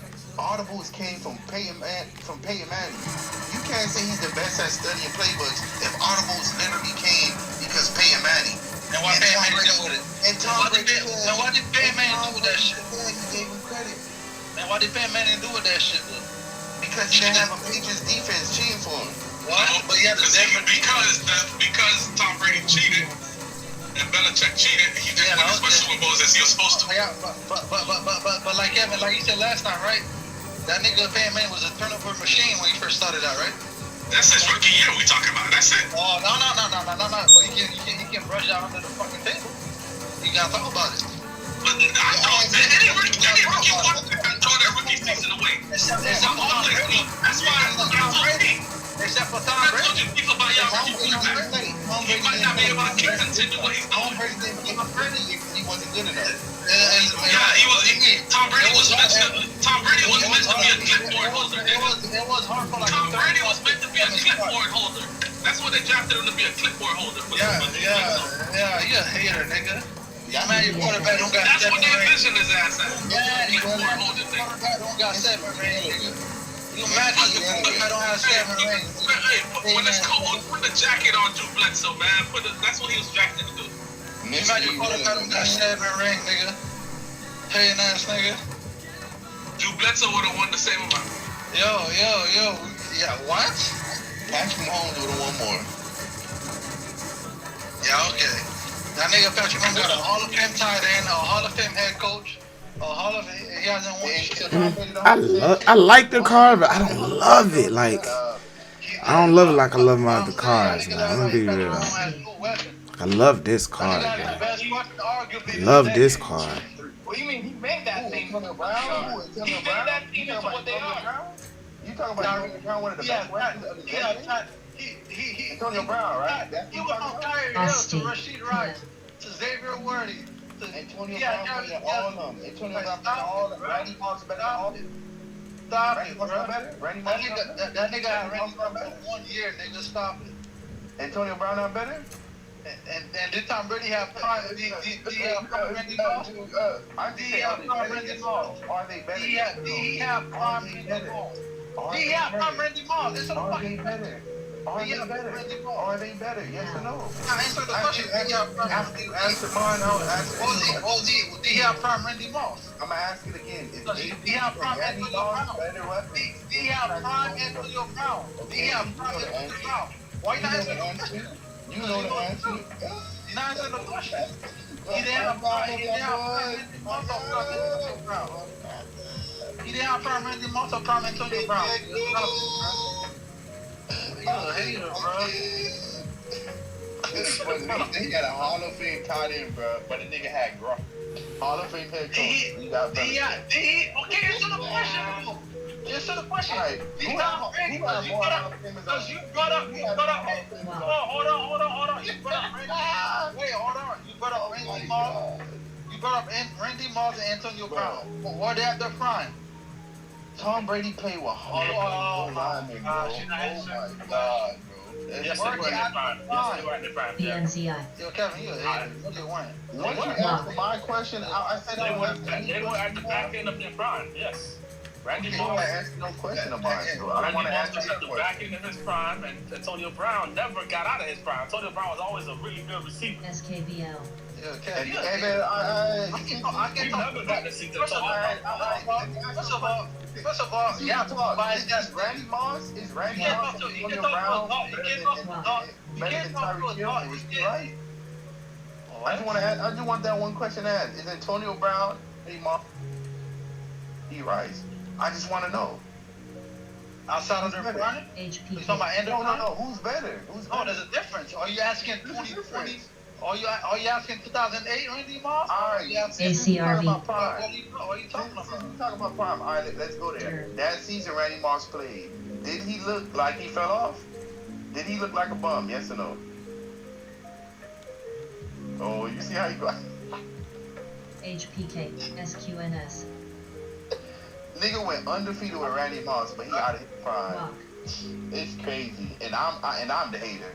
But you hating on fucking Okay, so what happened with Randy Moss when he left the Pacers the next season? That was what happened when he left. No. What happened when he left? What happened when he left? It's the arguing about the Patriots and whatever. So, wait. So 8 months after he left. So 8 months after he left, he I don't went out of know the what 8 months. I know about what he did for the Patriots. I know what he did for Tom Brady. That's what I know. All the other shit you talking about. That's why I tell you. You give Brady a weapon. It's irrelevant. You bringing up Brady a weapon. You give Brady a weapon. Look what happened. He breaks records, nigga. You give him a Hall of Fame. Yeah, he has no weapon. Yeah, see, right? Patrick Mahomes can never turn a substitute teacher into a fucking Hall of Famer, bro. Patrick Mahomes could never did that, bro. So what is Hollywood Brown? What is Hollywood Brown? Out of here. What did he do his last Super Bowl run? What did he do his last Super Bowl run? Out of here, nigga. Running him out. Hating ass nigga. Answer the question. Patrick Mahomes can never do what Brady did, nigga. That's fact. So what did he do his last Super Bowl? Get out of here. Exactly. You just hate Get out of here, bro. Nigga, I'm talking about stats. I'm not talking about one play, nigga, in the end zone. You talking about stats. Brady is Aaron Rodgers. Back. HPK. Walker, Kevin. Answer this. BDSX. Kevin, answer this. Yo, let me shut this argument out once and for all. Aaron Rodgers or Patrick Mahomes take any players off the street and turn them into stars. And get Yes. And the Patriot system or not in the Patriot system? He did that for Devontae Adams. What are you talking about? Devontae Adams, nigga, get the fuck out of here. That nigga was an all-world receiver already. No, but Devontae Adams sucked when he was. No, he didn't. No, he didn't. I know. Jerry, I had Devontae Adams in fantasy. What school did Devontae Adams They used to have a white boy named He was talking about Jordy Nelson. Jordy Nelson was the guy. There you go. No. But let's go back to the real question I got. What school did Devontae Adams. Since you know about him. What school did Devontae Adams go to? Since you know about him. He's trying to Google. Nigga, I'm driving, nigga. You don't need a card? I can't. So you don't know. So you don't know what his all-pro. You don't know what his all-pro supreme receiver went to. He don't know football like that. I'm trying to tell him. He be trying to tell people stuff. Bro, we're not talking about that, bro. You talking about a no-name receiver. Do you know what round they drafted in? I'm not talking about. I don't know that. Exactly. You don't know. I'm saying. Adams was like the 4th or 5th receiver. Bruh, I'm not talking about that. They used to have Jordy Nelson. What's the other guy? They had like 4 receivers. You know, Aaron Rodgers, the whole time he been there, they never drafted a receiver in the first round. Do you know that, right? I'm not talking about that. So I'm talking about he's throwing into receivers who were never even drafted in the first round. You talking about no-name receivers. That's what he's doing. He's drafted Brady is known for it. Turn into any mediocre receiver, a punter, anybody. He don't turn them into it. Oh, you don't turn him into it now. Wow. No, he don't. And then whenever he gets his top receiver, he has the best receivers. The receivers help him more. He don't help the receivers more. You see what happened when he got Randy Moss. He looked all-worldly, bro. Looked unstoppable. So Elder, man. Who else? What's the other nigga like? He's good. Edelman's good. Yeah, okay. Bro, he just so much, bro. He had the greatest catch. You didn't just say he had the greatest catch in the Super Bowl, but he's a bum, though. What is it? The greatest catch because the greatest throw. That was not the greatest throw. Like, you gotta take it out your mouth. That was right in the pocket. You gotta take it out your mouth. You gotta take it out your mouth. And not only that, he got the greatest tight end of all time. Yeah, I would agree. Like I always say, Gronk is the only good player that he had. Like that. Yeah, that's arguably the best at his position. Yeah. But so did Mahomes didn't have none of that. That's the difference. What? So Travis Kelce is nothing, right? He's not the best tight end. He's not the best tight end. He's not by far. He's not. He's not Gronk. Okay. And he's not Gonzalez. He damn sure ain't kid him. He damn sure ain't kid him, man. Y'all make all the excuses in the world, boy. No, we talking about facts. Everybody saying, yo, Travis Kelce surpassed Gronk. Nah, he's not the best. No, all those niggas who talking are casuals. They don't know shit. Yeah, exactly. Stephen A. Smith is a casual. Well said. Stephen A. Smith is a. Yeah, Stephen A. Smith don't know football. He a basketball guy. He know more than y'all. He barely know basketball, man. That nigga just be rapping half the time. He know more than y'all. No, he don't. Why? Cause his forehead big? No, he don't. Shannon Sharp more than y'all. Yes, Shannon Sharp knows his stuff. And he'll tell you. That's why he's arguing with Skip that Brady was overrated. Hey, no, and not only that, he just put his foot in his mouth. Shannon Sharp would tell Skip Bayless every day that Brady's not that good. Oh, he just no, shut the fuck up. You lying? You say you lying? You say you just a narrative? I'm lying. You was talking about a specific season, nigga. Keith, tell me I'm lying. And then not only that, you was talking about a specific. You was talking about yo, Kev, stop. Kev, what you talking about? Kevin, we're talking about that year, that specific year, Kev. And he changed his mind once they won the Super Bowl. He changed his mind, nigga. Stop doing that. No. Let me bring up a point about Shannon Sharp. If you get him behind closed doors and you ask him who's better, you or Kelsey or Tom Brady or Elway, I guarantee you he would say Elway's better than Brady and he's better than Kelsey, bro. I guarantee you. You know why? Because no. You know why? Because every time he talk about the NFL, he talks about how many yards he would be able to get if he played in the NFL, bro. Y'all want to make a bet? I got $100 right now. Let's make a bet. I found that people Shannon Sharp say, yo, never mind, man. Brady's the GOAT. That's it. Hands down, he's the GOAT. You know about that? No. Wayne his resume. Yes, he is the GOAT. Wayne thought Skip Bayless. Hold on. Hold on. When you thought Skip Bayless, yo, I ain't gonna lie. You right. He shut me up. That's it. I seen enough. You want me to show you that clip? You don't put $100 on the line right now? Yes, he's the GOAT. I'm saying he's the GOAT. That's never the argument. Is he good? That's what's in question. Is he a good quarterback? How can he be a GOAT but not a good quarterback? That makes no fucking sense, Cameron. Talking about talent.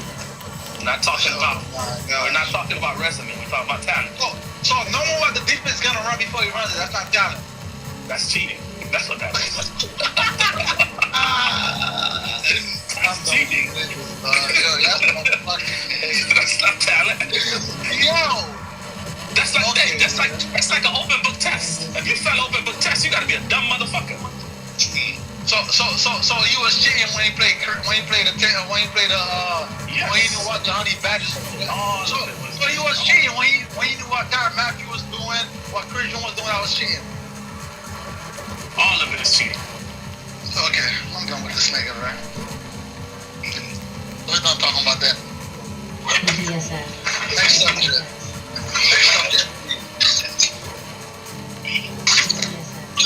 Yeah, the biggest haters of all time, bro. I'm just telling you what it is. The deflate game. You know what we hating just like you hate on LeBron. But the difference is you can watch a game and see LeBron is the greatest player to ever do this. Yeah, okay. No, the fuck you can't, nigga. Relax. Oh man, let me not get on this guy bad side. You gotta get Carl, you gotta get UG coming. Yeah, that LeBron topic, yeah. Hey, you know what the funny part is? I give more credit to Brady than I would for LeBron. I ain't gonna lie. Now you tripping. See, it all comes down to we got people we like and don't like, man. That's it. No, for sure. But at least with Brady, I come to respect it. Like, yeah. Because, yeah, you feel me, a little cheating here and there, whatever, cool. But the shit LeBron do, bro, you can't respect half the shit, bro. Like, come on. And then not only that, bro, he's on TV, and niggas around the league don't even respect that shit, bro. I never see people hate on Brady so much, bro. That's crazy. That shit's hurtful, bro. Nobody does. It's not what you think it is. That's what it is. You think it's like a flawless guy. He's not. He's far from flawless. Bruh. Alright, bruh. Comprende? If that was the case, Fox would have. So he's flawless to you? We talking about football, bro. They don't paying Manny the money they're paying Brady, bro. They do pay him. You don't see him on Monday Night Football every Monday. If you go on ESPN too, he got all the Brady got the biggest contract. Bro, that Patty Herb. You don't think Peyton Manning can have that contract if Patty Herb? Patty Herb. You don't think Peyton Manning can have that contract if he want? Y'all talking Brady fans. Y'all talk about contract, ring. We just saying one nigga is better than the other. Tony Romo better than him at that job. Tony Romo, yeah, Tony Romo is the fucking. So that same job he's doing, Tony Romo, better than him. Tony Romo, no championship money. I don't know if he make more than that. I don't know who make more, but Tony Romo. Tom Brady made He didn't send it to me yet. But I feel like Tony Romo should be the highest paid because he's the best at that shit. He's better, yeah, he's better. But you know, it's Brady and they. Yeah, it's all about branding. Yeah, you know, they feel like his time is worth more. Like he's better for the NFL. But like I said, Brady should have went in hiding, bro, after his career. Much cheating as he did. He should have went in hiding, bro. They about to get that money, man. Yeah, bro. He should have went. He should have ducked off. Try to fix things with his ex-wife before he let. This nigga got his ex-wife took by a fucking trainer. Jiu-jitsu ass nigga, goofy, man. Like Rick Ross. This guy. You mean to tell me I'm the greatest football player ever and I lose my bitch to a jiu-jitsu nigga? I play football for nothing, nigga. I can't even have respect for my bitch. Like Rick Ross. Yeah, she goofy too, bro. Ross a fat nigga. Like, yo, what's Brady excuse? He's supposed to be the GOAT. Hey, how you doing? I have a pickup for Hardee's. He doing a fake Hardee's, Chef Warehouse. I understand why Ross lost his shit. Like, boom. But Brady, you're supposed to be the GOAT. How you get this? To a nigga who a fucking nobody. And then started dating Kim Kardashian, right? That probably was for like a narrative. I doubt that shit. Yeah, I wish I could have Kim Kardashian. Yeah, just the fuck. Tom Brady probably wanted to love her, nigga. His goofy ass. That's why I'm sorry, man. Trash. My boy F. Kim Kardashian. No, she probably like, man, I thought you was cooler than this. You just another mad white nigga. I'm going back. Yeah. She said I'm going back. Yeah. All he did was cheat, probably. That's probably why she left her. I doubt he cheated, man. Tom Brady look like a goot. That's why the bitch left. Nah, all he does is cheat, though. I doubt. In a game, but not on women, bro. Tom Brady look like a goofy, man. He ain't cheating. I love his man. How you doing? Patty here? And you know what the crazy part? If you this is it right here? Huh? That's the crazy part. Pen? No, I got it. He's like, man, this is just a goofy ass. This nigga talking about I sleep with Kel pajamas. Kel? Pajamas. He used to have Kel on. Like, he used to put Kel on his body to sleep. I don't know if it was like a recovery thing. And that's why she left him, bro. She rapping around you, bro. She trying to suck his dick. Nigga tastes like Kel. Nigga tastes like a fucking Caesar salad over there. Thank you, too. Nigga tasting like Caesar salad, bro. Bro. Nigga smelling like a choppy chop. This nigga go to Publix to go take a nap. This nigga go get a spinach. Yeah, bro. They said he used to look it up. They said he used to have Kel pajamas on. Yeah. It's funny. I can look shit like that up. I can look at this greatness. It's crazy. You can't look up the flick. That's crazy. They lost his bitch to a goofy, man. Nigga doing jiu-jitsu, man. You talk about all this better shit. Yeah, he got her pregnant. Brady ass nigga, what you talking? That's crazy how y'all do this shit, but I don't get y'all. You know it's true, dude. Brady even know it's true. That's why he even pumped that nigga. That nigga was gonna beat his ass. That shit crazy, bro.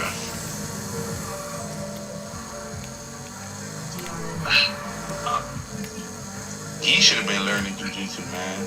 Maybe he would have fought back for his bitch.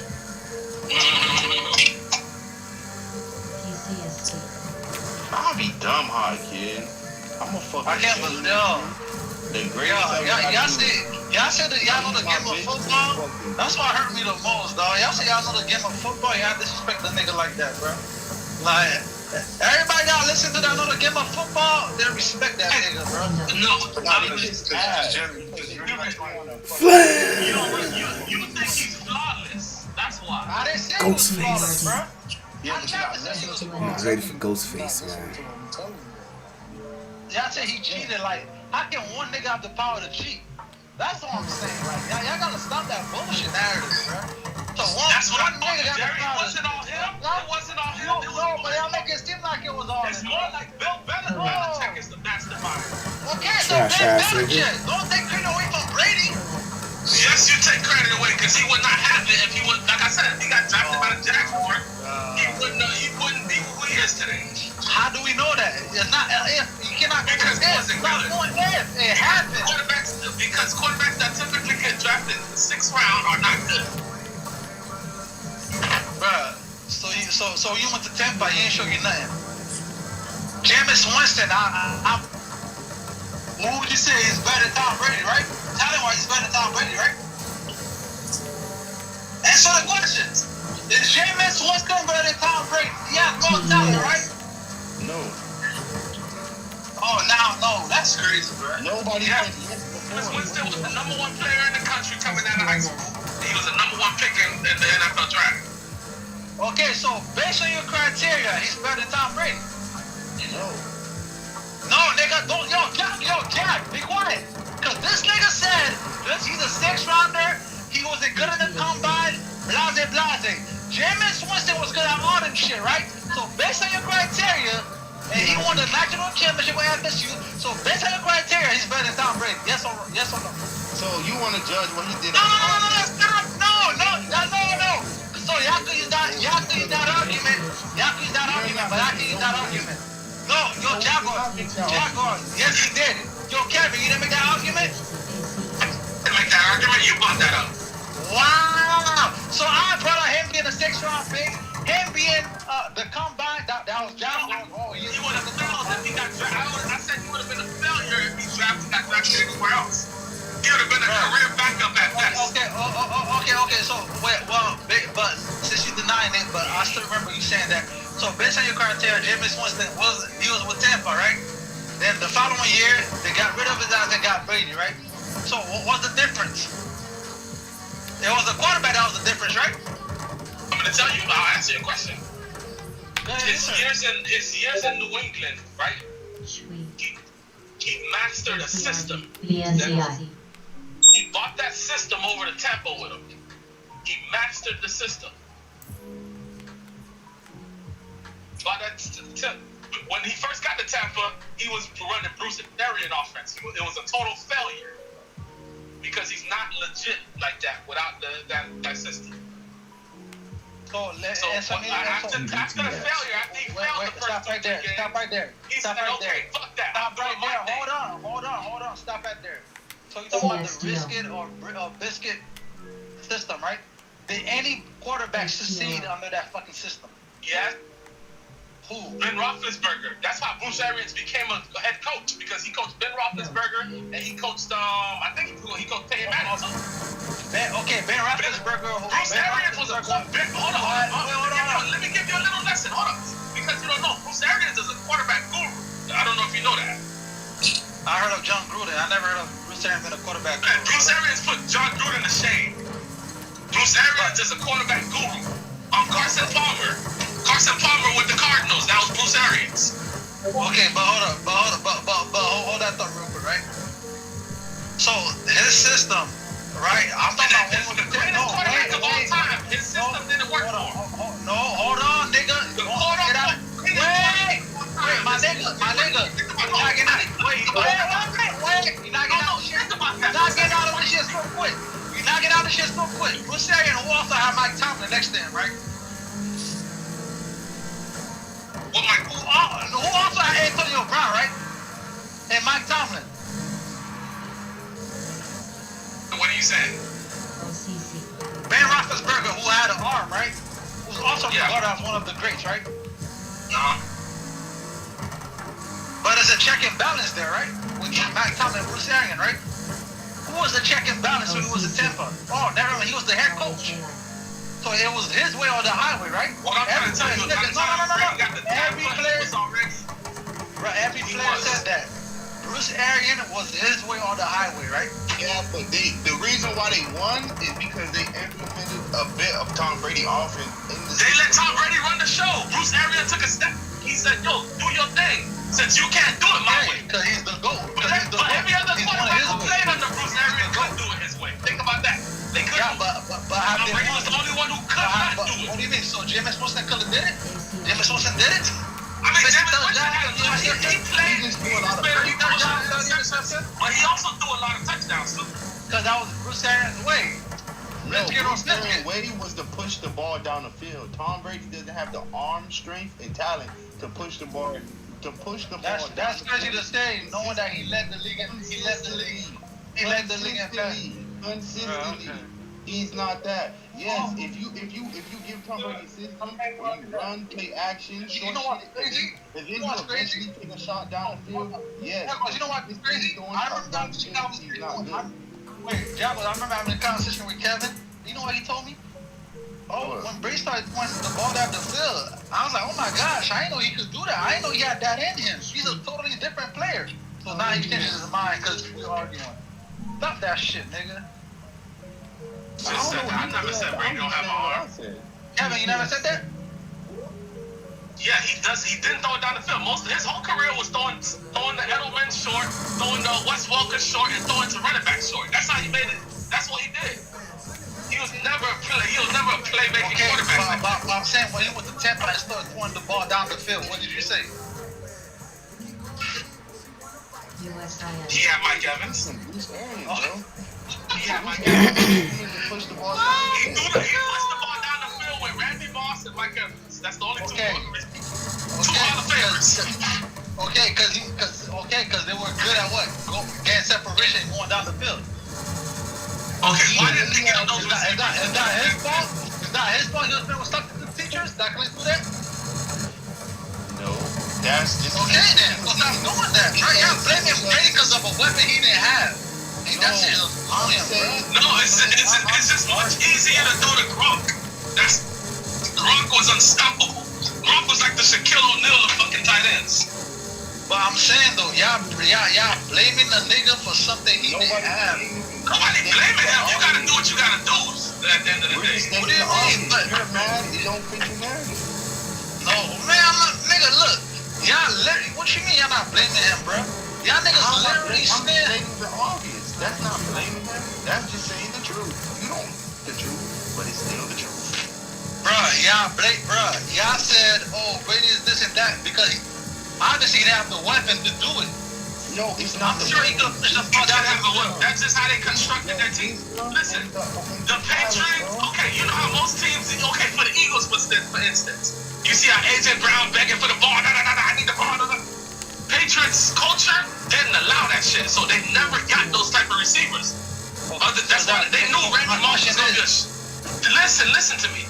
They knew Randy Moss was going to be a short-term thing. Okay, we got to deal with this nigga for 1 year, maybe. They never got the outside receiver that want the ball. I need the ball, man. That's not what they do. That's why they got white boys who going to play their role and do their thing. And which I don't blame them. Always say, when it comes to a point, you got to get rid of them type of niggas. They bad for the locker room. Because when they're not getting the ball, they start bitching. So that's what the Patriots culture was. Even I'm pretty sure Brady used to tell them niggas, get me a receiver, get me this, get me that. But they like, no, we don't want those type of guys in the locker room. Okay, that's what I'm saying. So how do y'all really know how skillful Brady really was if he didn't? Because when he had it, he was crazy with it. Driver's license or government-issued ID into the scanner. Please do not insert cracked, taped, he was limited because of or non-government ID system. Your entry has been verified. Please proceed to the gate. he wasn't as mobile as other quarterbacks. He didn't have the arm strength as other quarterbacks. But you know the guy, he had the arm strength. He had the arm strength, but he never had the chance to see it until Randy Moss got there. Because when Randy Moss got there, bruh, y'all didn't get a chance to see it until Randy Moss got there, bruh. You're getting in his feelings because I'm not saying he's the best arm strength. He's the fastest quarterback. He's the strongest quarterback. He's the tallest. Just because I'm not saying he's the best at a piece of,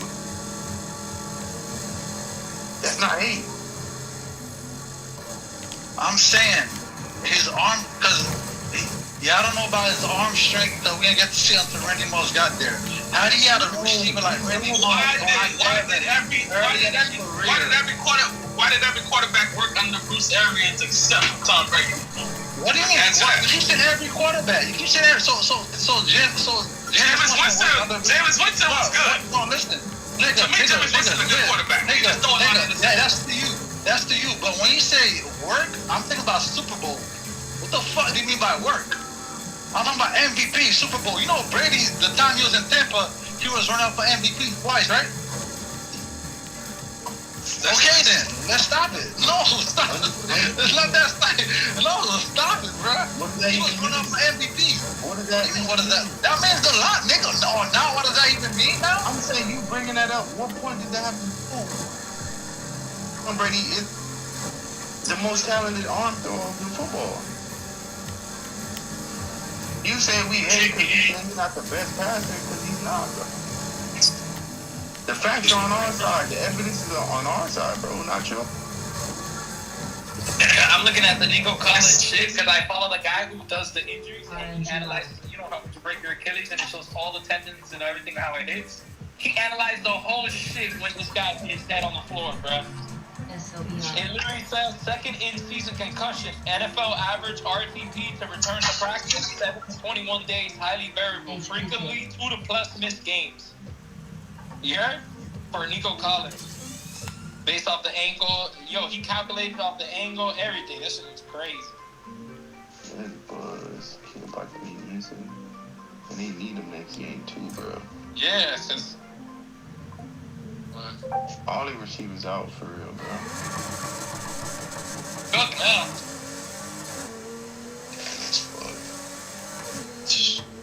The rookies gotta step up. In big time.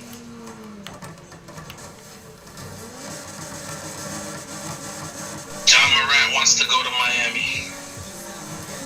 Yeah, for the club. Pat Riley ain't gonna play that other. You better get right. I can't believe these niggas, man. No, you can't believe. Like them to go like that, man. You, nigga. You can't you know what? that he's... Well, now, I'm going to Tom Brady Hall of Fame party. Y'all niggas not invited. That kid finna... Hey, they finna do you like Jazzy Jeff. Yeah, niggas is not invited, dog. Harbaugh fired Greg Roman. That's crazy. Don't worry, Kev. All you got is Tua.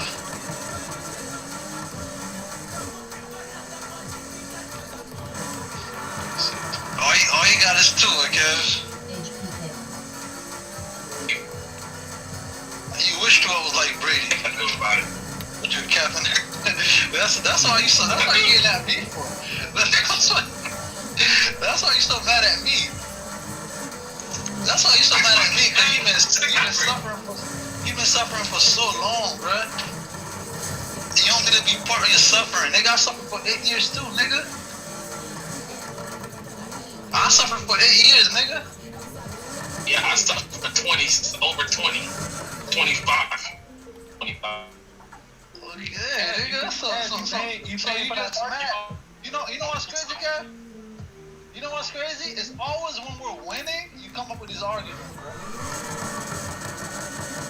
You trying to make out your suffering on me.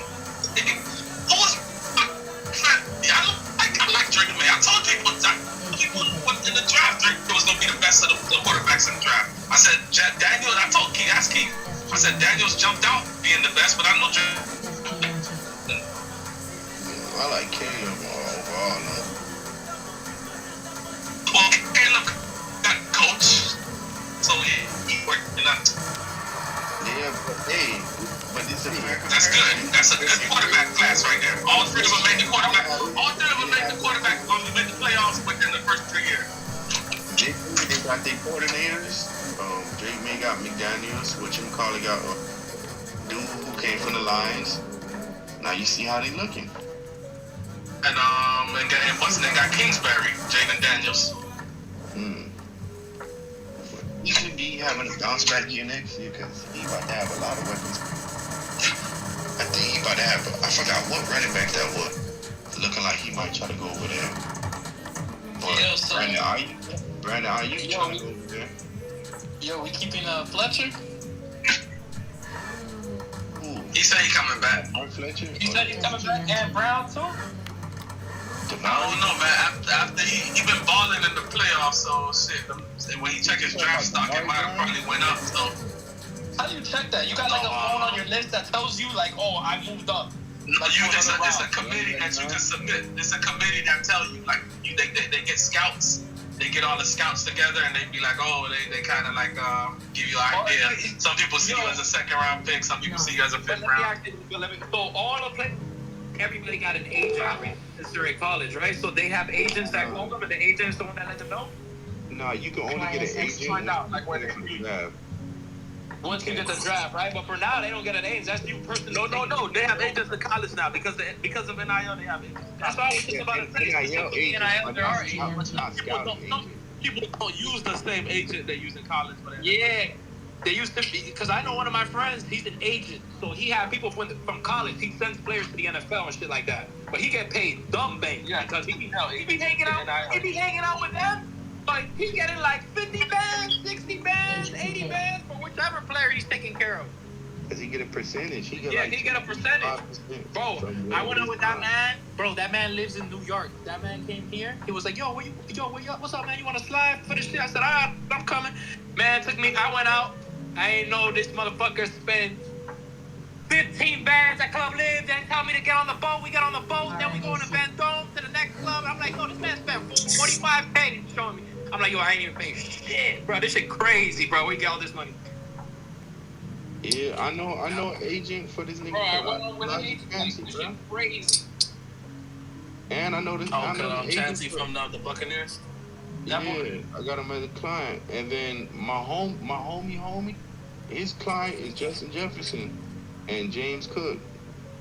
Oh, so you see?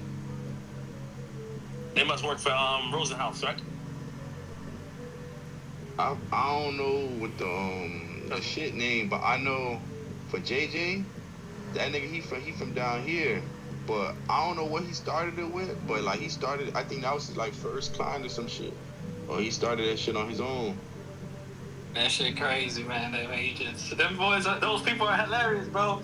As soon as you get, bro, you pull up to, I was going to the phone. It's more money than ever in that shit now. Yo, it's way more money, bro. All you need is, all them boys do, bring a boat, and bring lick, and dimes will pull up. That shit was crazy. Let me pull up on these hoes real quick. Hold up. Yo, I was in there like, yo. Yeah, that's what that money do. That money do. KXIN. It'll be like that woman, you know, when you saw Stephon Diggs with Cardi B, but then they had a whole bunch of dimes on that boat. This shit was right here. Yeah, and she still ain't need Kid Walker. Who better? She still ain't need him. Cause she knows she can't do no better than him. Crazy, man. And then it's so fucked up. That J can't even sign for his own jet. You know, that shit Offset, baby. KLRS. You said that's Offset, baby? Yeah, because they still married. And when you married and your dime have a jet, whoever she cheated on you with can't sign. So it's legally Offset. Don't give a damn. And no, I heard he do. And I heard he not even fucking with Cardi because of that shit. He can't even sign for his jet.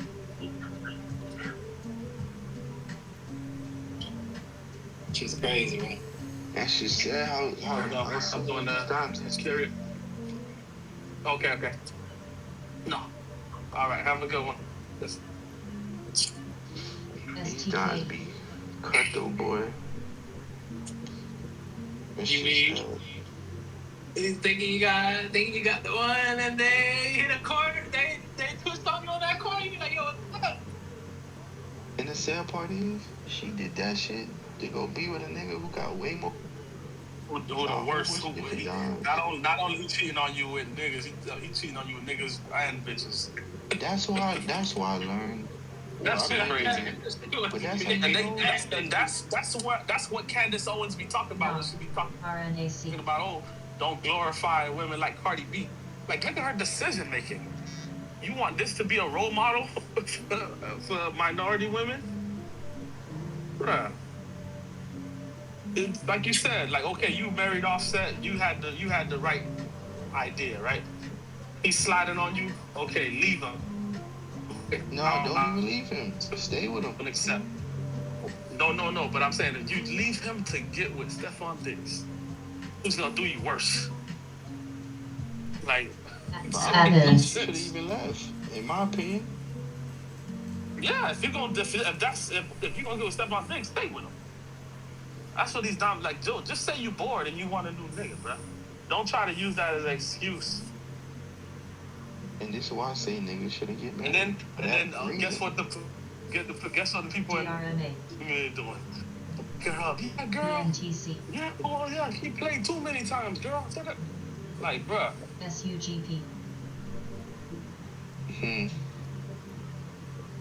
You didn't make a good decision. At all. And this is and she want to get into politics and talk all this shit like she a role model. Man, she hell no. Look, any female. You think I'll let my daughter look up to Cardi B? Your daughter shouldn't look up to nobody on TV. Exactly. And then over here, Kim Kardashian pulling up at Harvard so she can lecture everybody about the business. Yeah, when she's a thought. She don't even look up to Candace Owens. She don't look up to nobody on TV. Rihanna, none of that. They all gotta show that, yeah, we got the money from a certain way, but then after that, that's how we got the money. It's this one girl I follow. She opened up a whole school for, she does OnlyFans, but she's from the Philippines. She's cool though, but she opened up a whole school for all the children and shit. But of course, they don't know that you did that. You know, you feel me? You bought them all that shit. You feel me? When they get older, they gonna know it's old. And if that's my chick, I'm gonna tell her that I'm a thought. Like, what? Now, once I leave, all the haters come back. Once you leave, people forgot about you. Bro, we talking about something total. Now he came back and I just say you want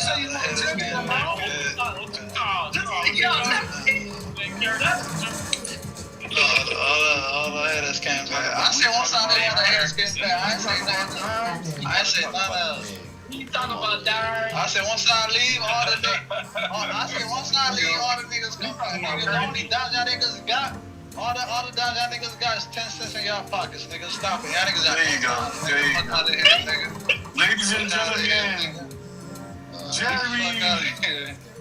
Hey, don't say my name, it's Trill. Man, his name is Thomas Jr. That's a good ass name. I ain't gonna lie.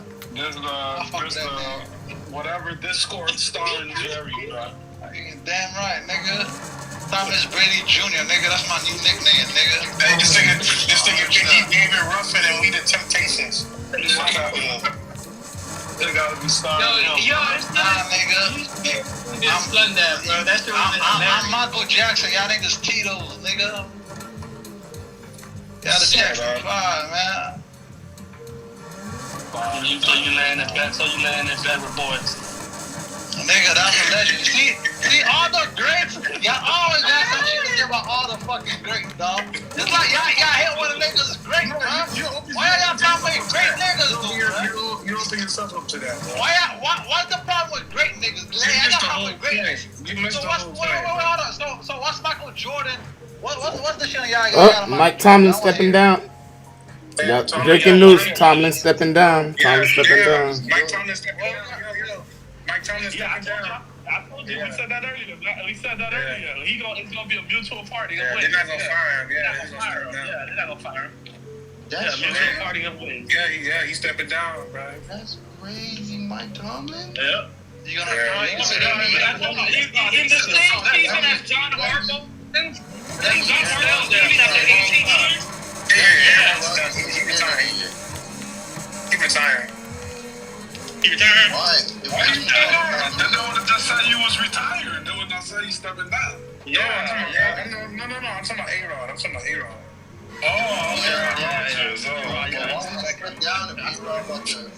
A-Rod leaving, I thought he was going to stay another year. He's not like Tom Brady. He can't play till he's 45. And that, I mean, his shit on everything Tom Brady was this nigga, boy. He can't play till he's 45. Nah, Carl, the real Carl. The reason why he said LeBron's greatness is because he can play at such a youth age. You gotta get the same respect as Brady. Yo, Jerry. We talking about current news and football. Brady hasn't played in 5 years, bro. Move on, bro. We talking about current news, bro. He was 47 when we last played. I know, but show some respect. Aaron Rodgers can't do that. That is current news. Why Aaron Rodgers can't? Why does talented Aaron Rodgers can't do that? Yeah, y'all was saying Aaron Rodgers. Yeah, that's a good point. That's a good point. Why your boyfriend paying Benny couldn't do that? Huh, Kev? Mike Tomlin, that's what we were talking about. Runner-up MVP, 2 years in a row, 45 and 46 years old. Put some respect on the GOAT name, nigga. That's it. That's another player, Brady, of championships. I mean, another coach. Have more Super Bowls, man. Who? DRMA. You said Tomlin got more Super Bowls. STK. You said Tomlin got more the Brady wasn't he? Oh, he did. Oh, he did. He beat your boyfriend, Peyton Manning. He would have more than he have. But he would have kept beating down on your Peyton Manning. Would you want that to happen? He only had one ring. Would you want that? I mean, he has 2. Now come for the 7. No, but anyway, Mike Tomlin. Now that we know he's out there, where do you think he's going? That's tough. That's the same thing for John Harbaugh. Atlanta. I think Atlanta would be great for him. I think Atlanta would be great for Mike Tomlin. I don't think he's gonna leave the AFC, bro. He need to change the scenery. Hey, he can't stay in the AFC. He can't go to the Ravens. He need to get out of there. I want to see him. Like I said, I don't think a coach like that will take the Dolphins job because it's a bad job right now. It means a lot. The Browns is perfect. AFC, he gets his revenge. He got Shador. He probably wanted to draft Shador too.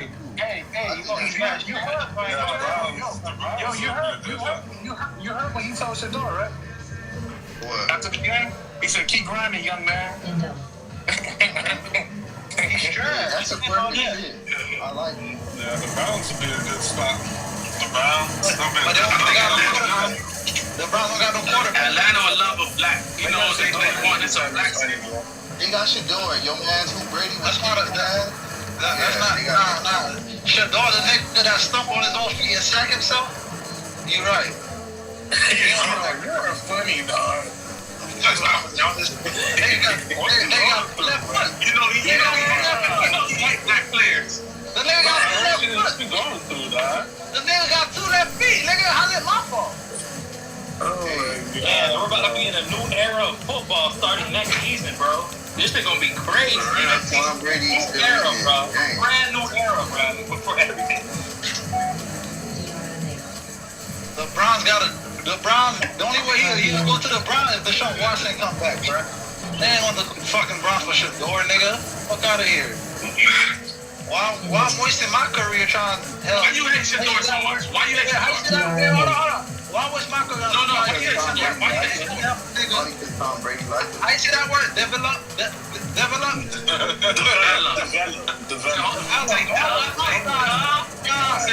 You struggle with a lot of words. You talk a lot of shit, dog.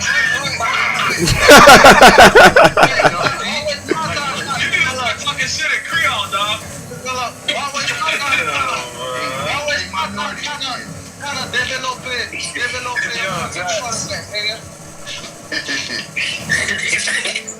Minority, man. Fuck develop. Say that. What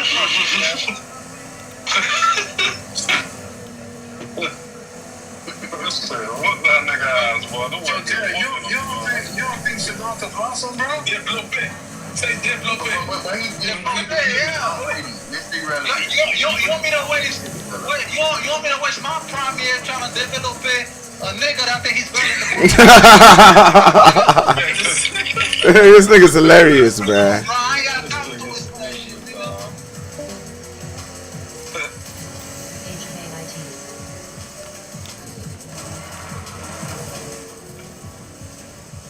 Damn, bro. This nigga been there since Bill Power. Yeah, bro. That's a lifer right there, man. Long time. They kept him, bro. They did him wrong, bro. They tried to scapegoat him. Nah, it just got stale, man. When things get stale like that, you just got it. That's what I'm saying. You can't. But the thing is, you know why I got stale? Because they didn't draft replacements. They didn't replace until they pick too late every year. You see, even if you pick what the Chiefs having this year, to be bad, you gotta be bad.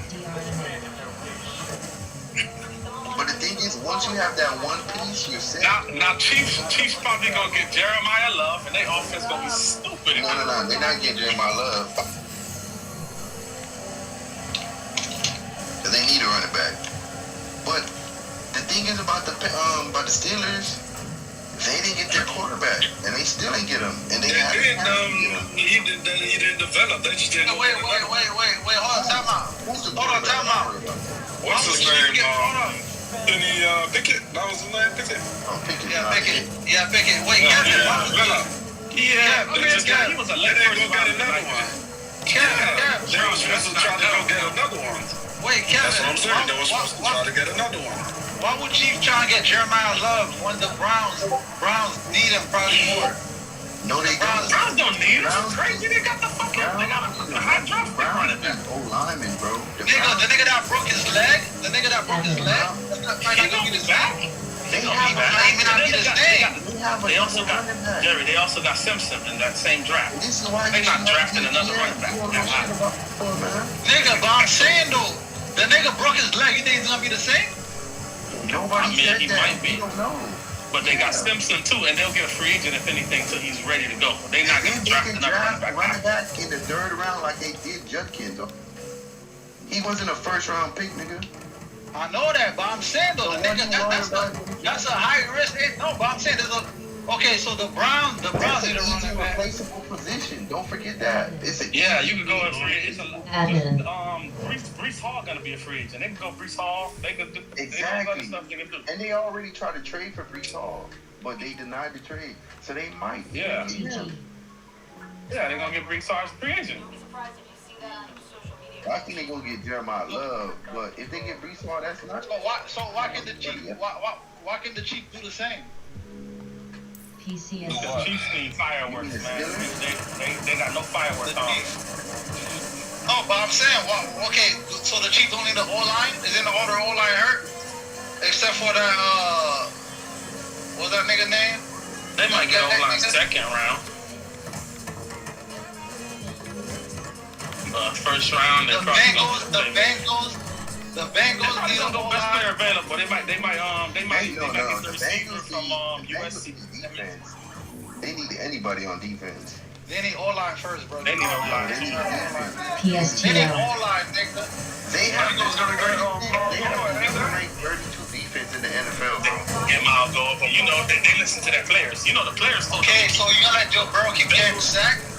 Bengals always listen to their players. But I'm not gonna have the 32 ranked defense keep Joe Burrow on the field even longer than he needs to. That's an effect that you have in a bad defense. Your quarterback is on the field more.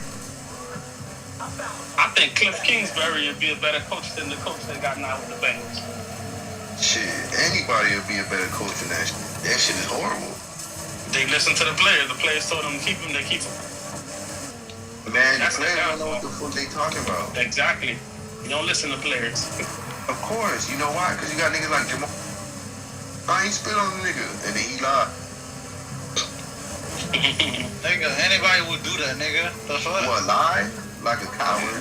After you got caught, like that, You only get fined. You only get fined $1 million. You gotta say, and that's how stupid Jamar Chase is. He thought with all that money, none of those cameras caught him. That's how stupid he is. This is why you don't listen to players, because they're stupid like him. Oh no, I ain't spit on him. But yeah, niggas probably thought it was a small ass spit. That shit was this is why you don't listen to players like him, because they stupid, just like him. That nigga did a hump. Yeah, and that's why he got a hump too. That nigga stupid. He thought those $1 million cameras ain't catch. Jalen Carter, the 30th player in the league, though, boy. He gonna give Ndamukong Suh a run for his money. No. Hell no. That's not even close. Ndamukong Suh. And then you forgot the old lineman. You forgot the old Eagle. Where I think AJ Brown? Where I think AJ Brown going? Yo, what's up, Akunshia? Far for the Eagles? Indo. Probably Ravens. Far for the Eagles? Nah, he not going to the Ravens. I would not want that for him. Because he not going to get the ball there either.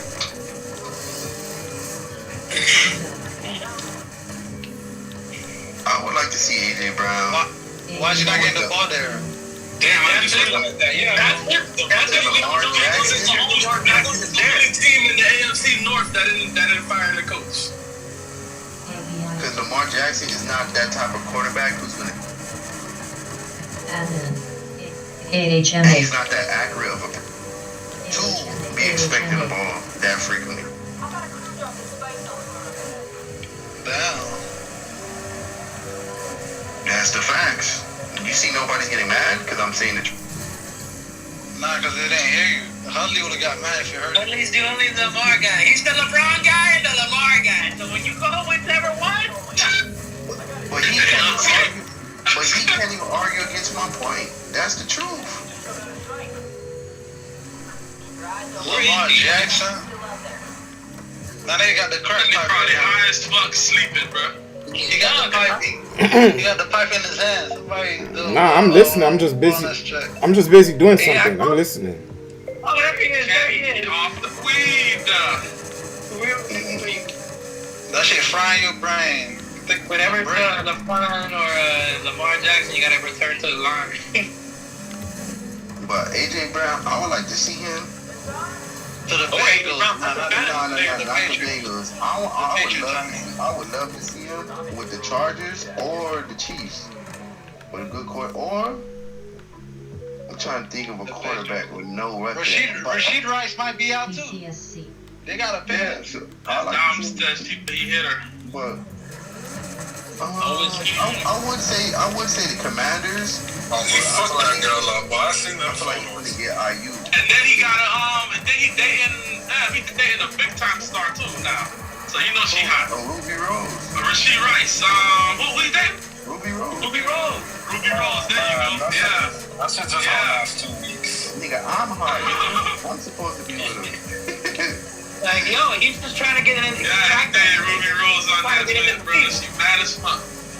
Yeah, that's why she try to expose all that shit, but he found out what? Nigga, you left me for Ruby Rose.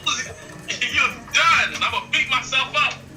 That's what everybody was saying. How come when the man leaves with the shit and you go the other way, that's when we all start seeing? IPST.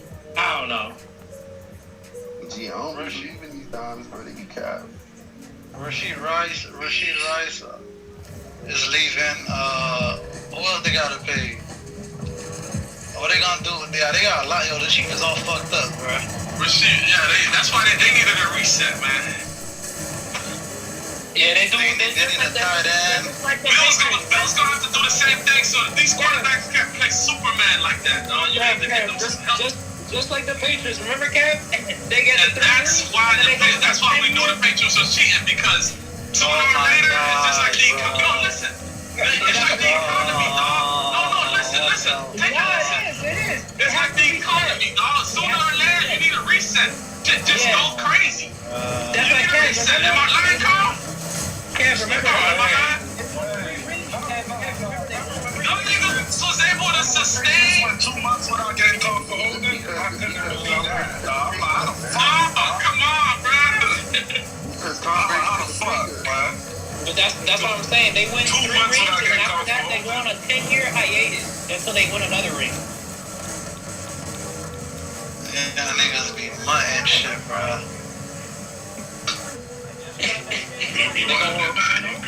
Takes to make these long playoff runs every year, and you like, come on, dog. They gotta give other people an opportunity, otherwise it's not The structure. They're the Ivy League team of football, bro. The structure, bro. Is it hard to understand that? Ivy League. Nah, they just a cheap ass nigga, man. Tom Brady. Oh, yeah, niggas here, bro. He was getting paid below average, bro. For a reason. Another thing, I used to hit the boys with. What all-star player you know taking pay cuts? Who's really a star?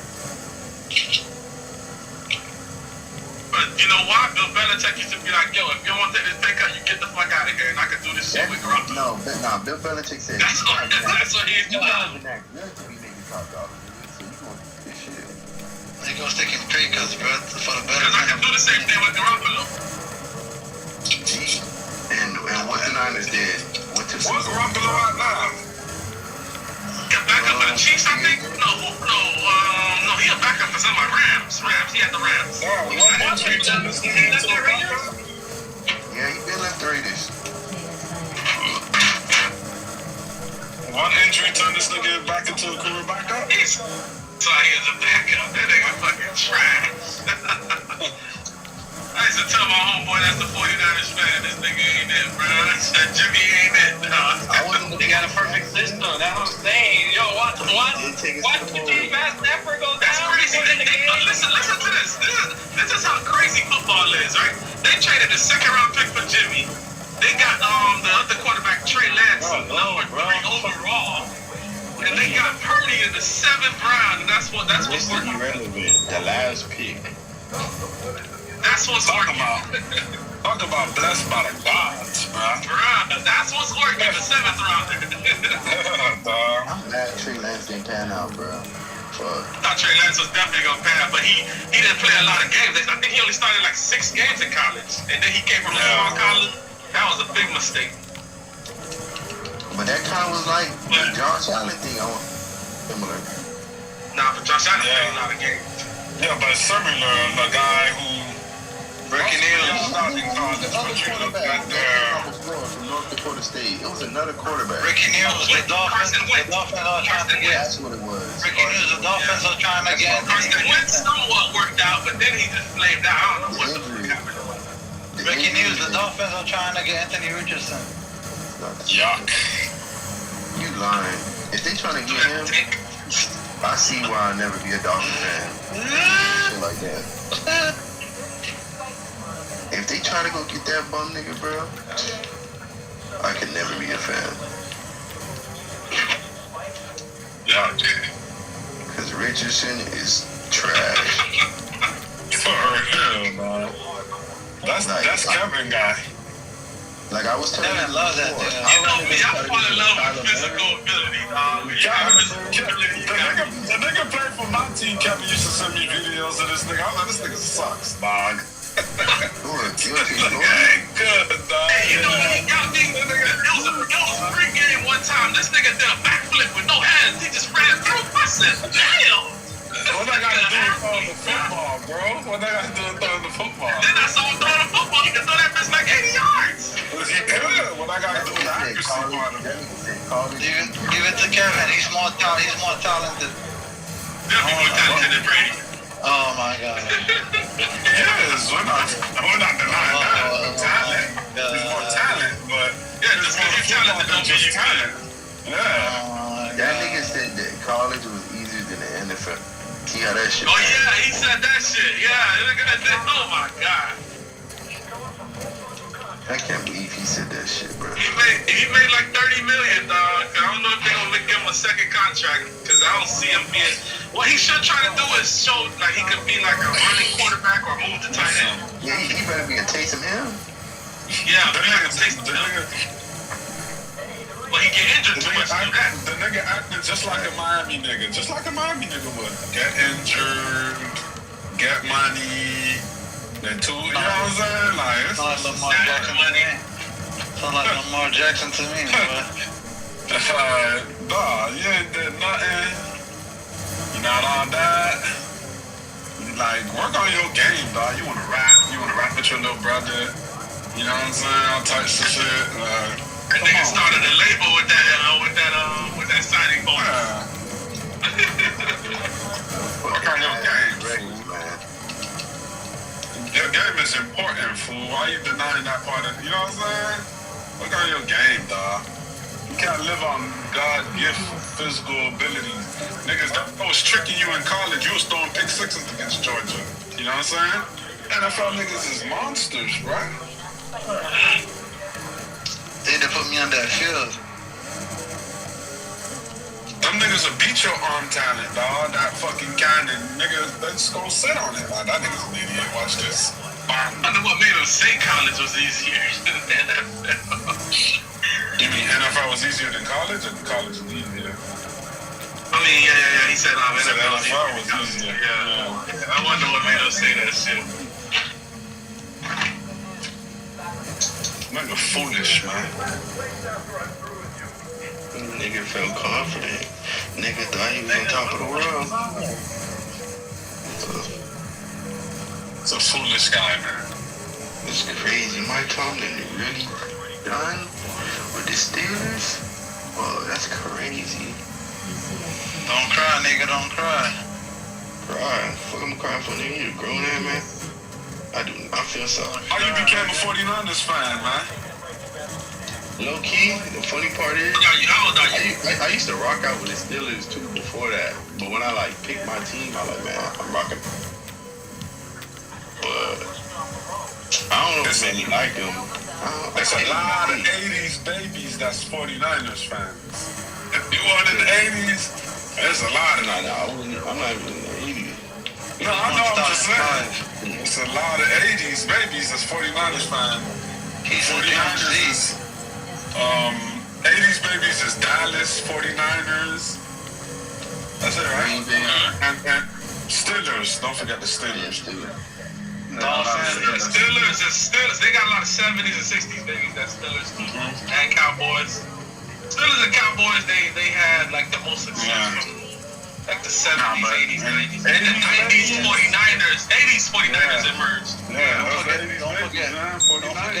Don't forget Dolphins, bro. Yeah, that's where they're from. They're from. That was other Dolphins. Fans of the Dolphins.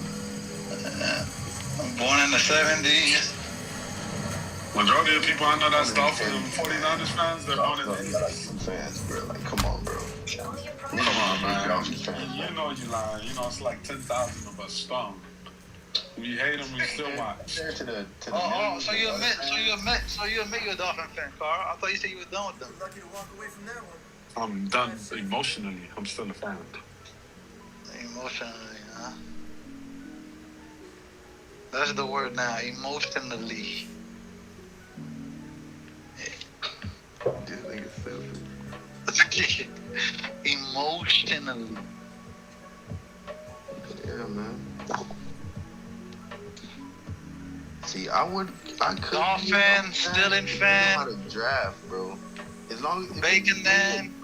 A quarterback to be able to root for, maybe I could be a fan, bro. But it's hard. PCSC.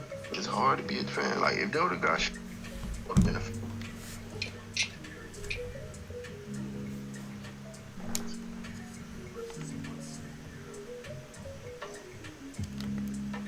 I want to see what they do with their quarterback situation in the next 2 years. Because Quinn Ewers not it. That's the best quarterback y'all got. Yeah. He was the best quarterback y'all got, huh? Dang. This shit has better have save.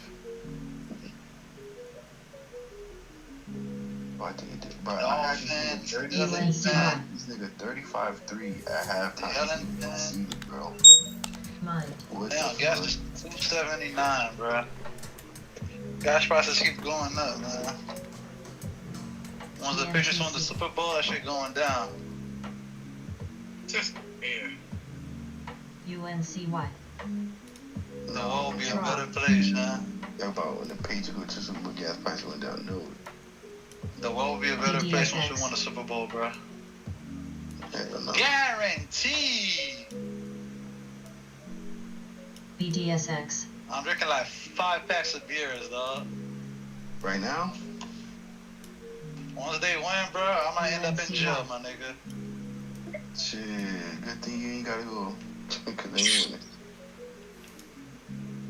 Yo, Kevin, I'm gonna be harassing you like a motherfucker, boy. Kevin, you better pray. I hated it. I told you I hated them when they had Brady and they was cheating and that whole thing. I don't hate the Patriots no more. There's nothing to hate on. UNCY. LVLU. It's a new strap. LVLU. Oh, Bitcoin's moving. Oh shit. Okay. Yeah, I better pray, boy. Here comes Bitcoin.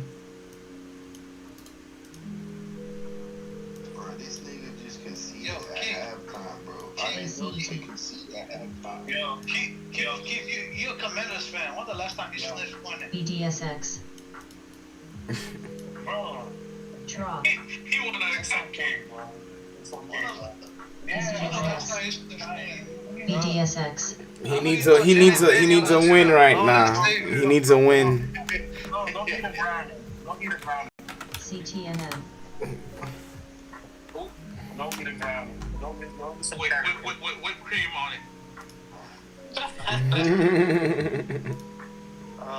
Draw.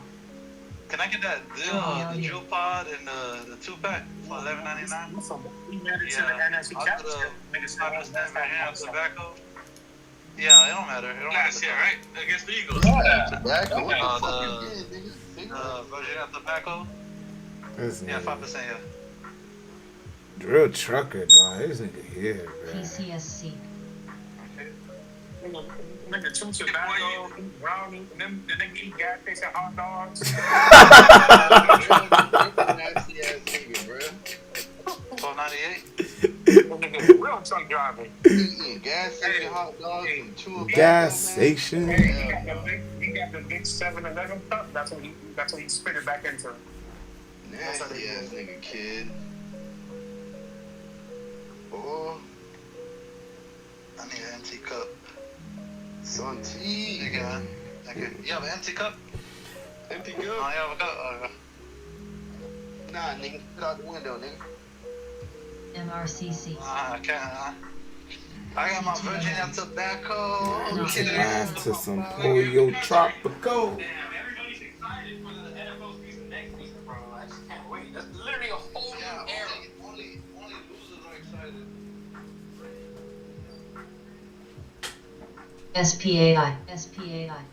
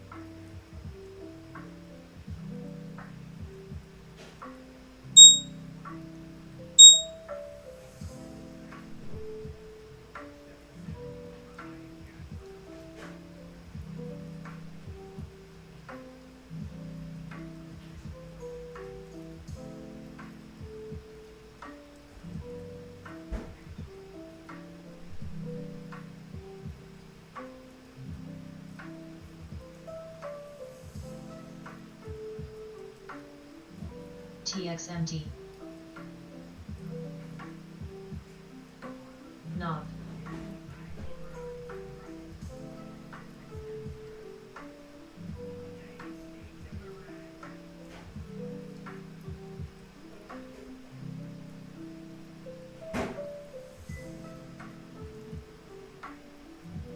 Knob.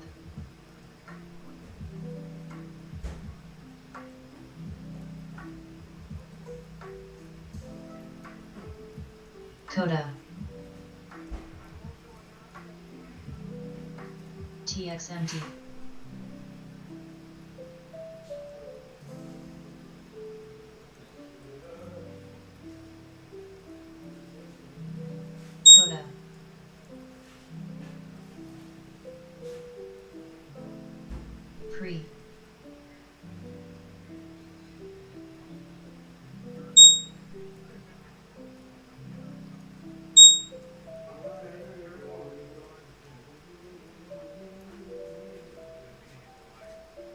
KXIN. Coda.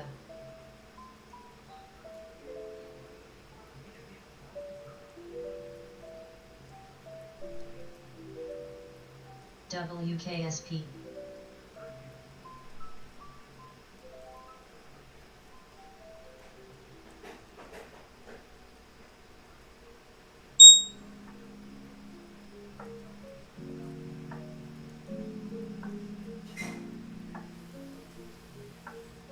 ANL.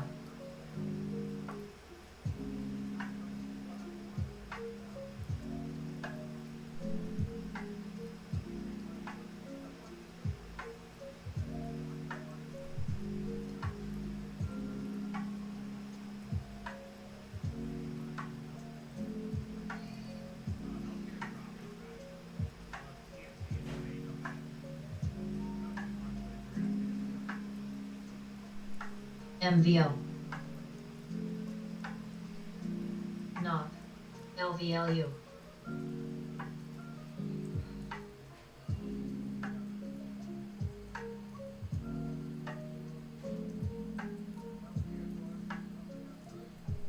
MVO.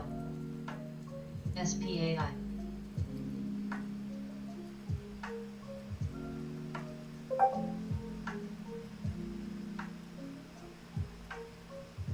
SPAI.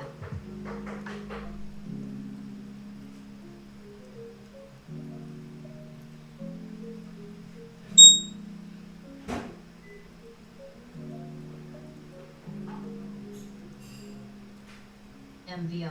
MVO. MVO.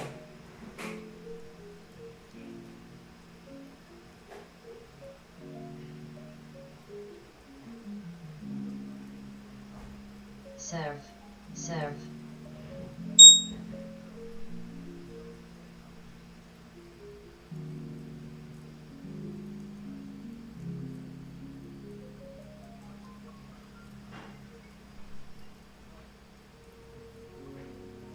BNTC. TRA. MVO. NOP. SQNS.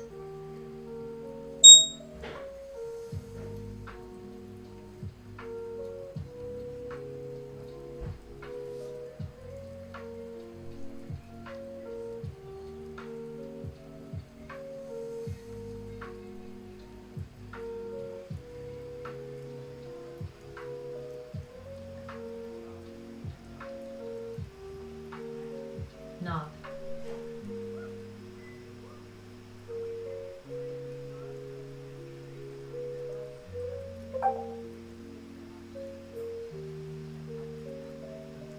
TRA.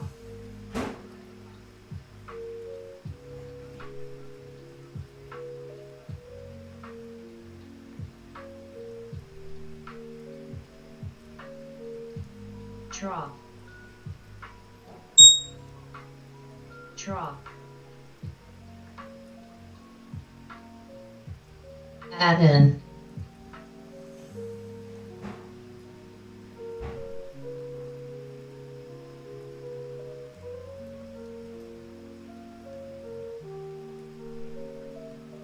HCHL.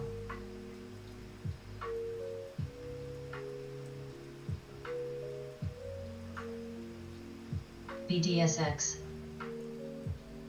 NOP.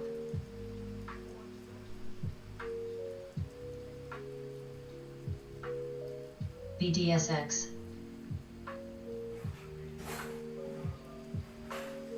MEC. TRA. NOP. TRA.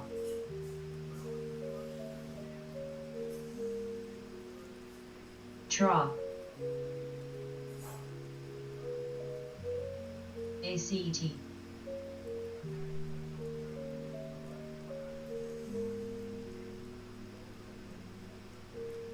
Note.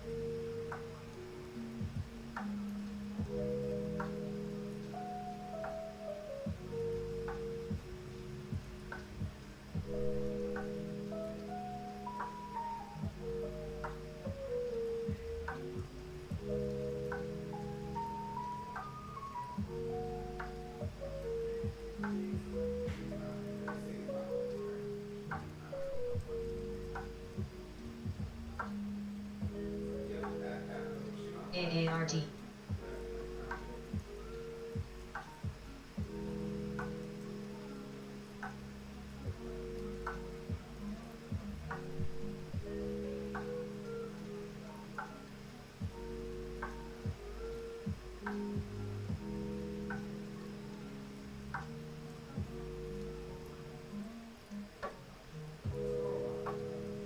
KXIN.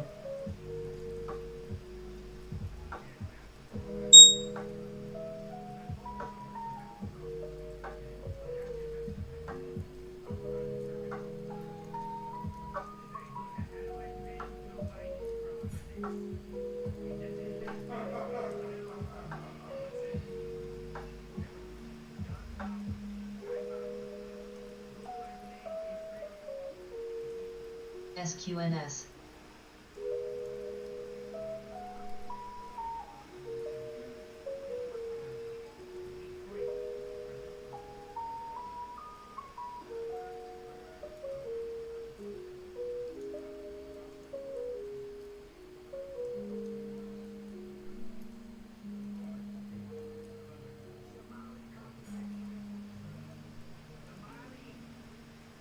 STK.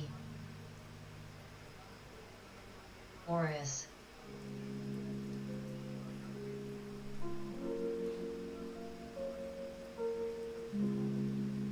Sev. Tra.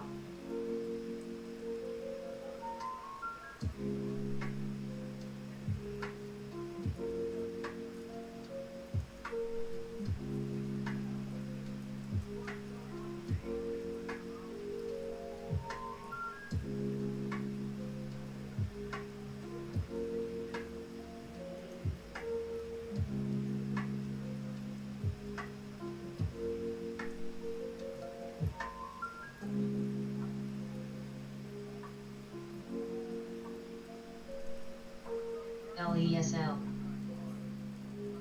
Mech.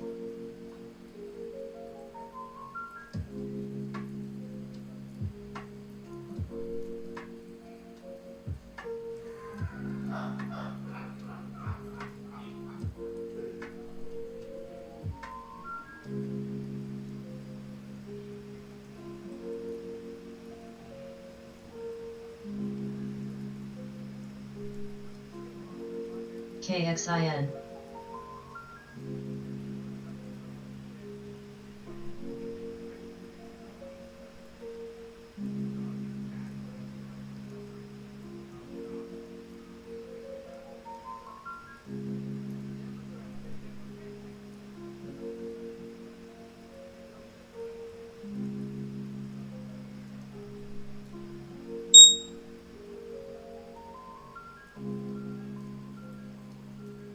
ALLR. PCSC.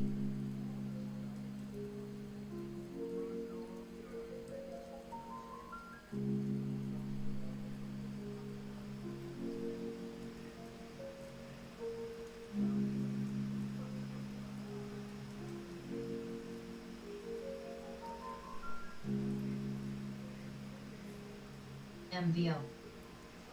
MVO.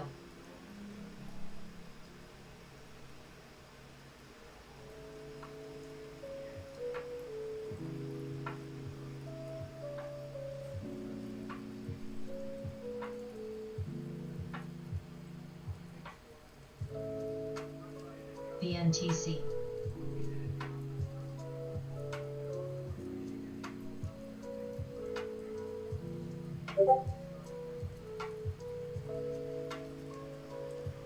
MED. SKVL.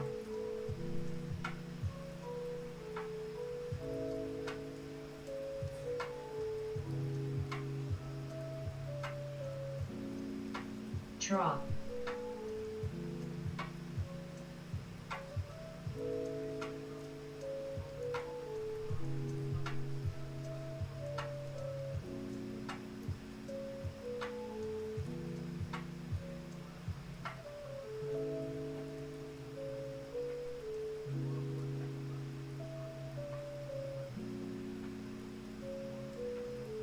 KXIN.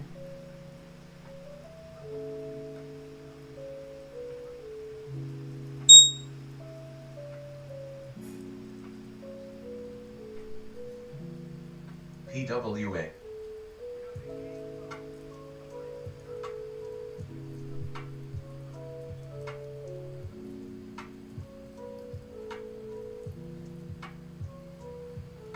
AHMA.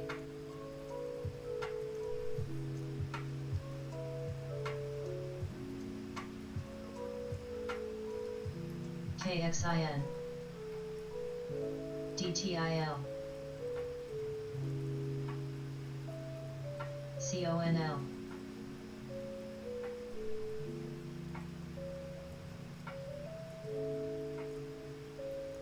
KXIN. Aureus.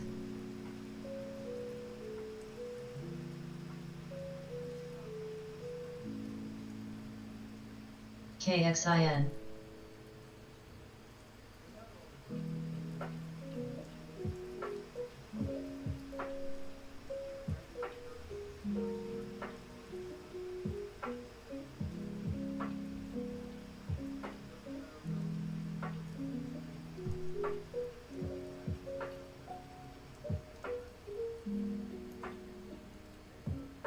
BTAI.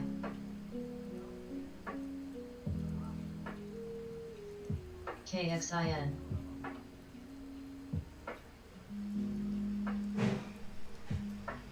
ONDS.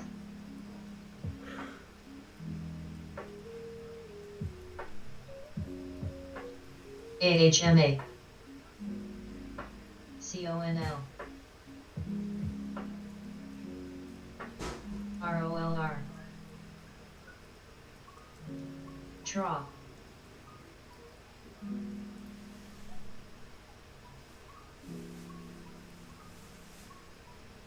KXIN.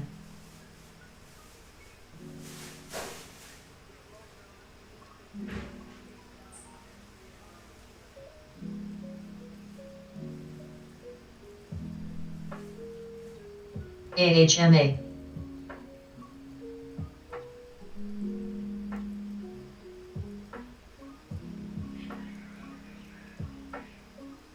AART.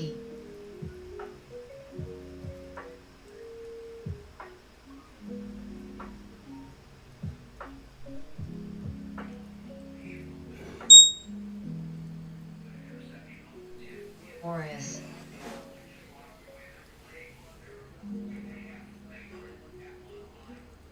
KXIN. ACT. DXF.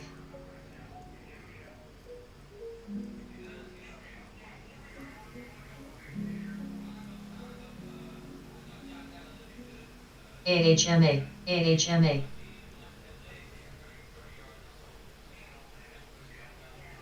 AHMA.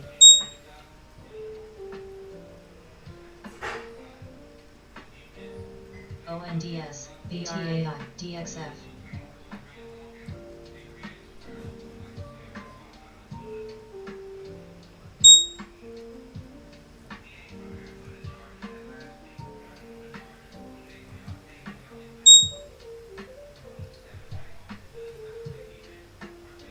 DXF.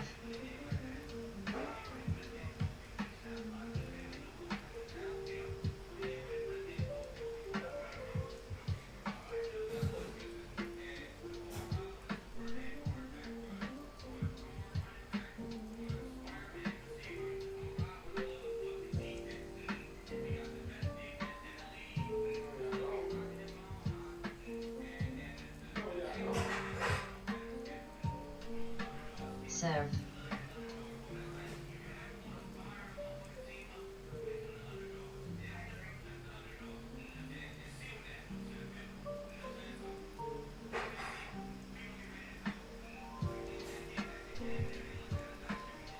CONL.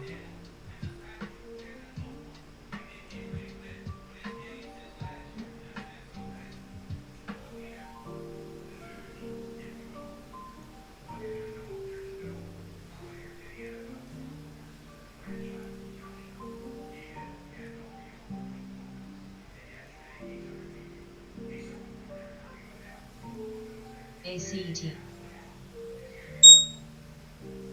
BTAI. AWA.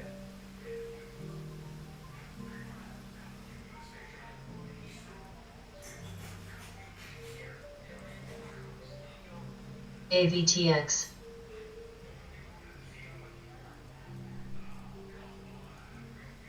ONDS, ROLR.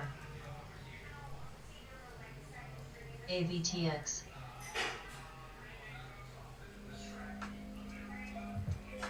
BNTC.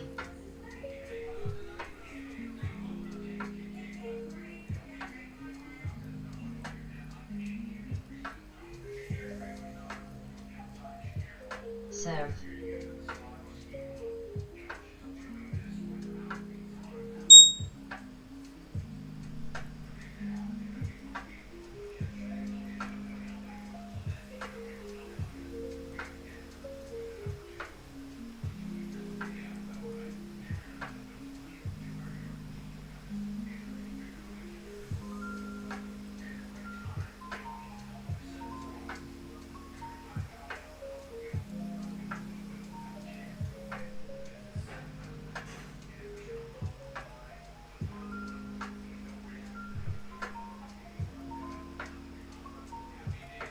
ONDS.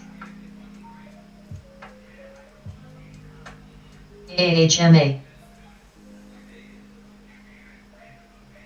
AHMA. CONL.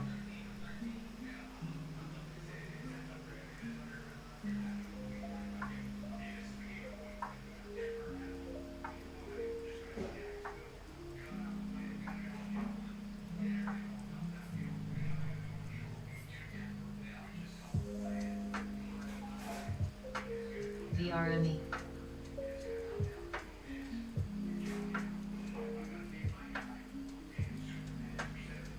VRME. VRME. STK. UNCY.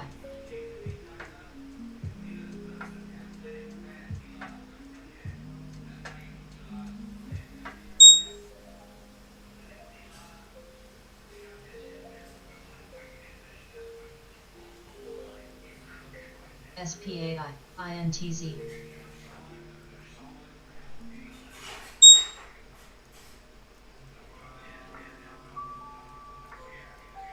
STK.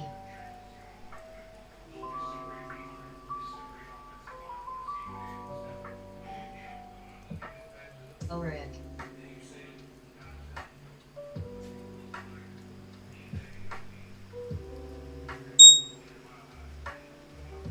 HTOL.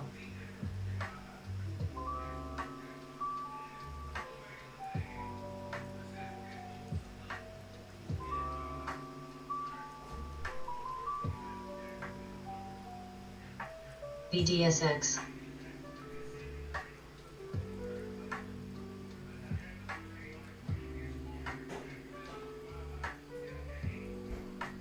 AVTX.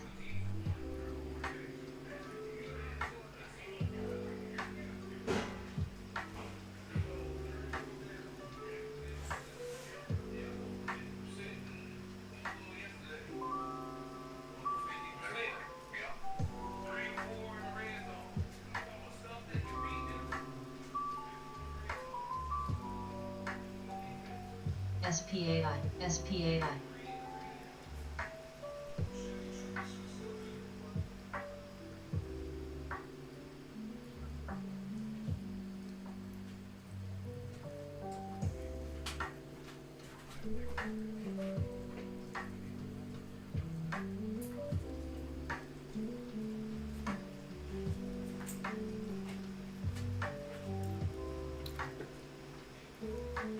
BDSX. BDSX.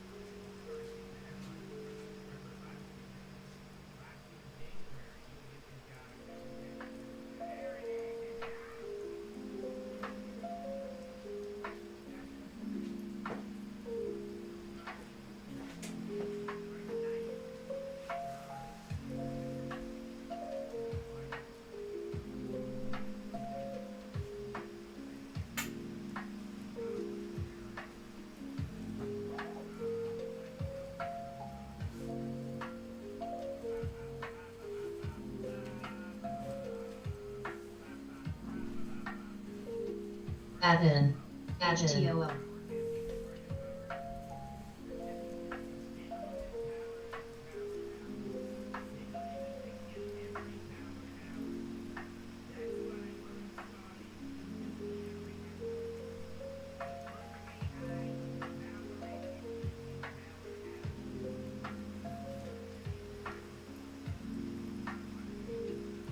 ROLR.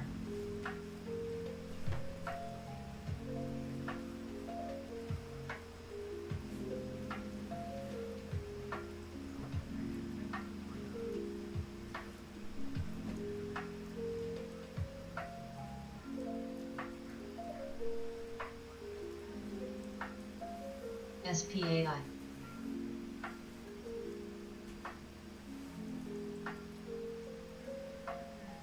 MED. CONL. STKE.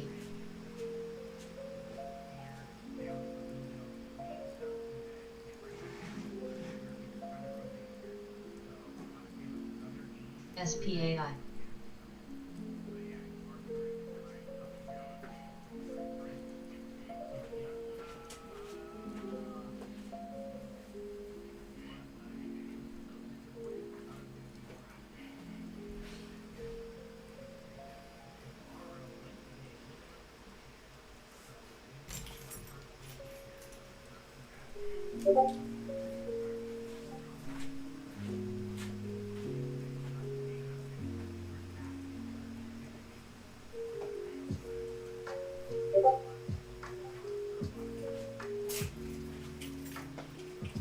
ALLR.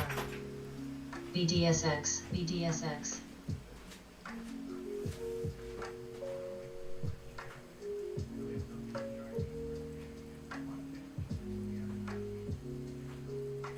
DXF. CONL. AVTX.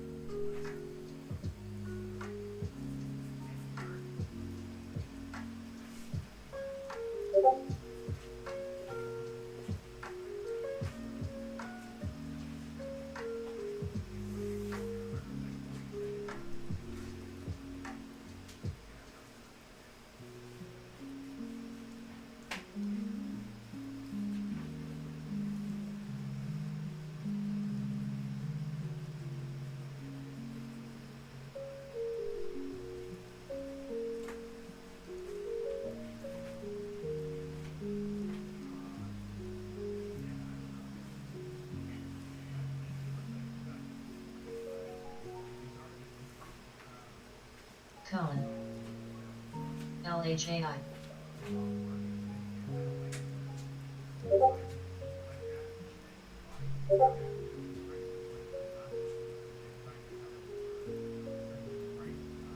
STKE. CONL.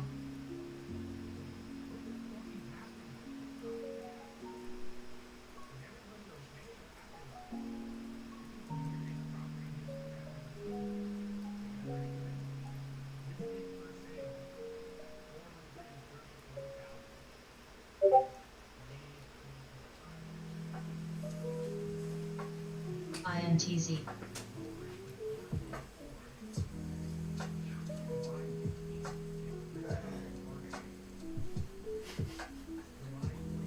ALLR.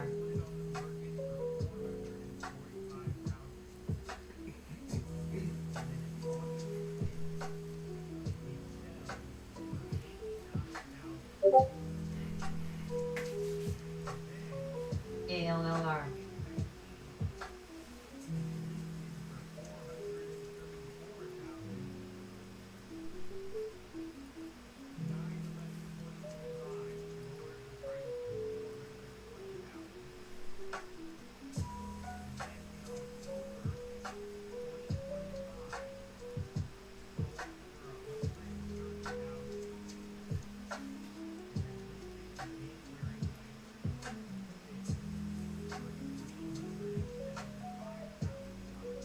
PWA.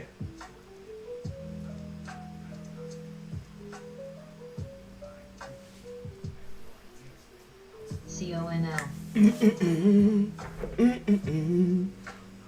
UXIN.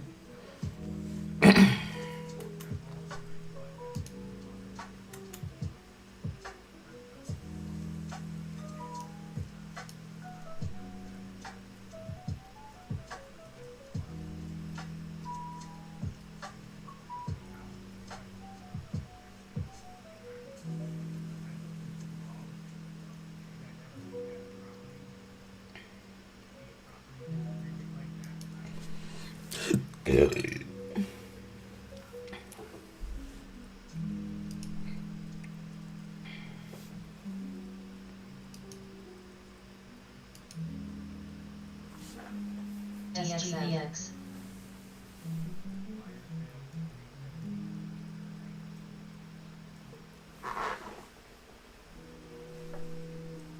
CONL.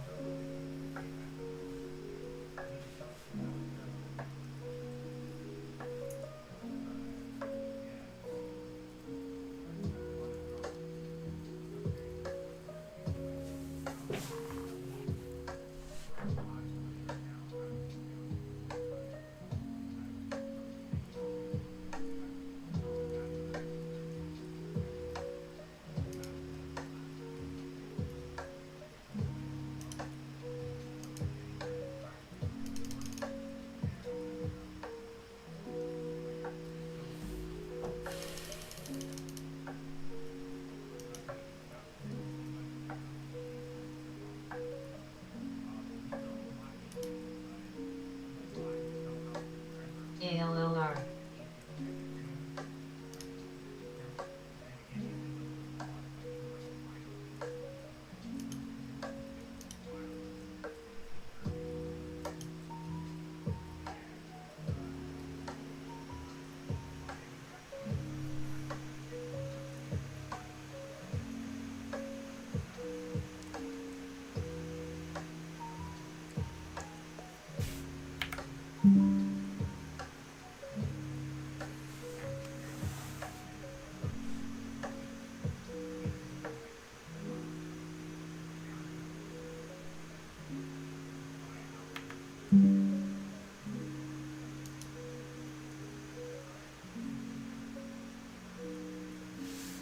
STK.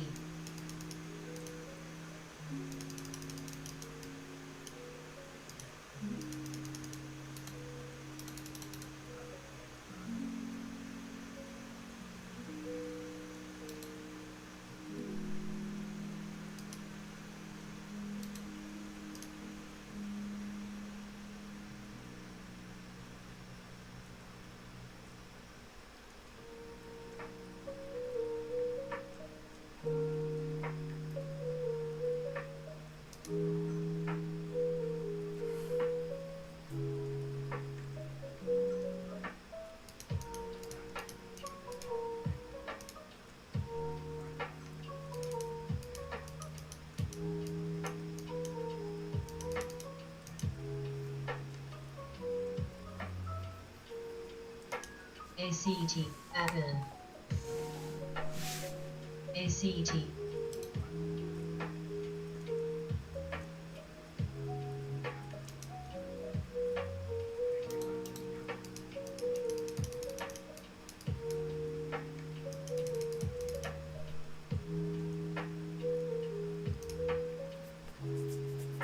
LHAI.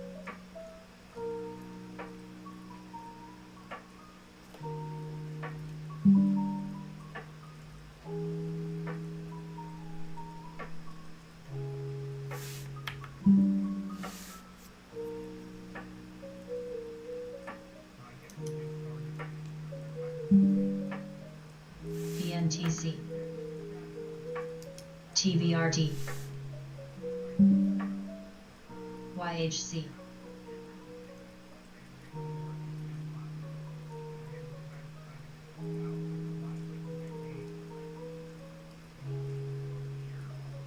RNAZ. ROLR.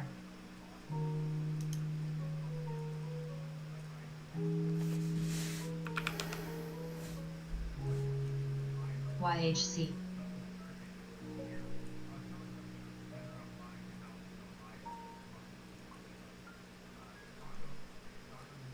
PWA.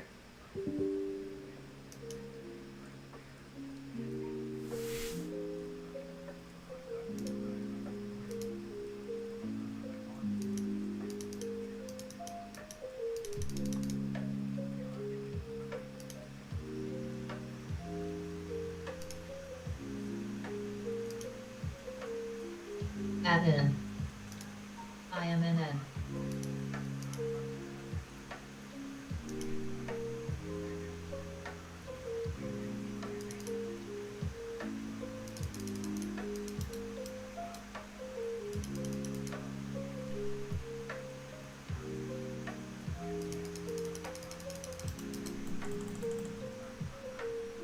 MLEC.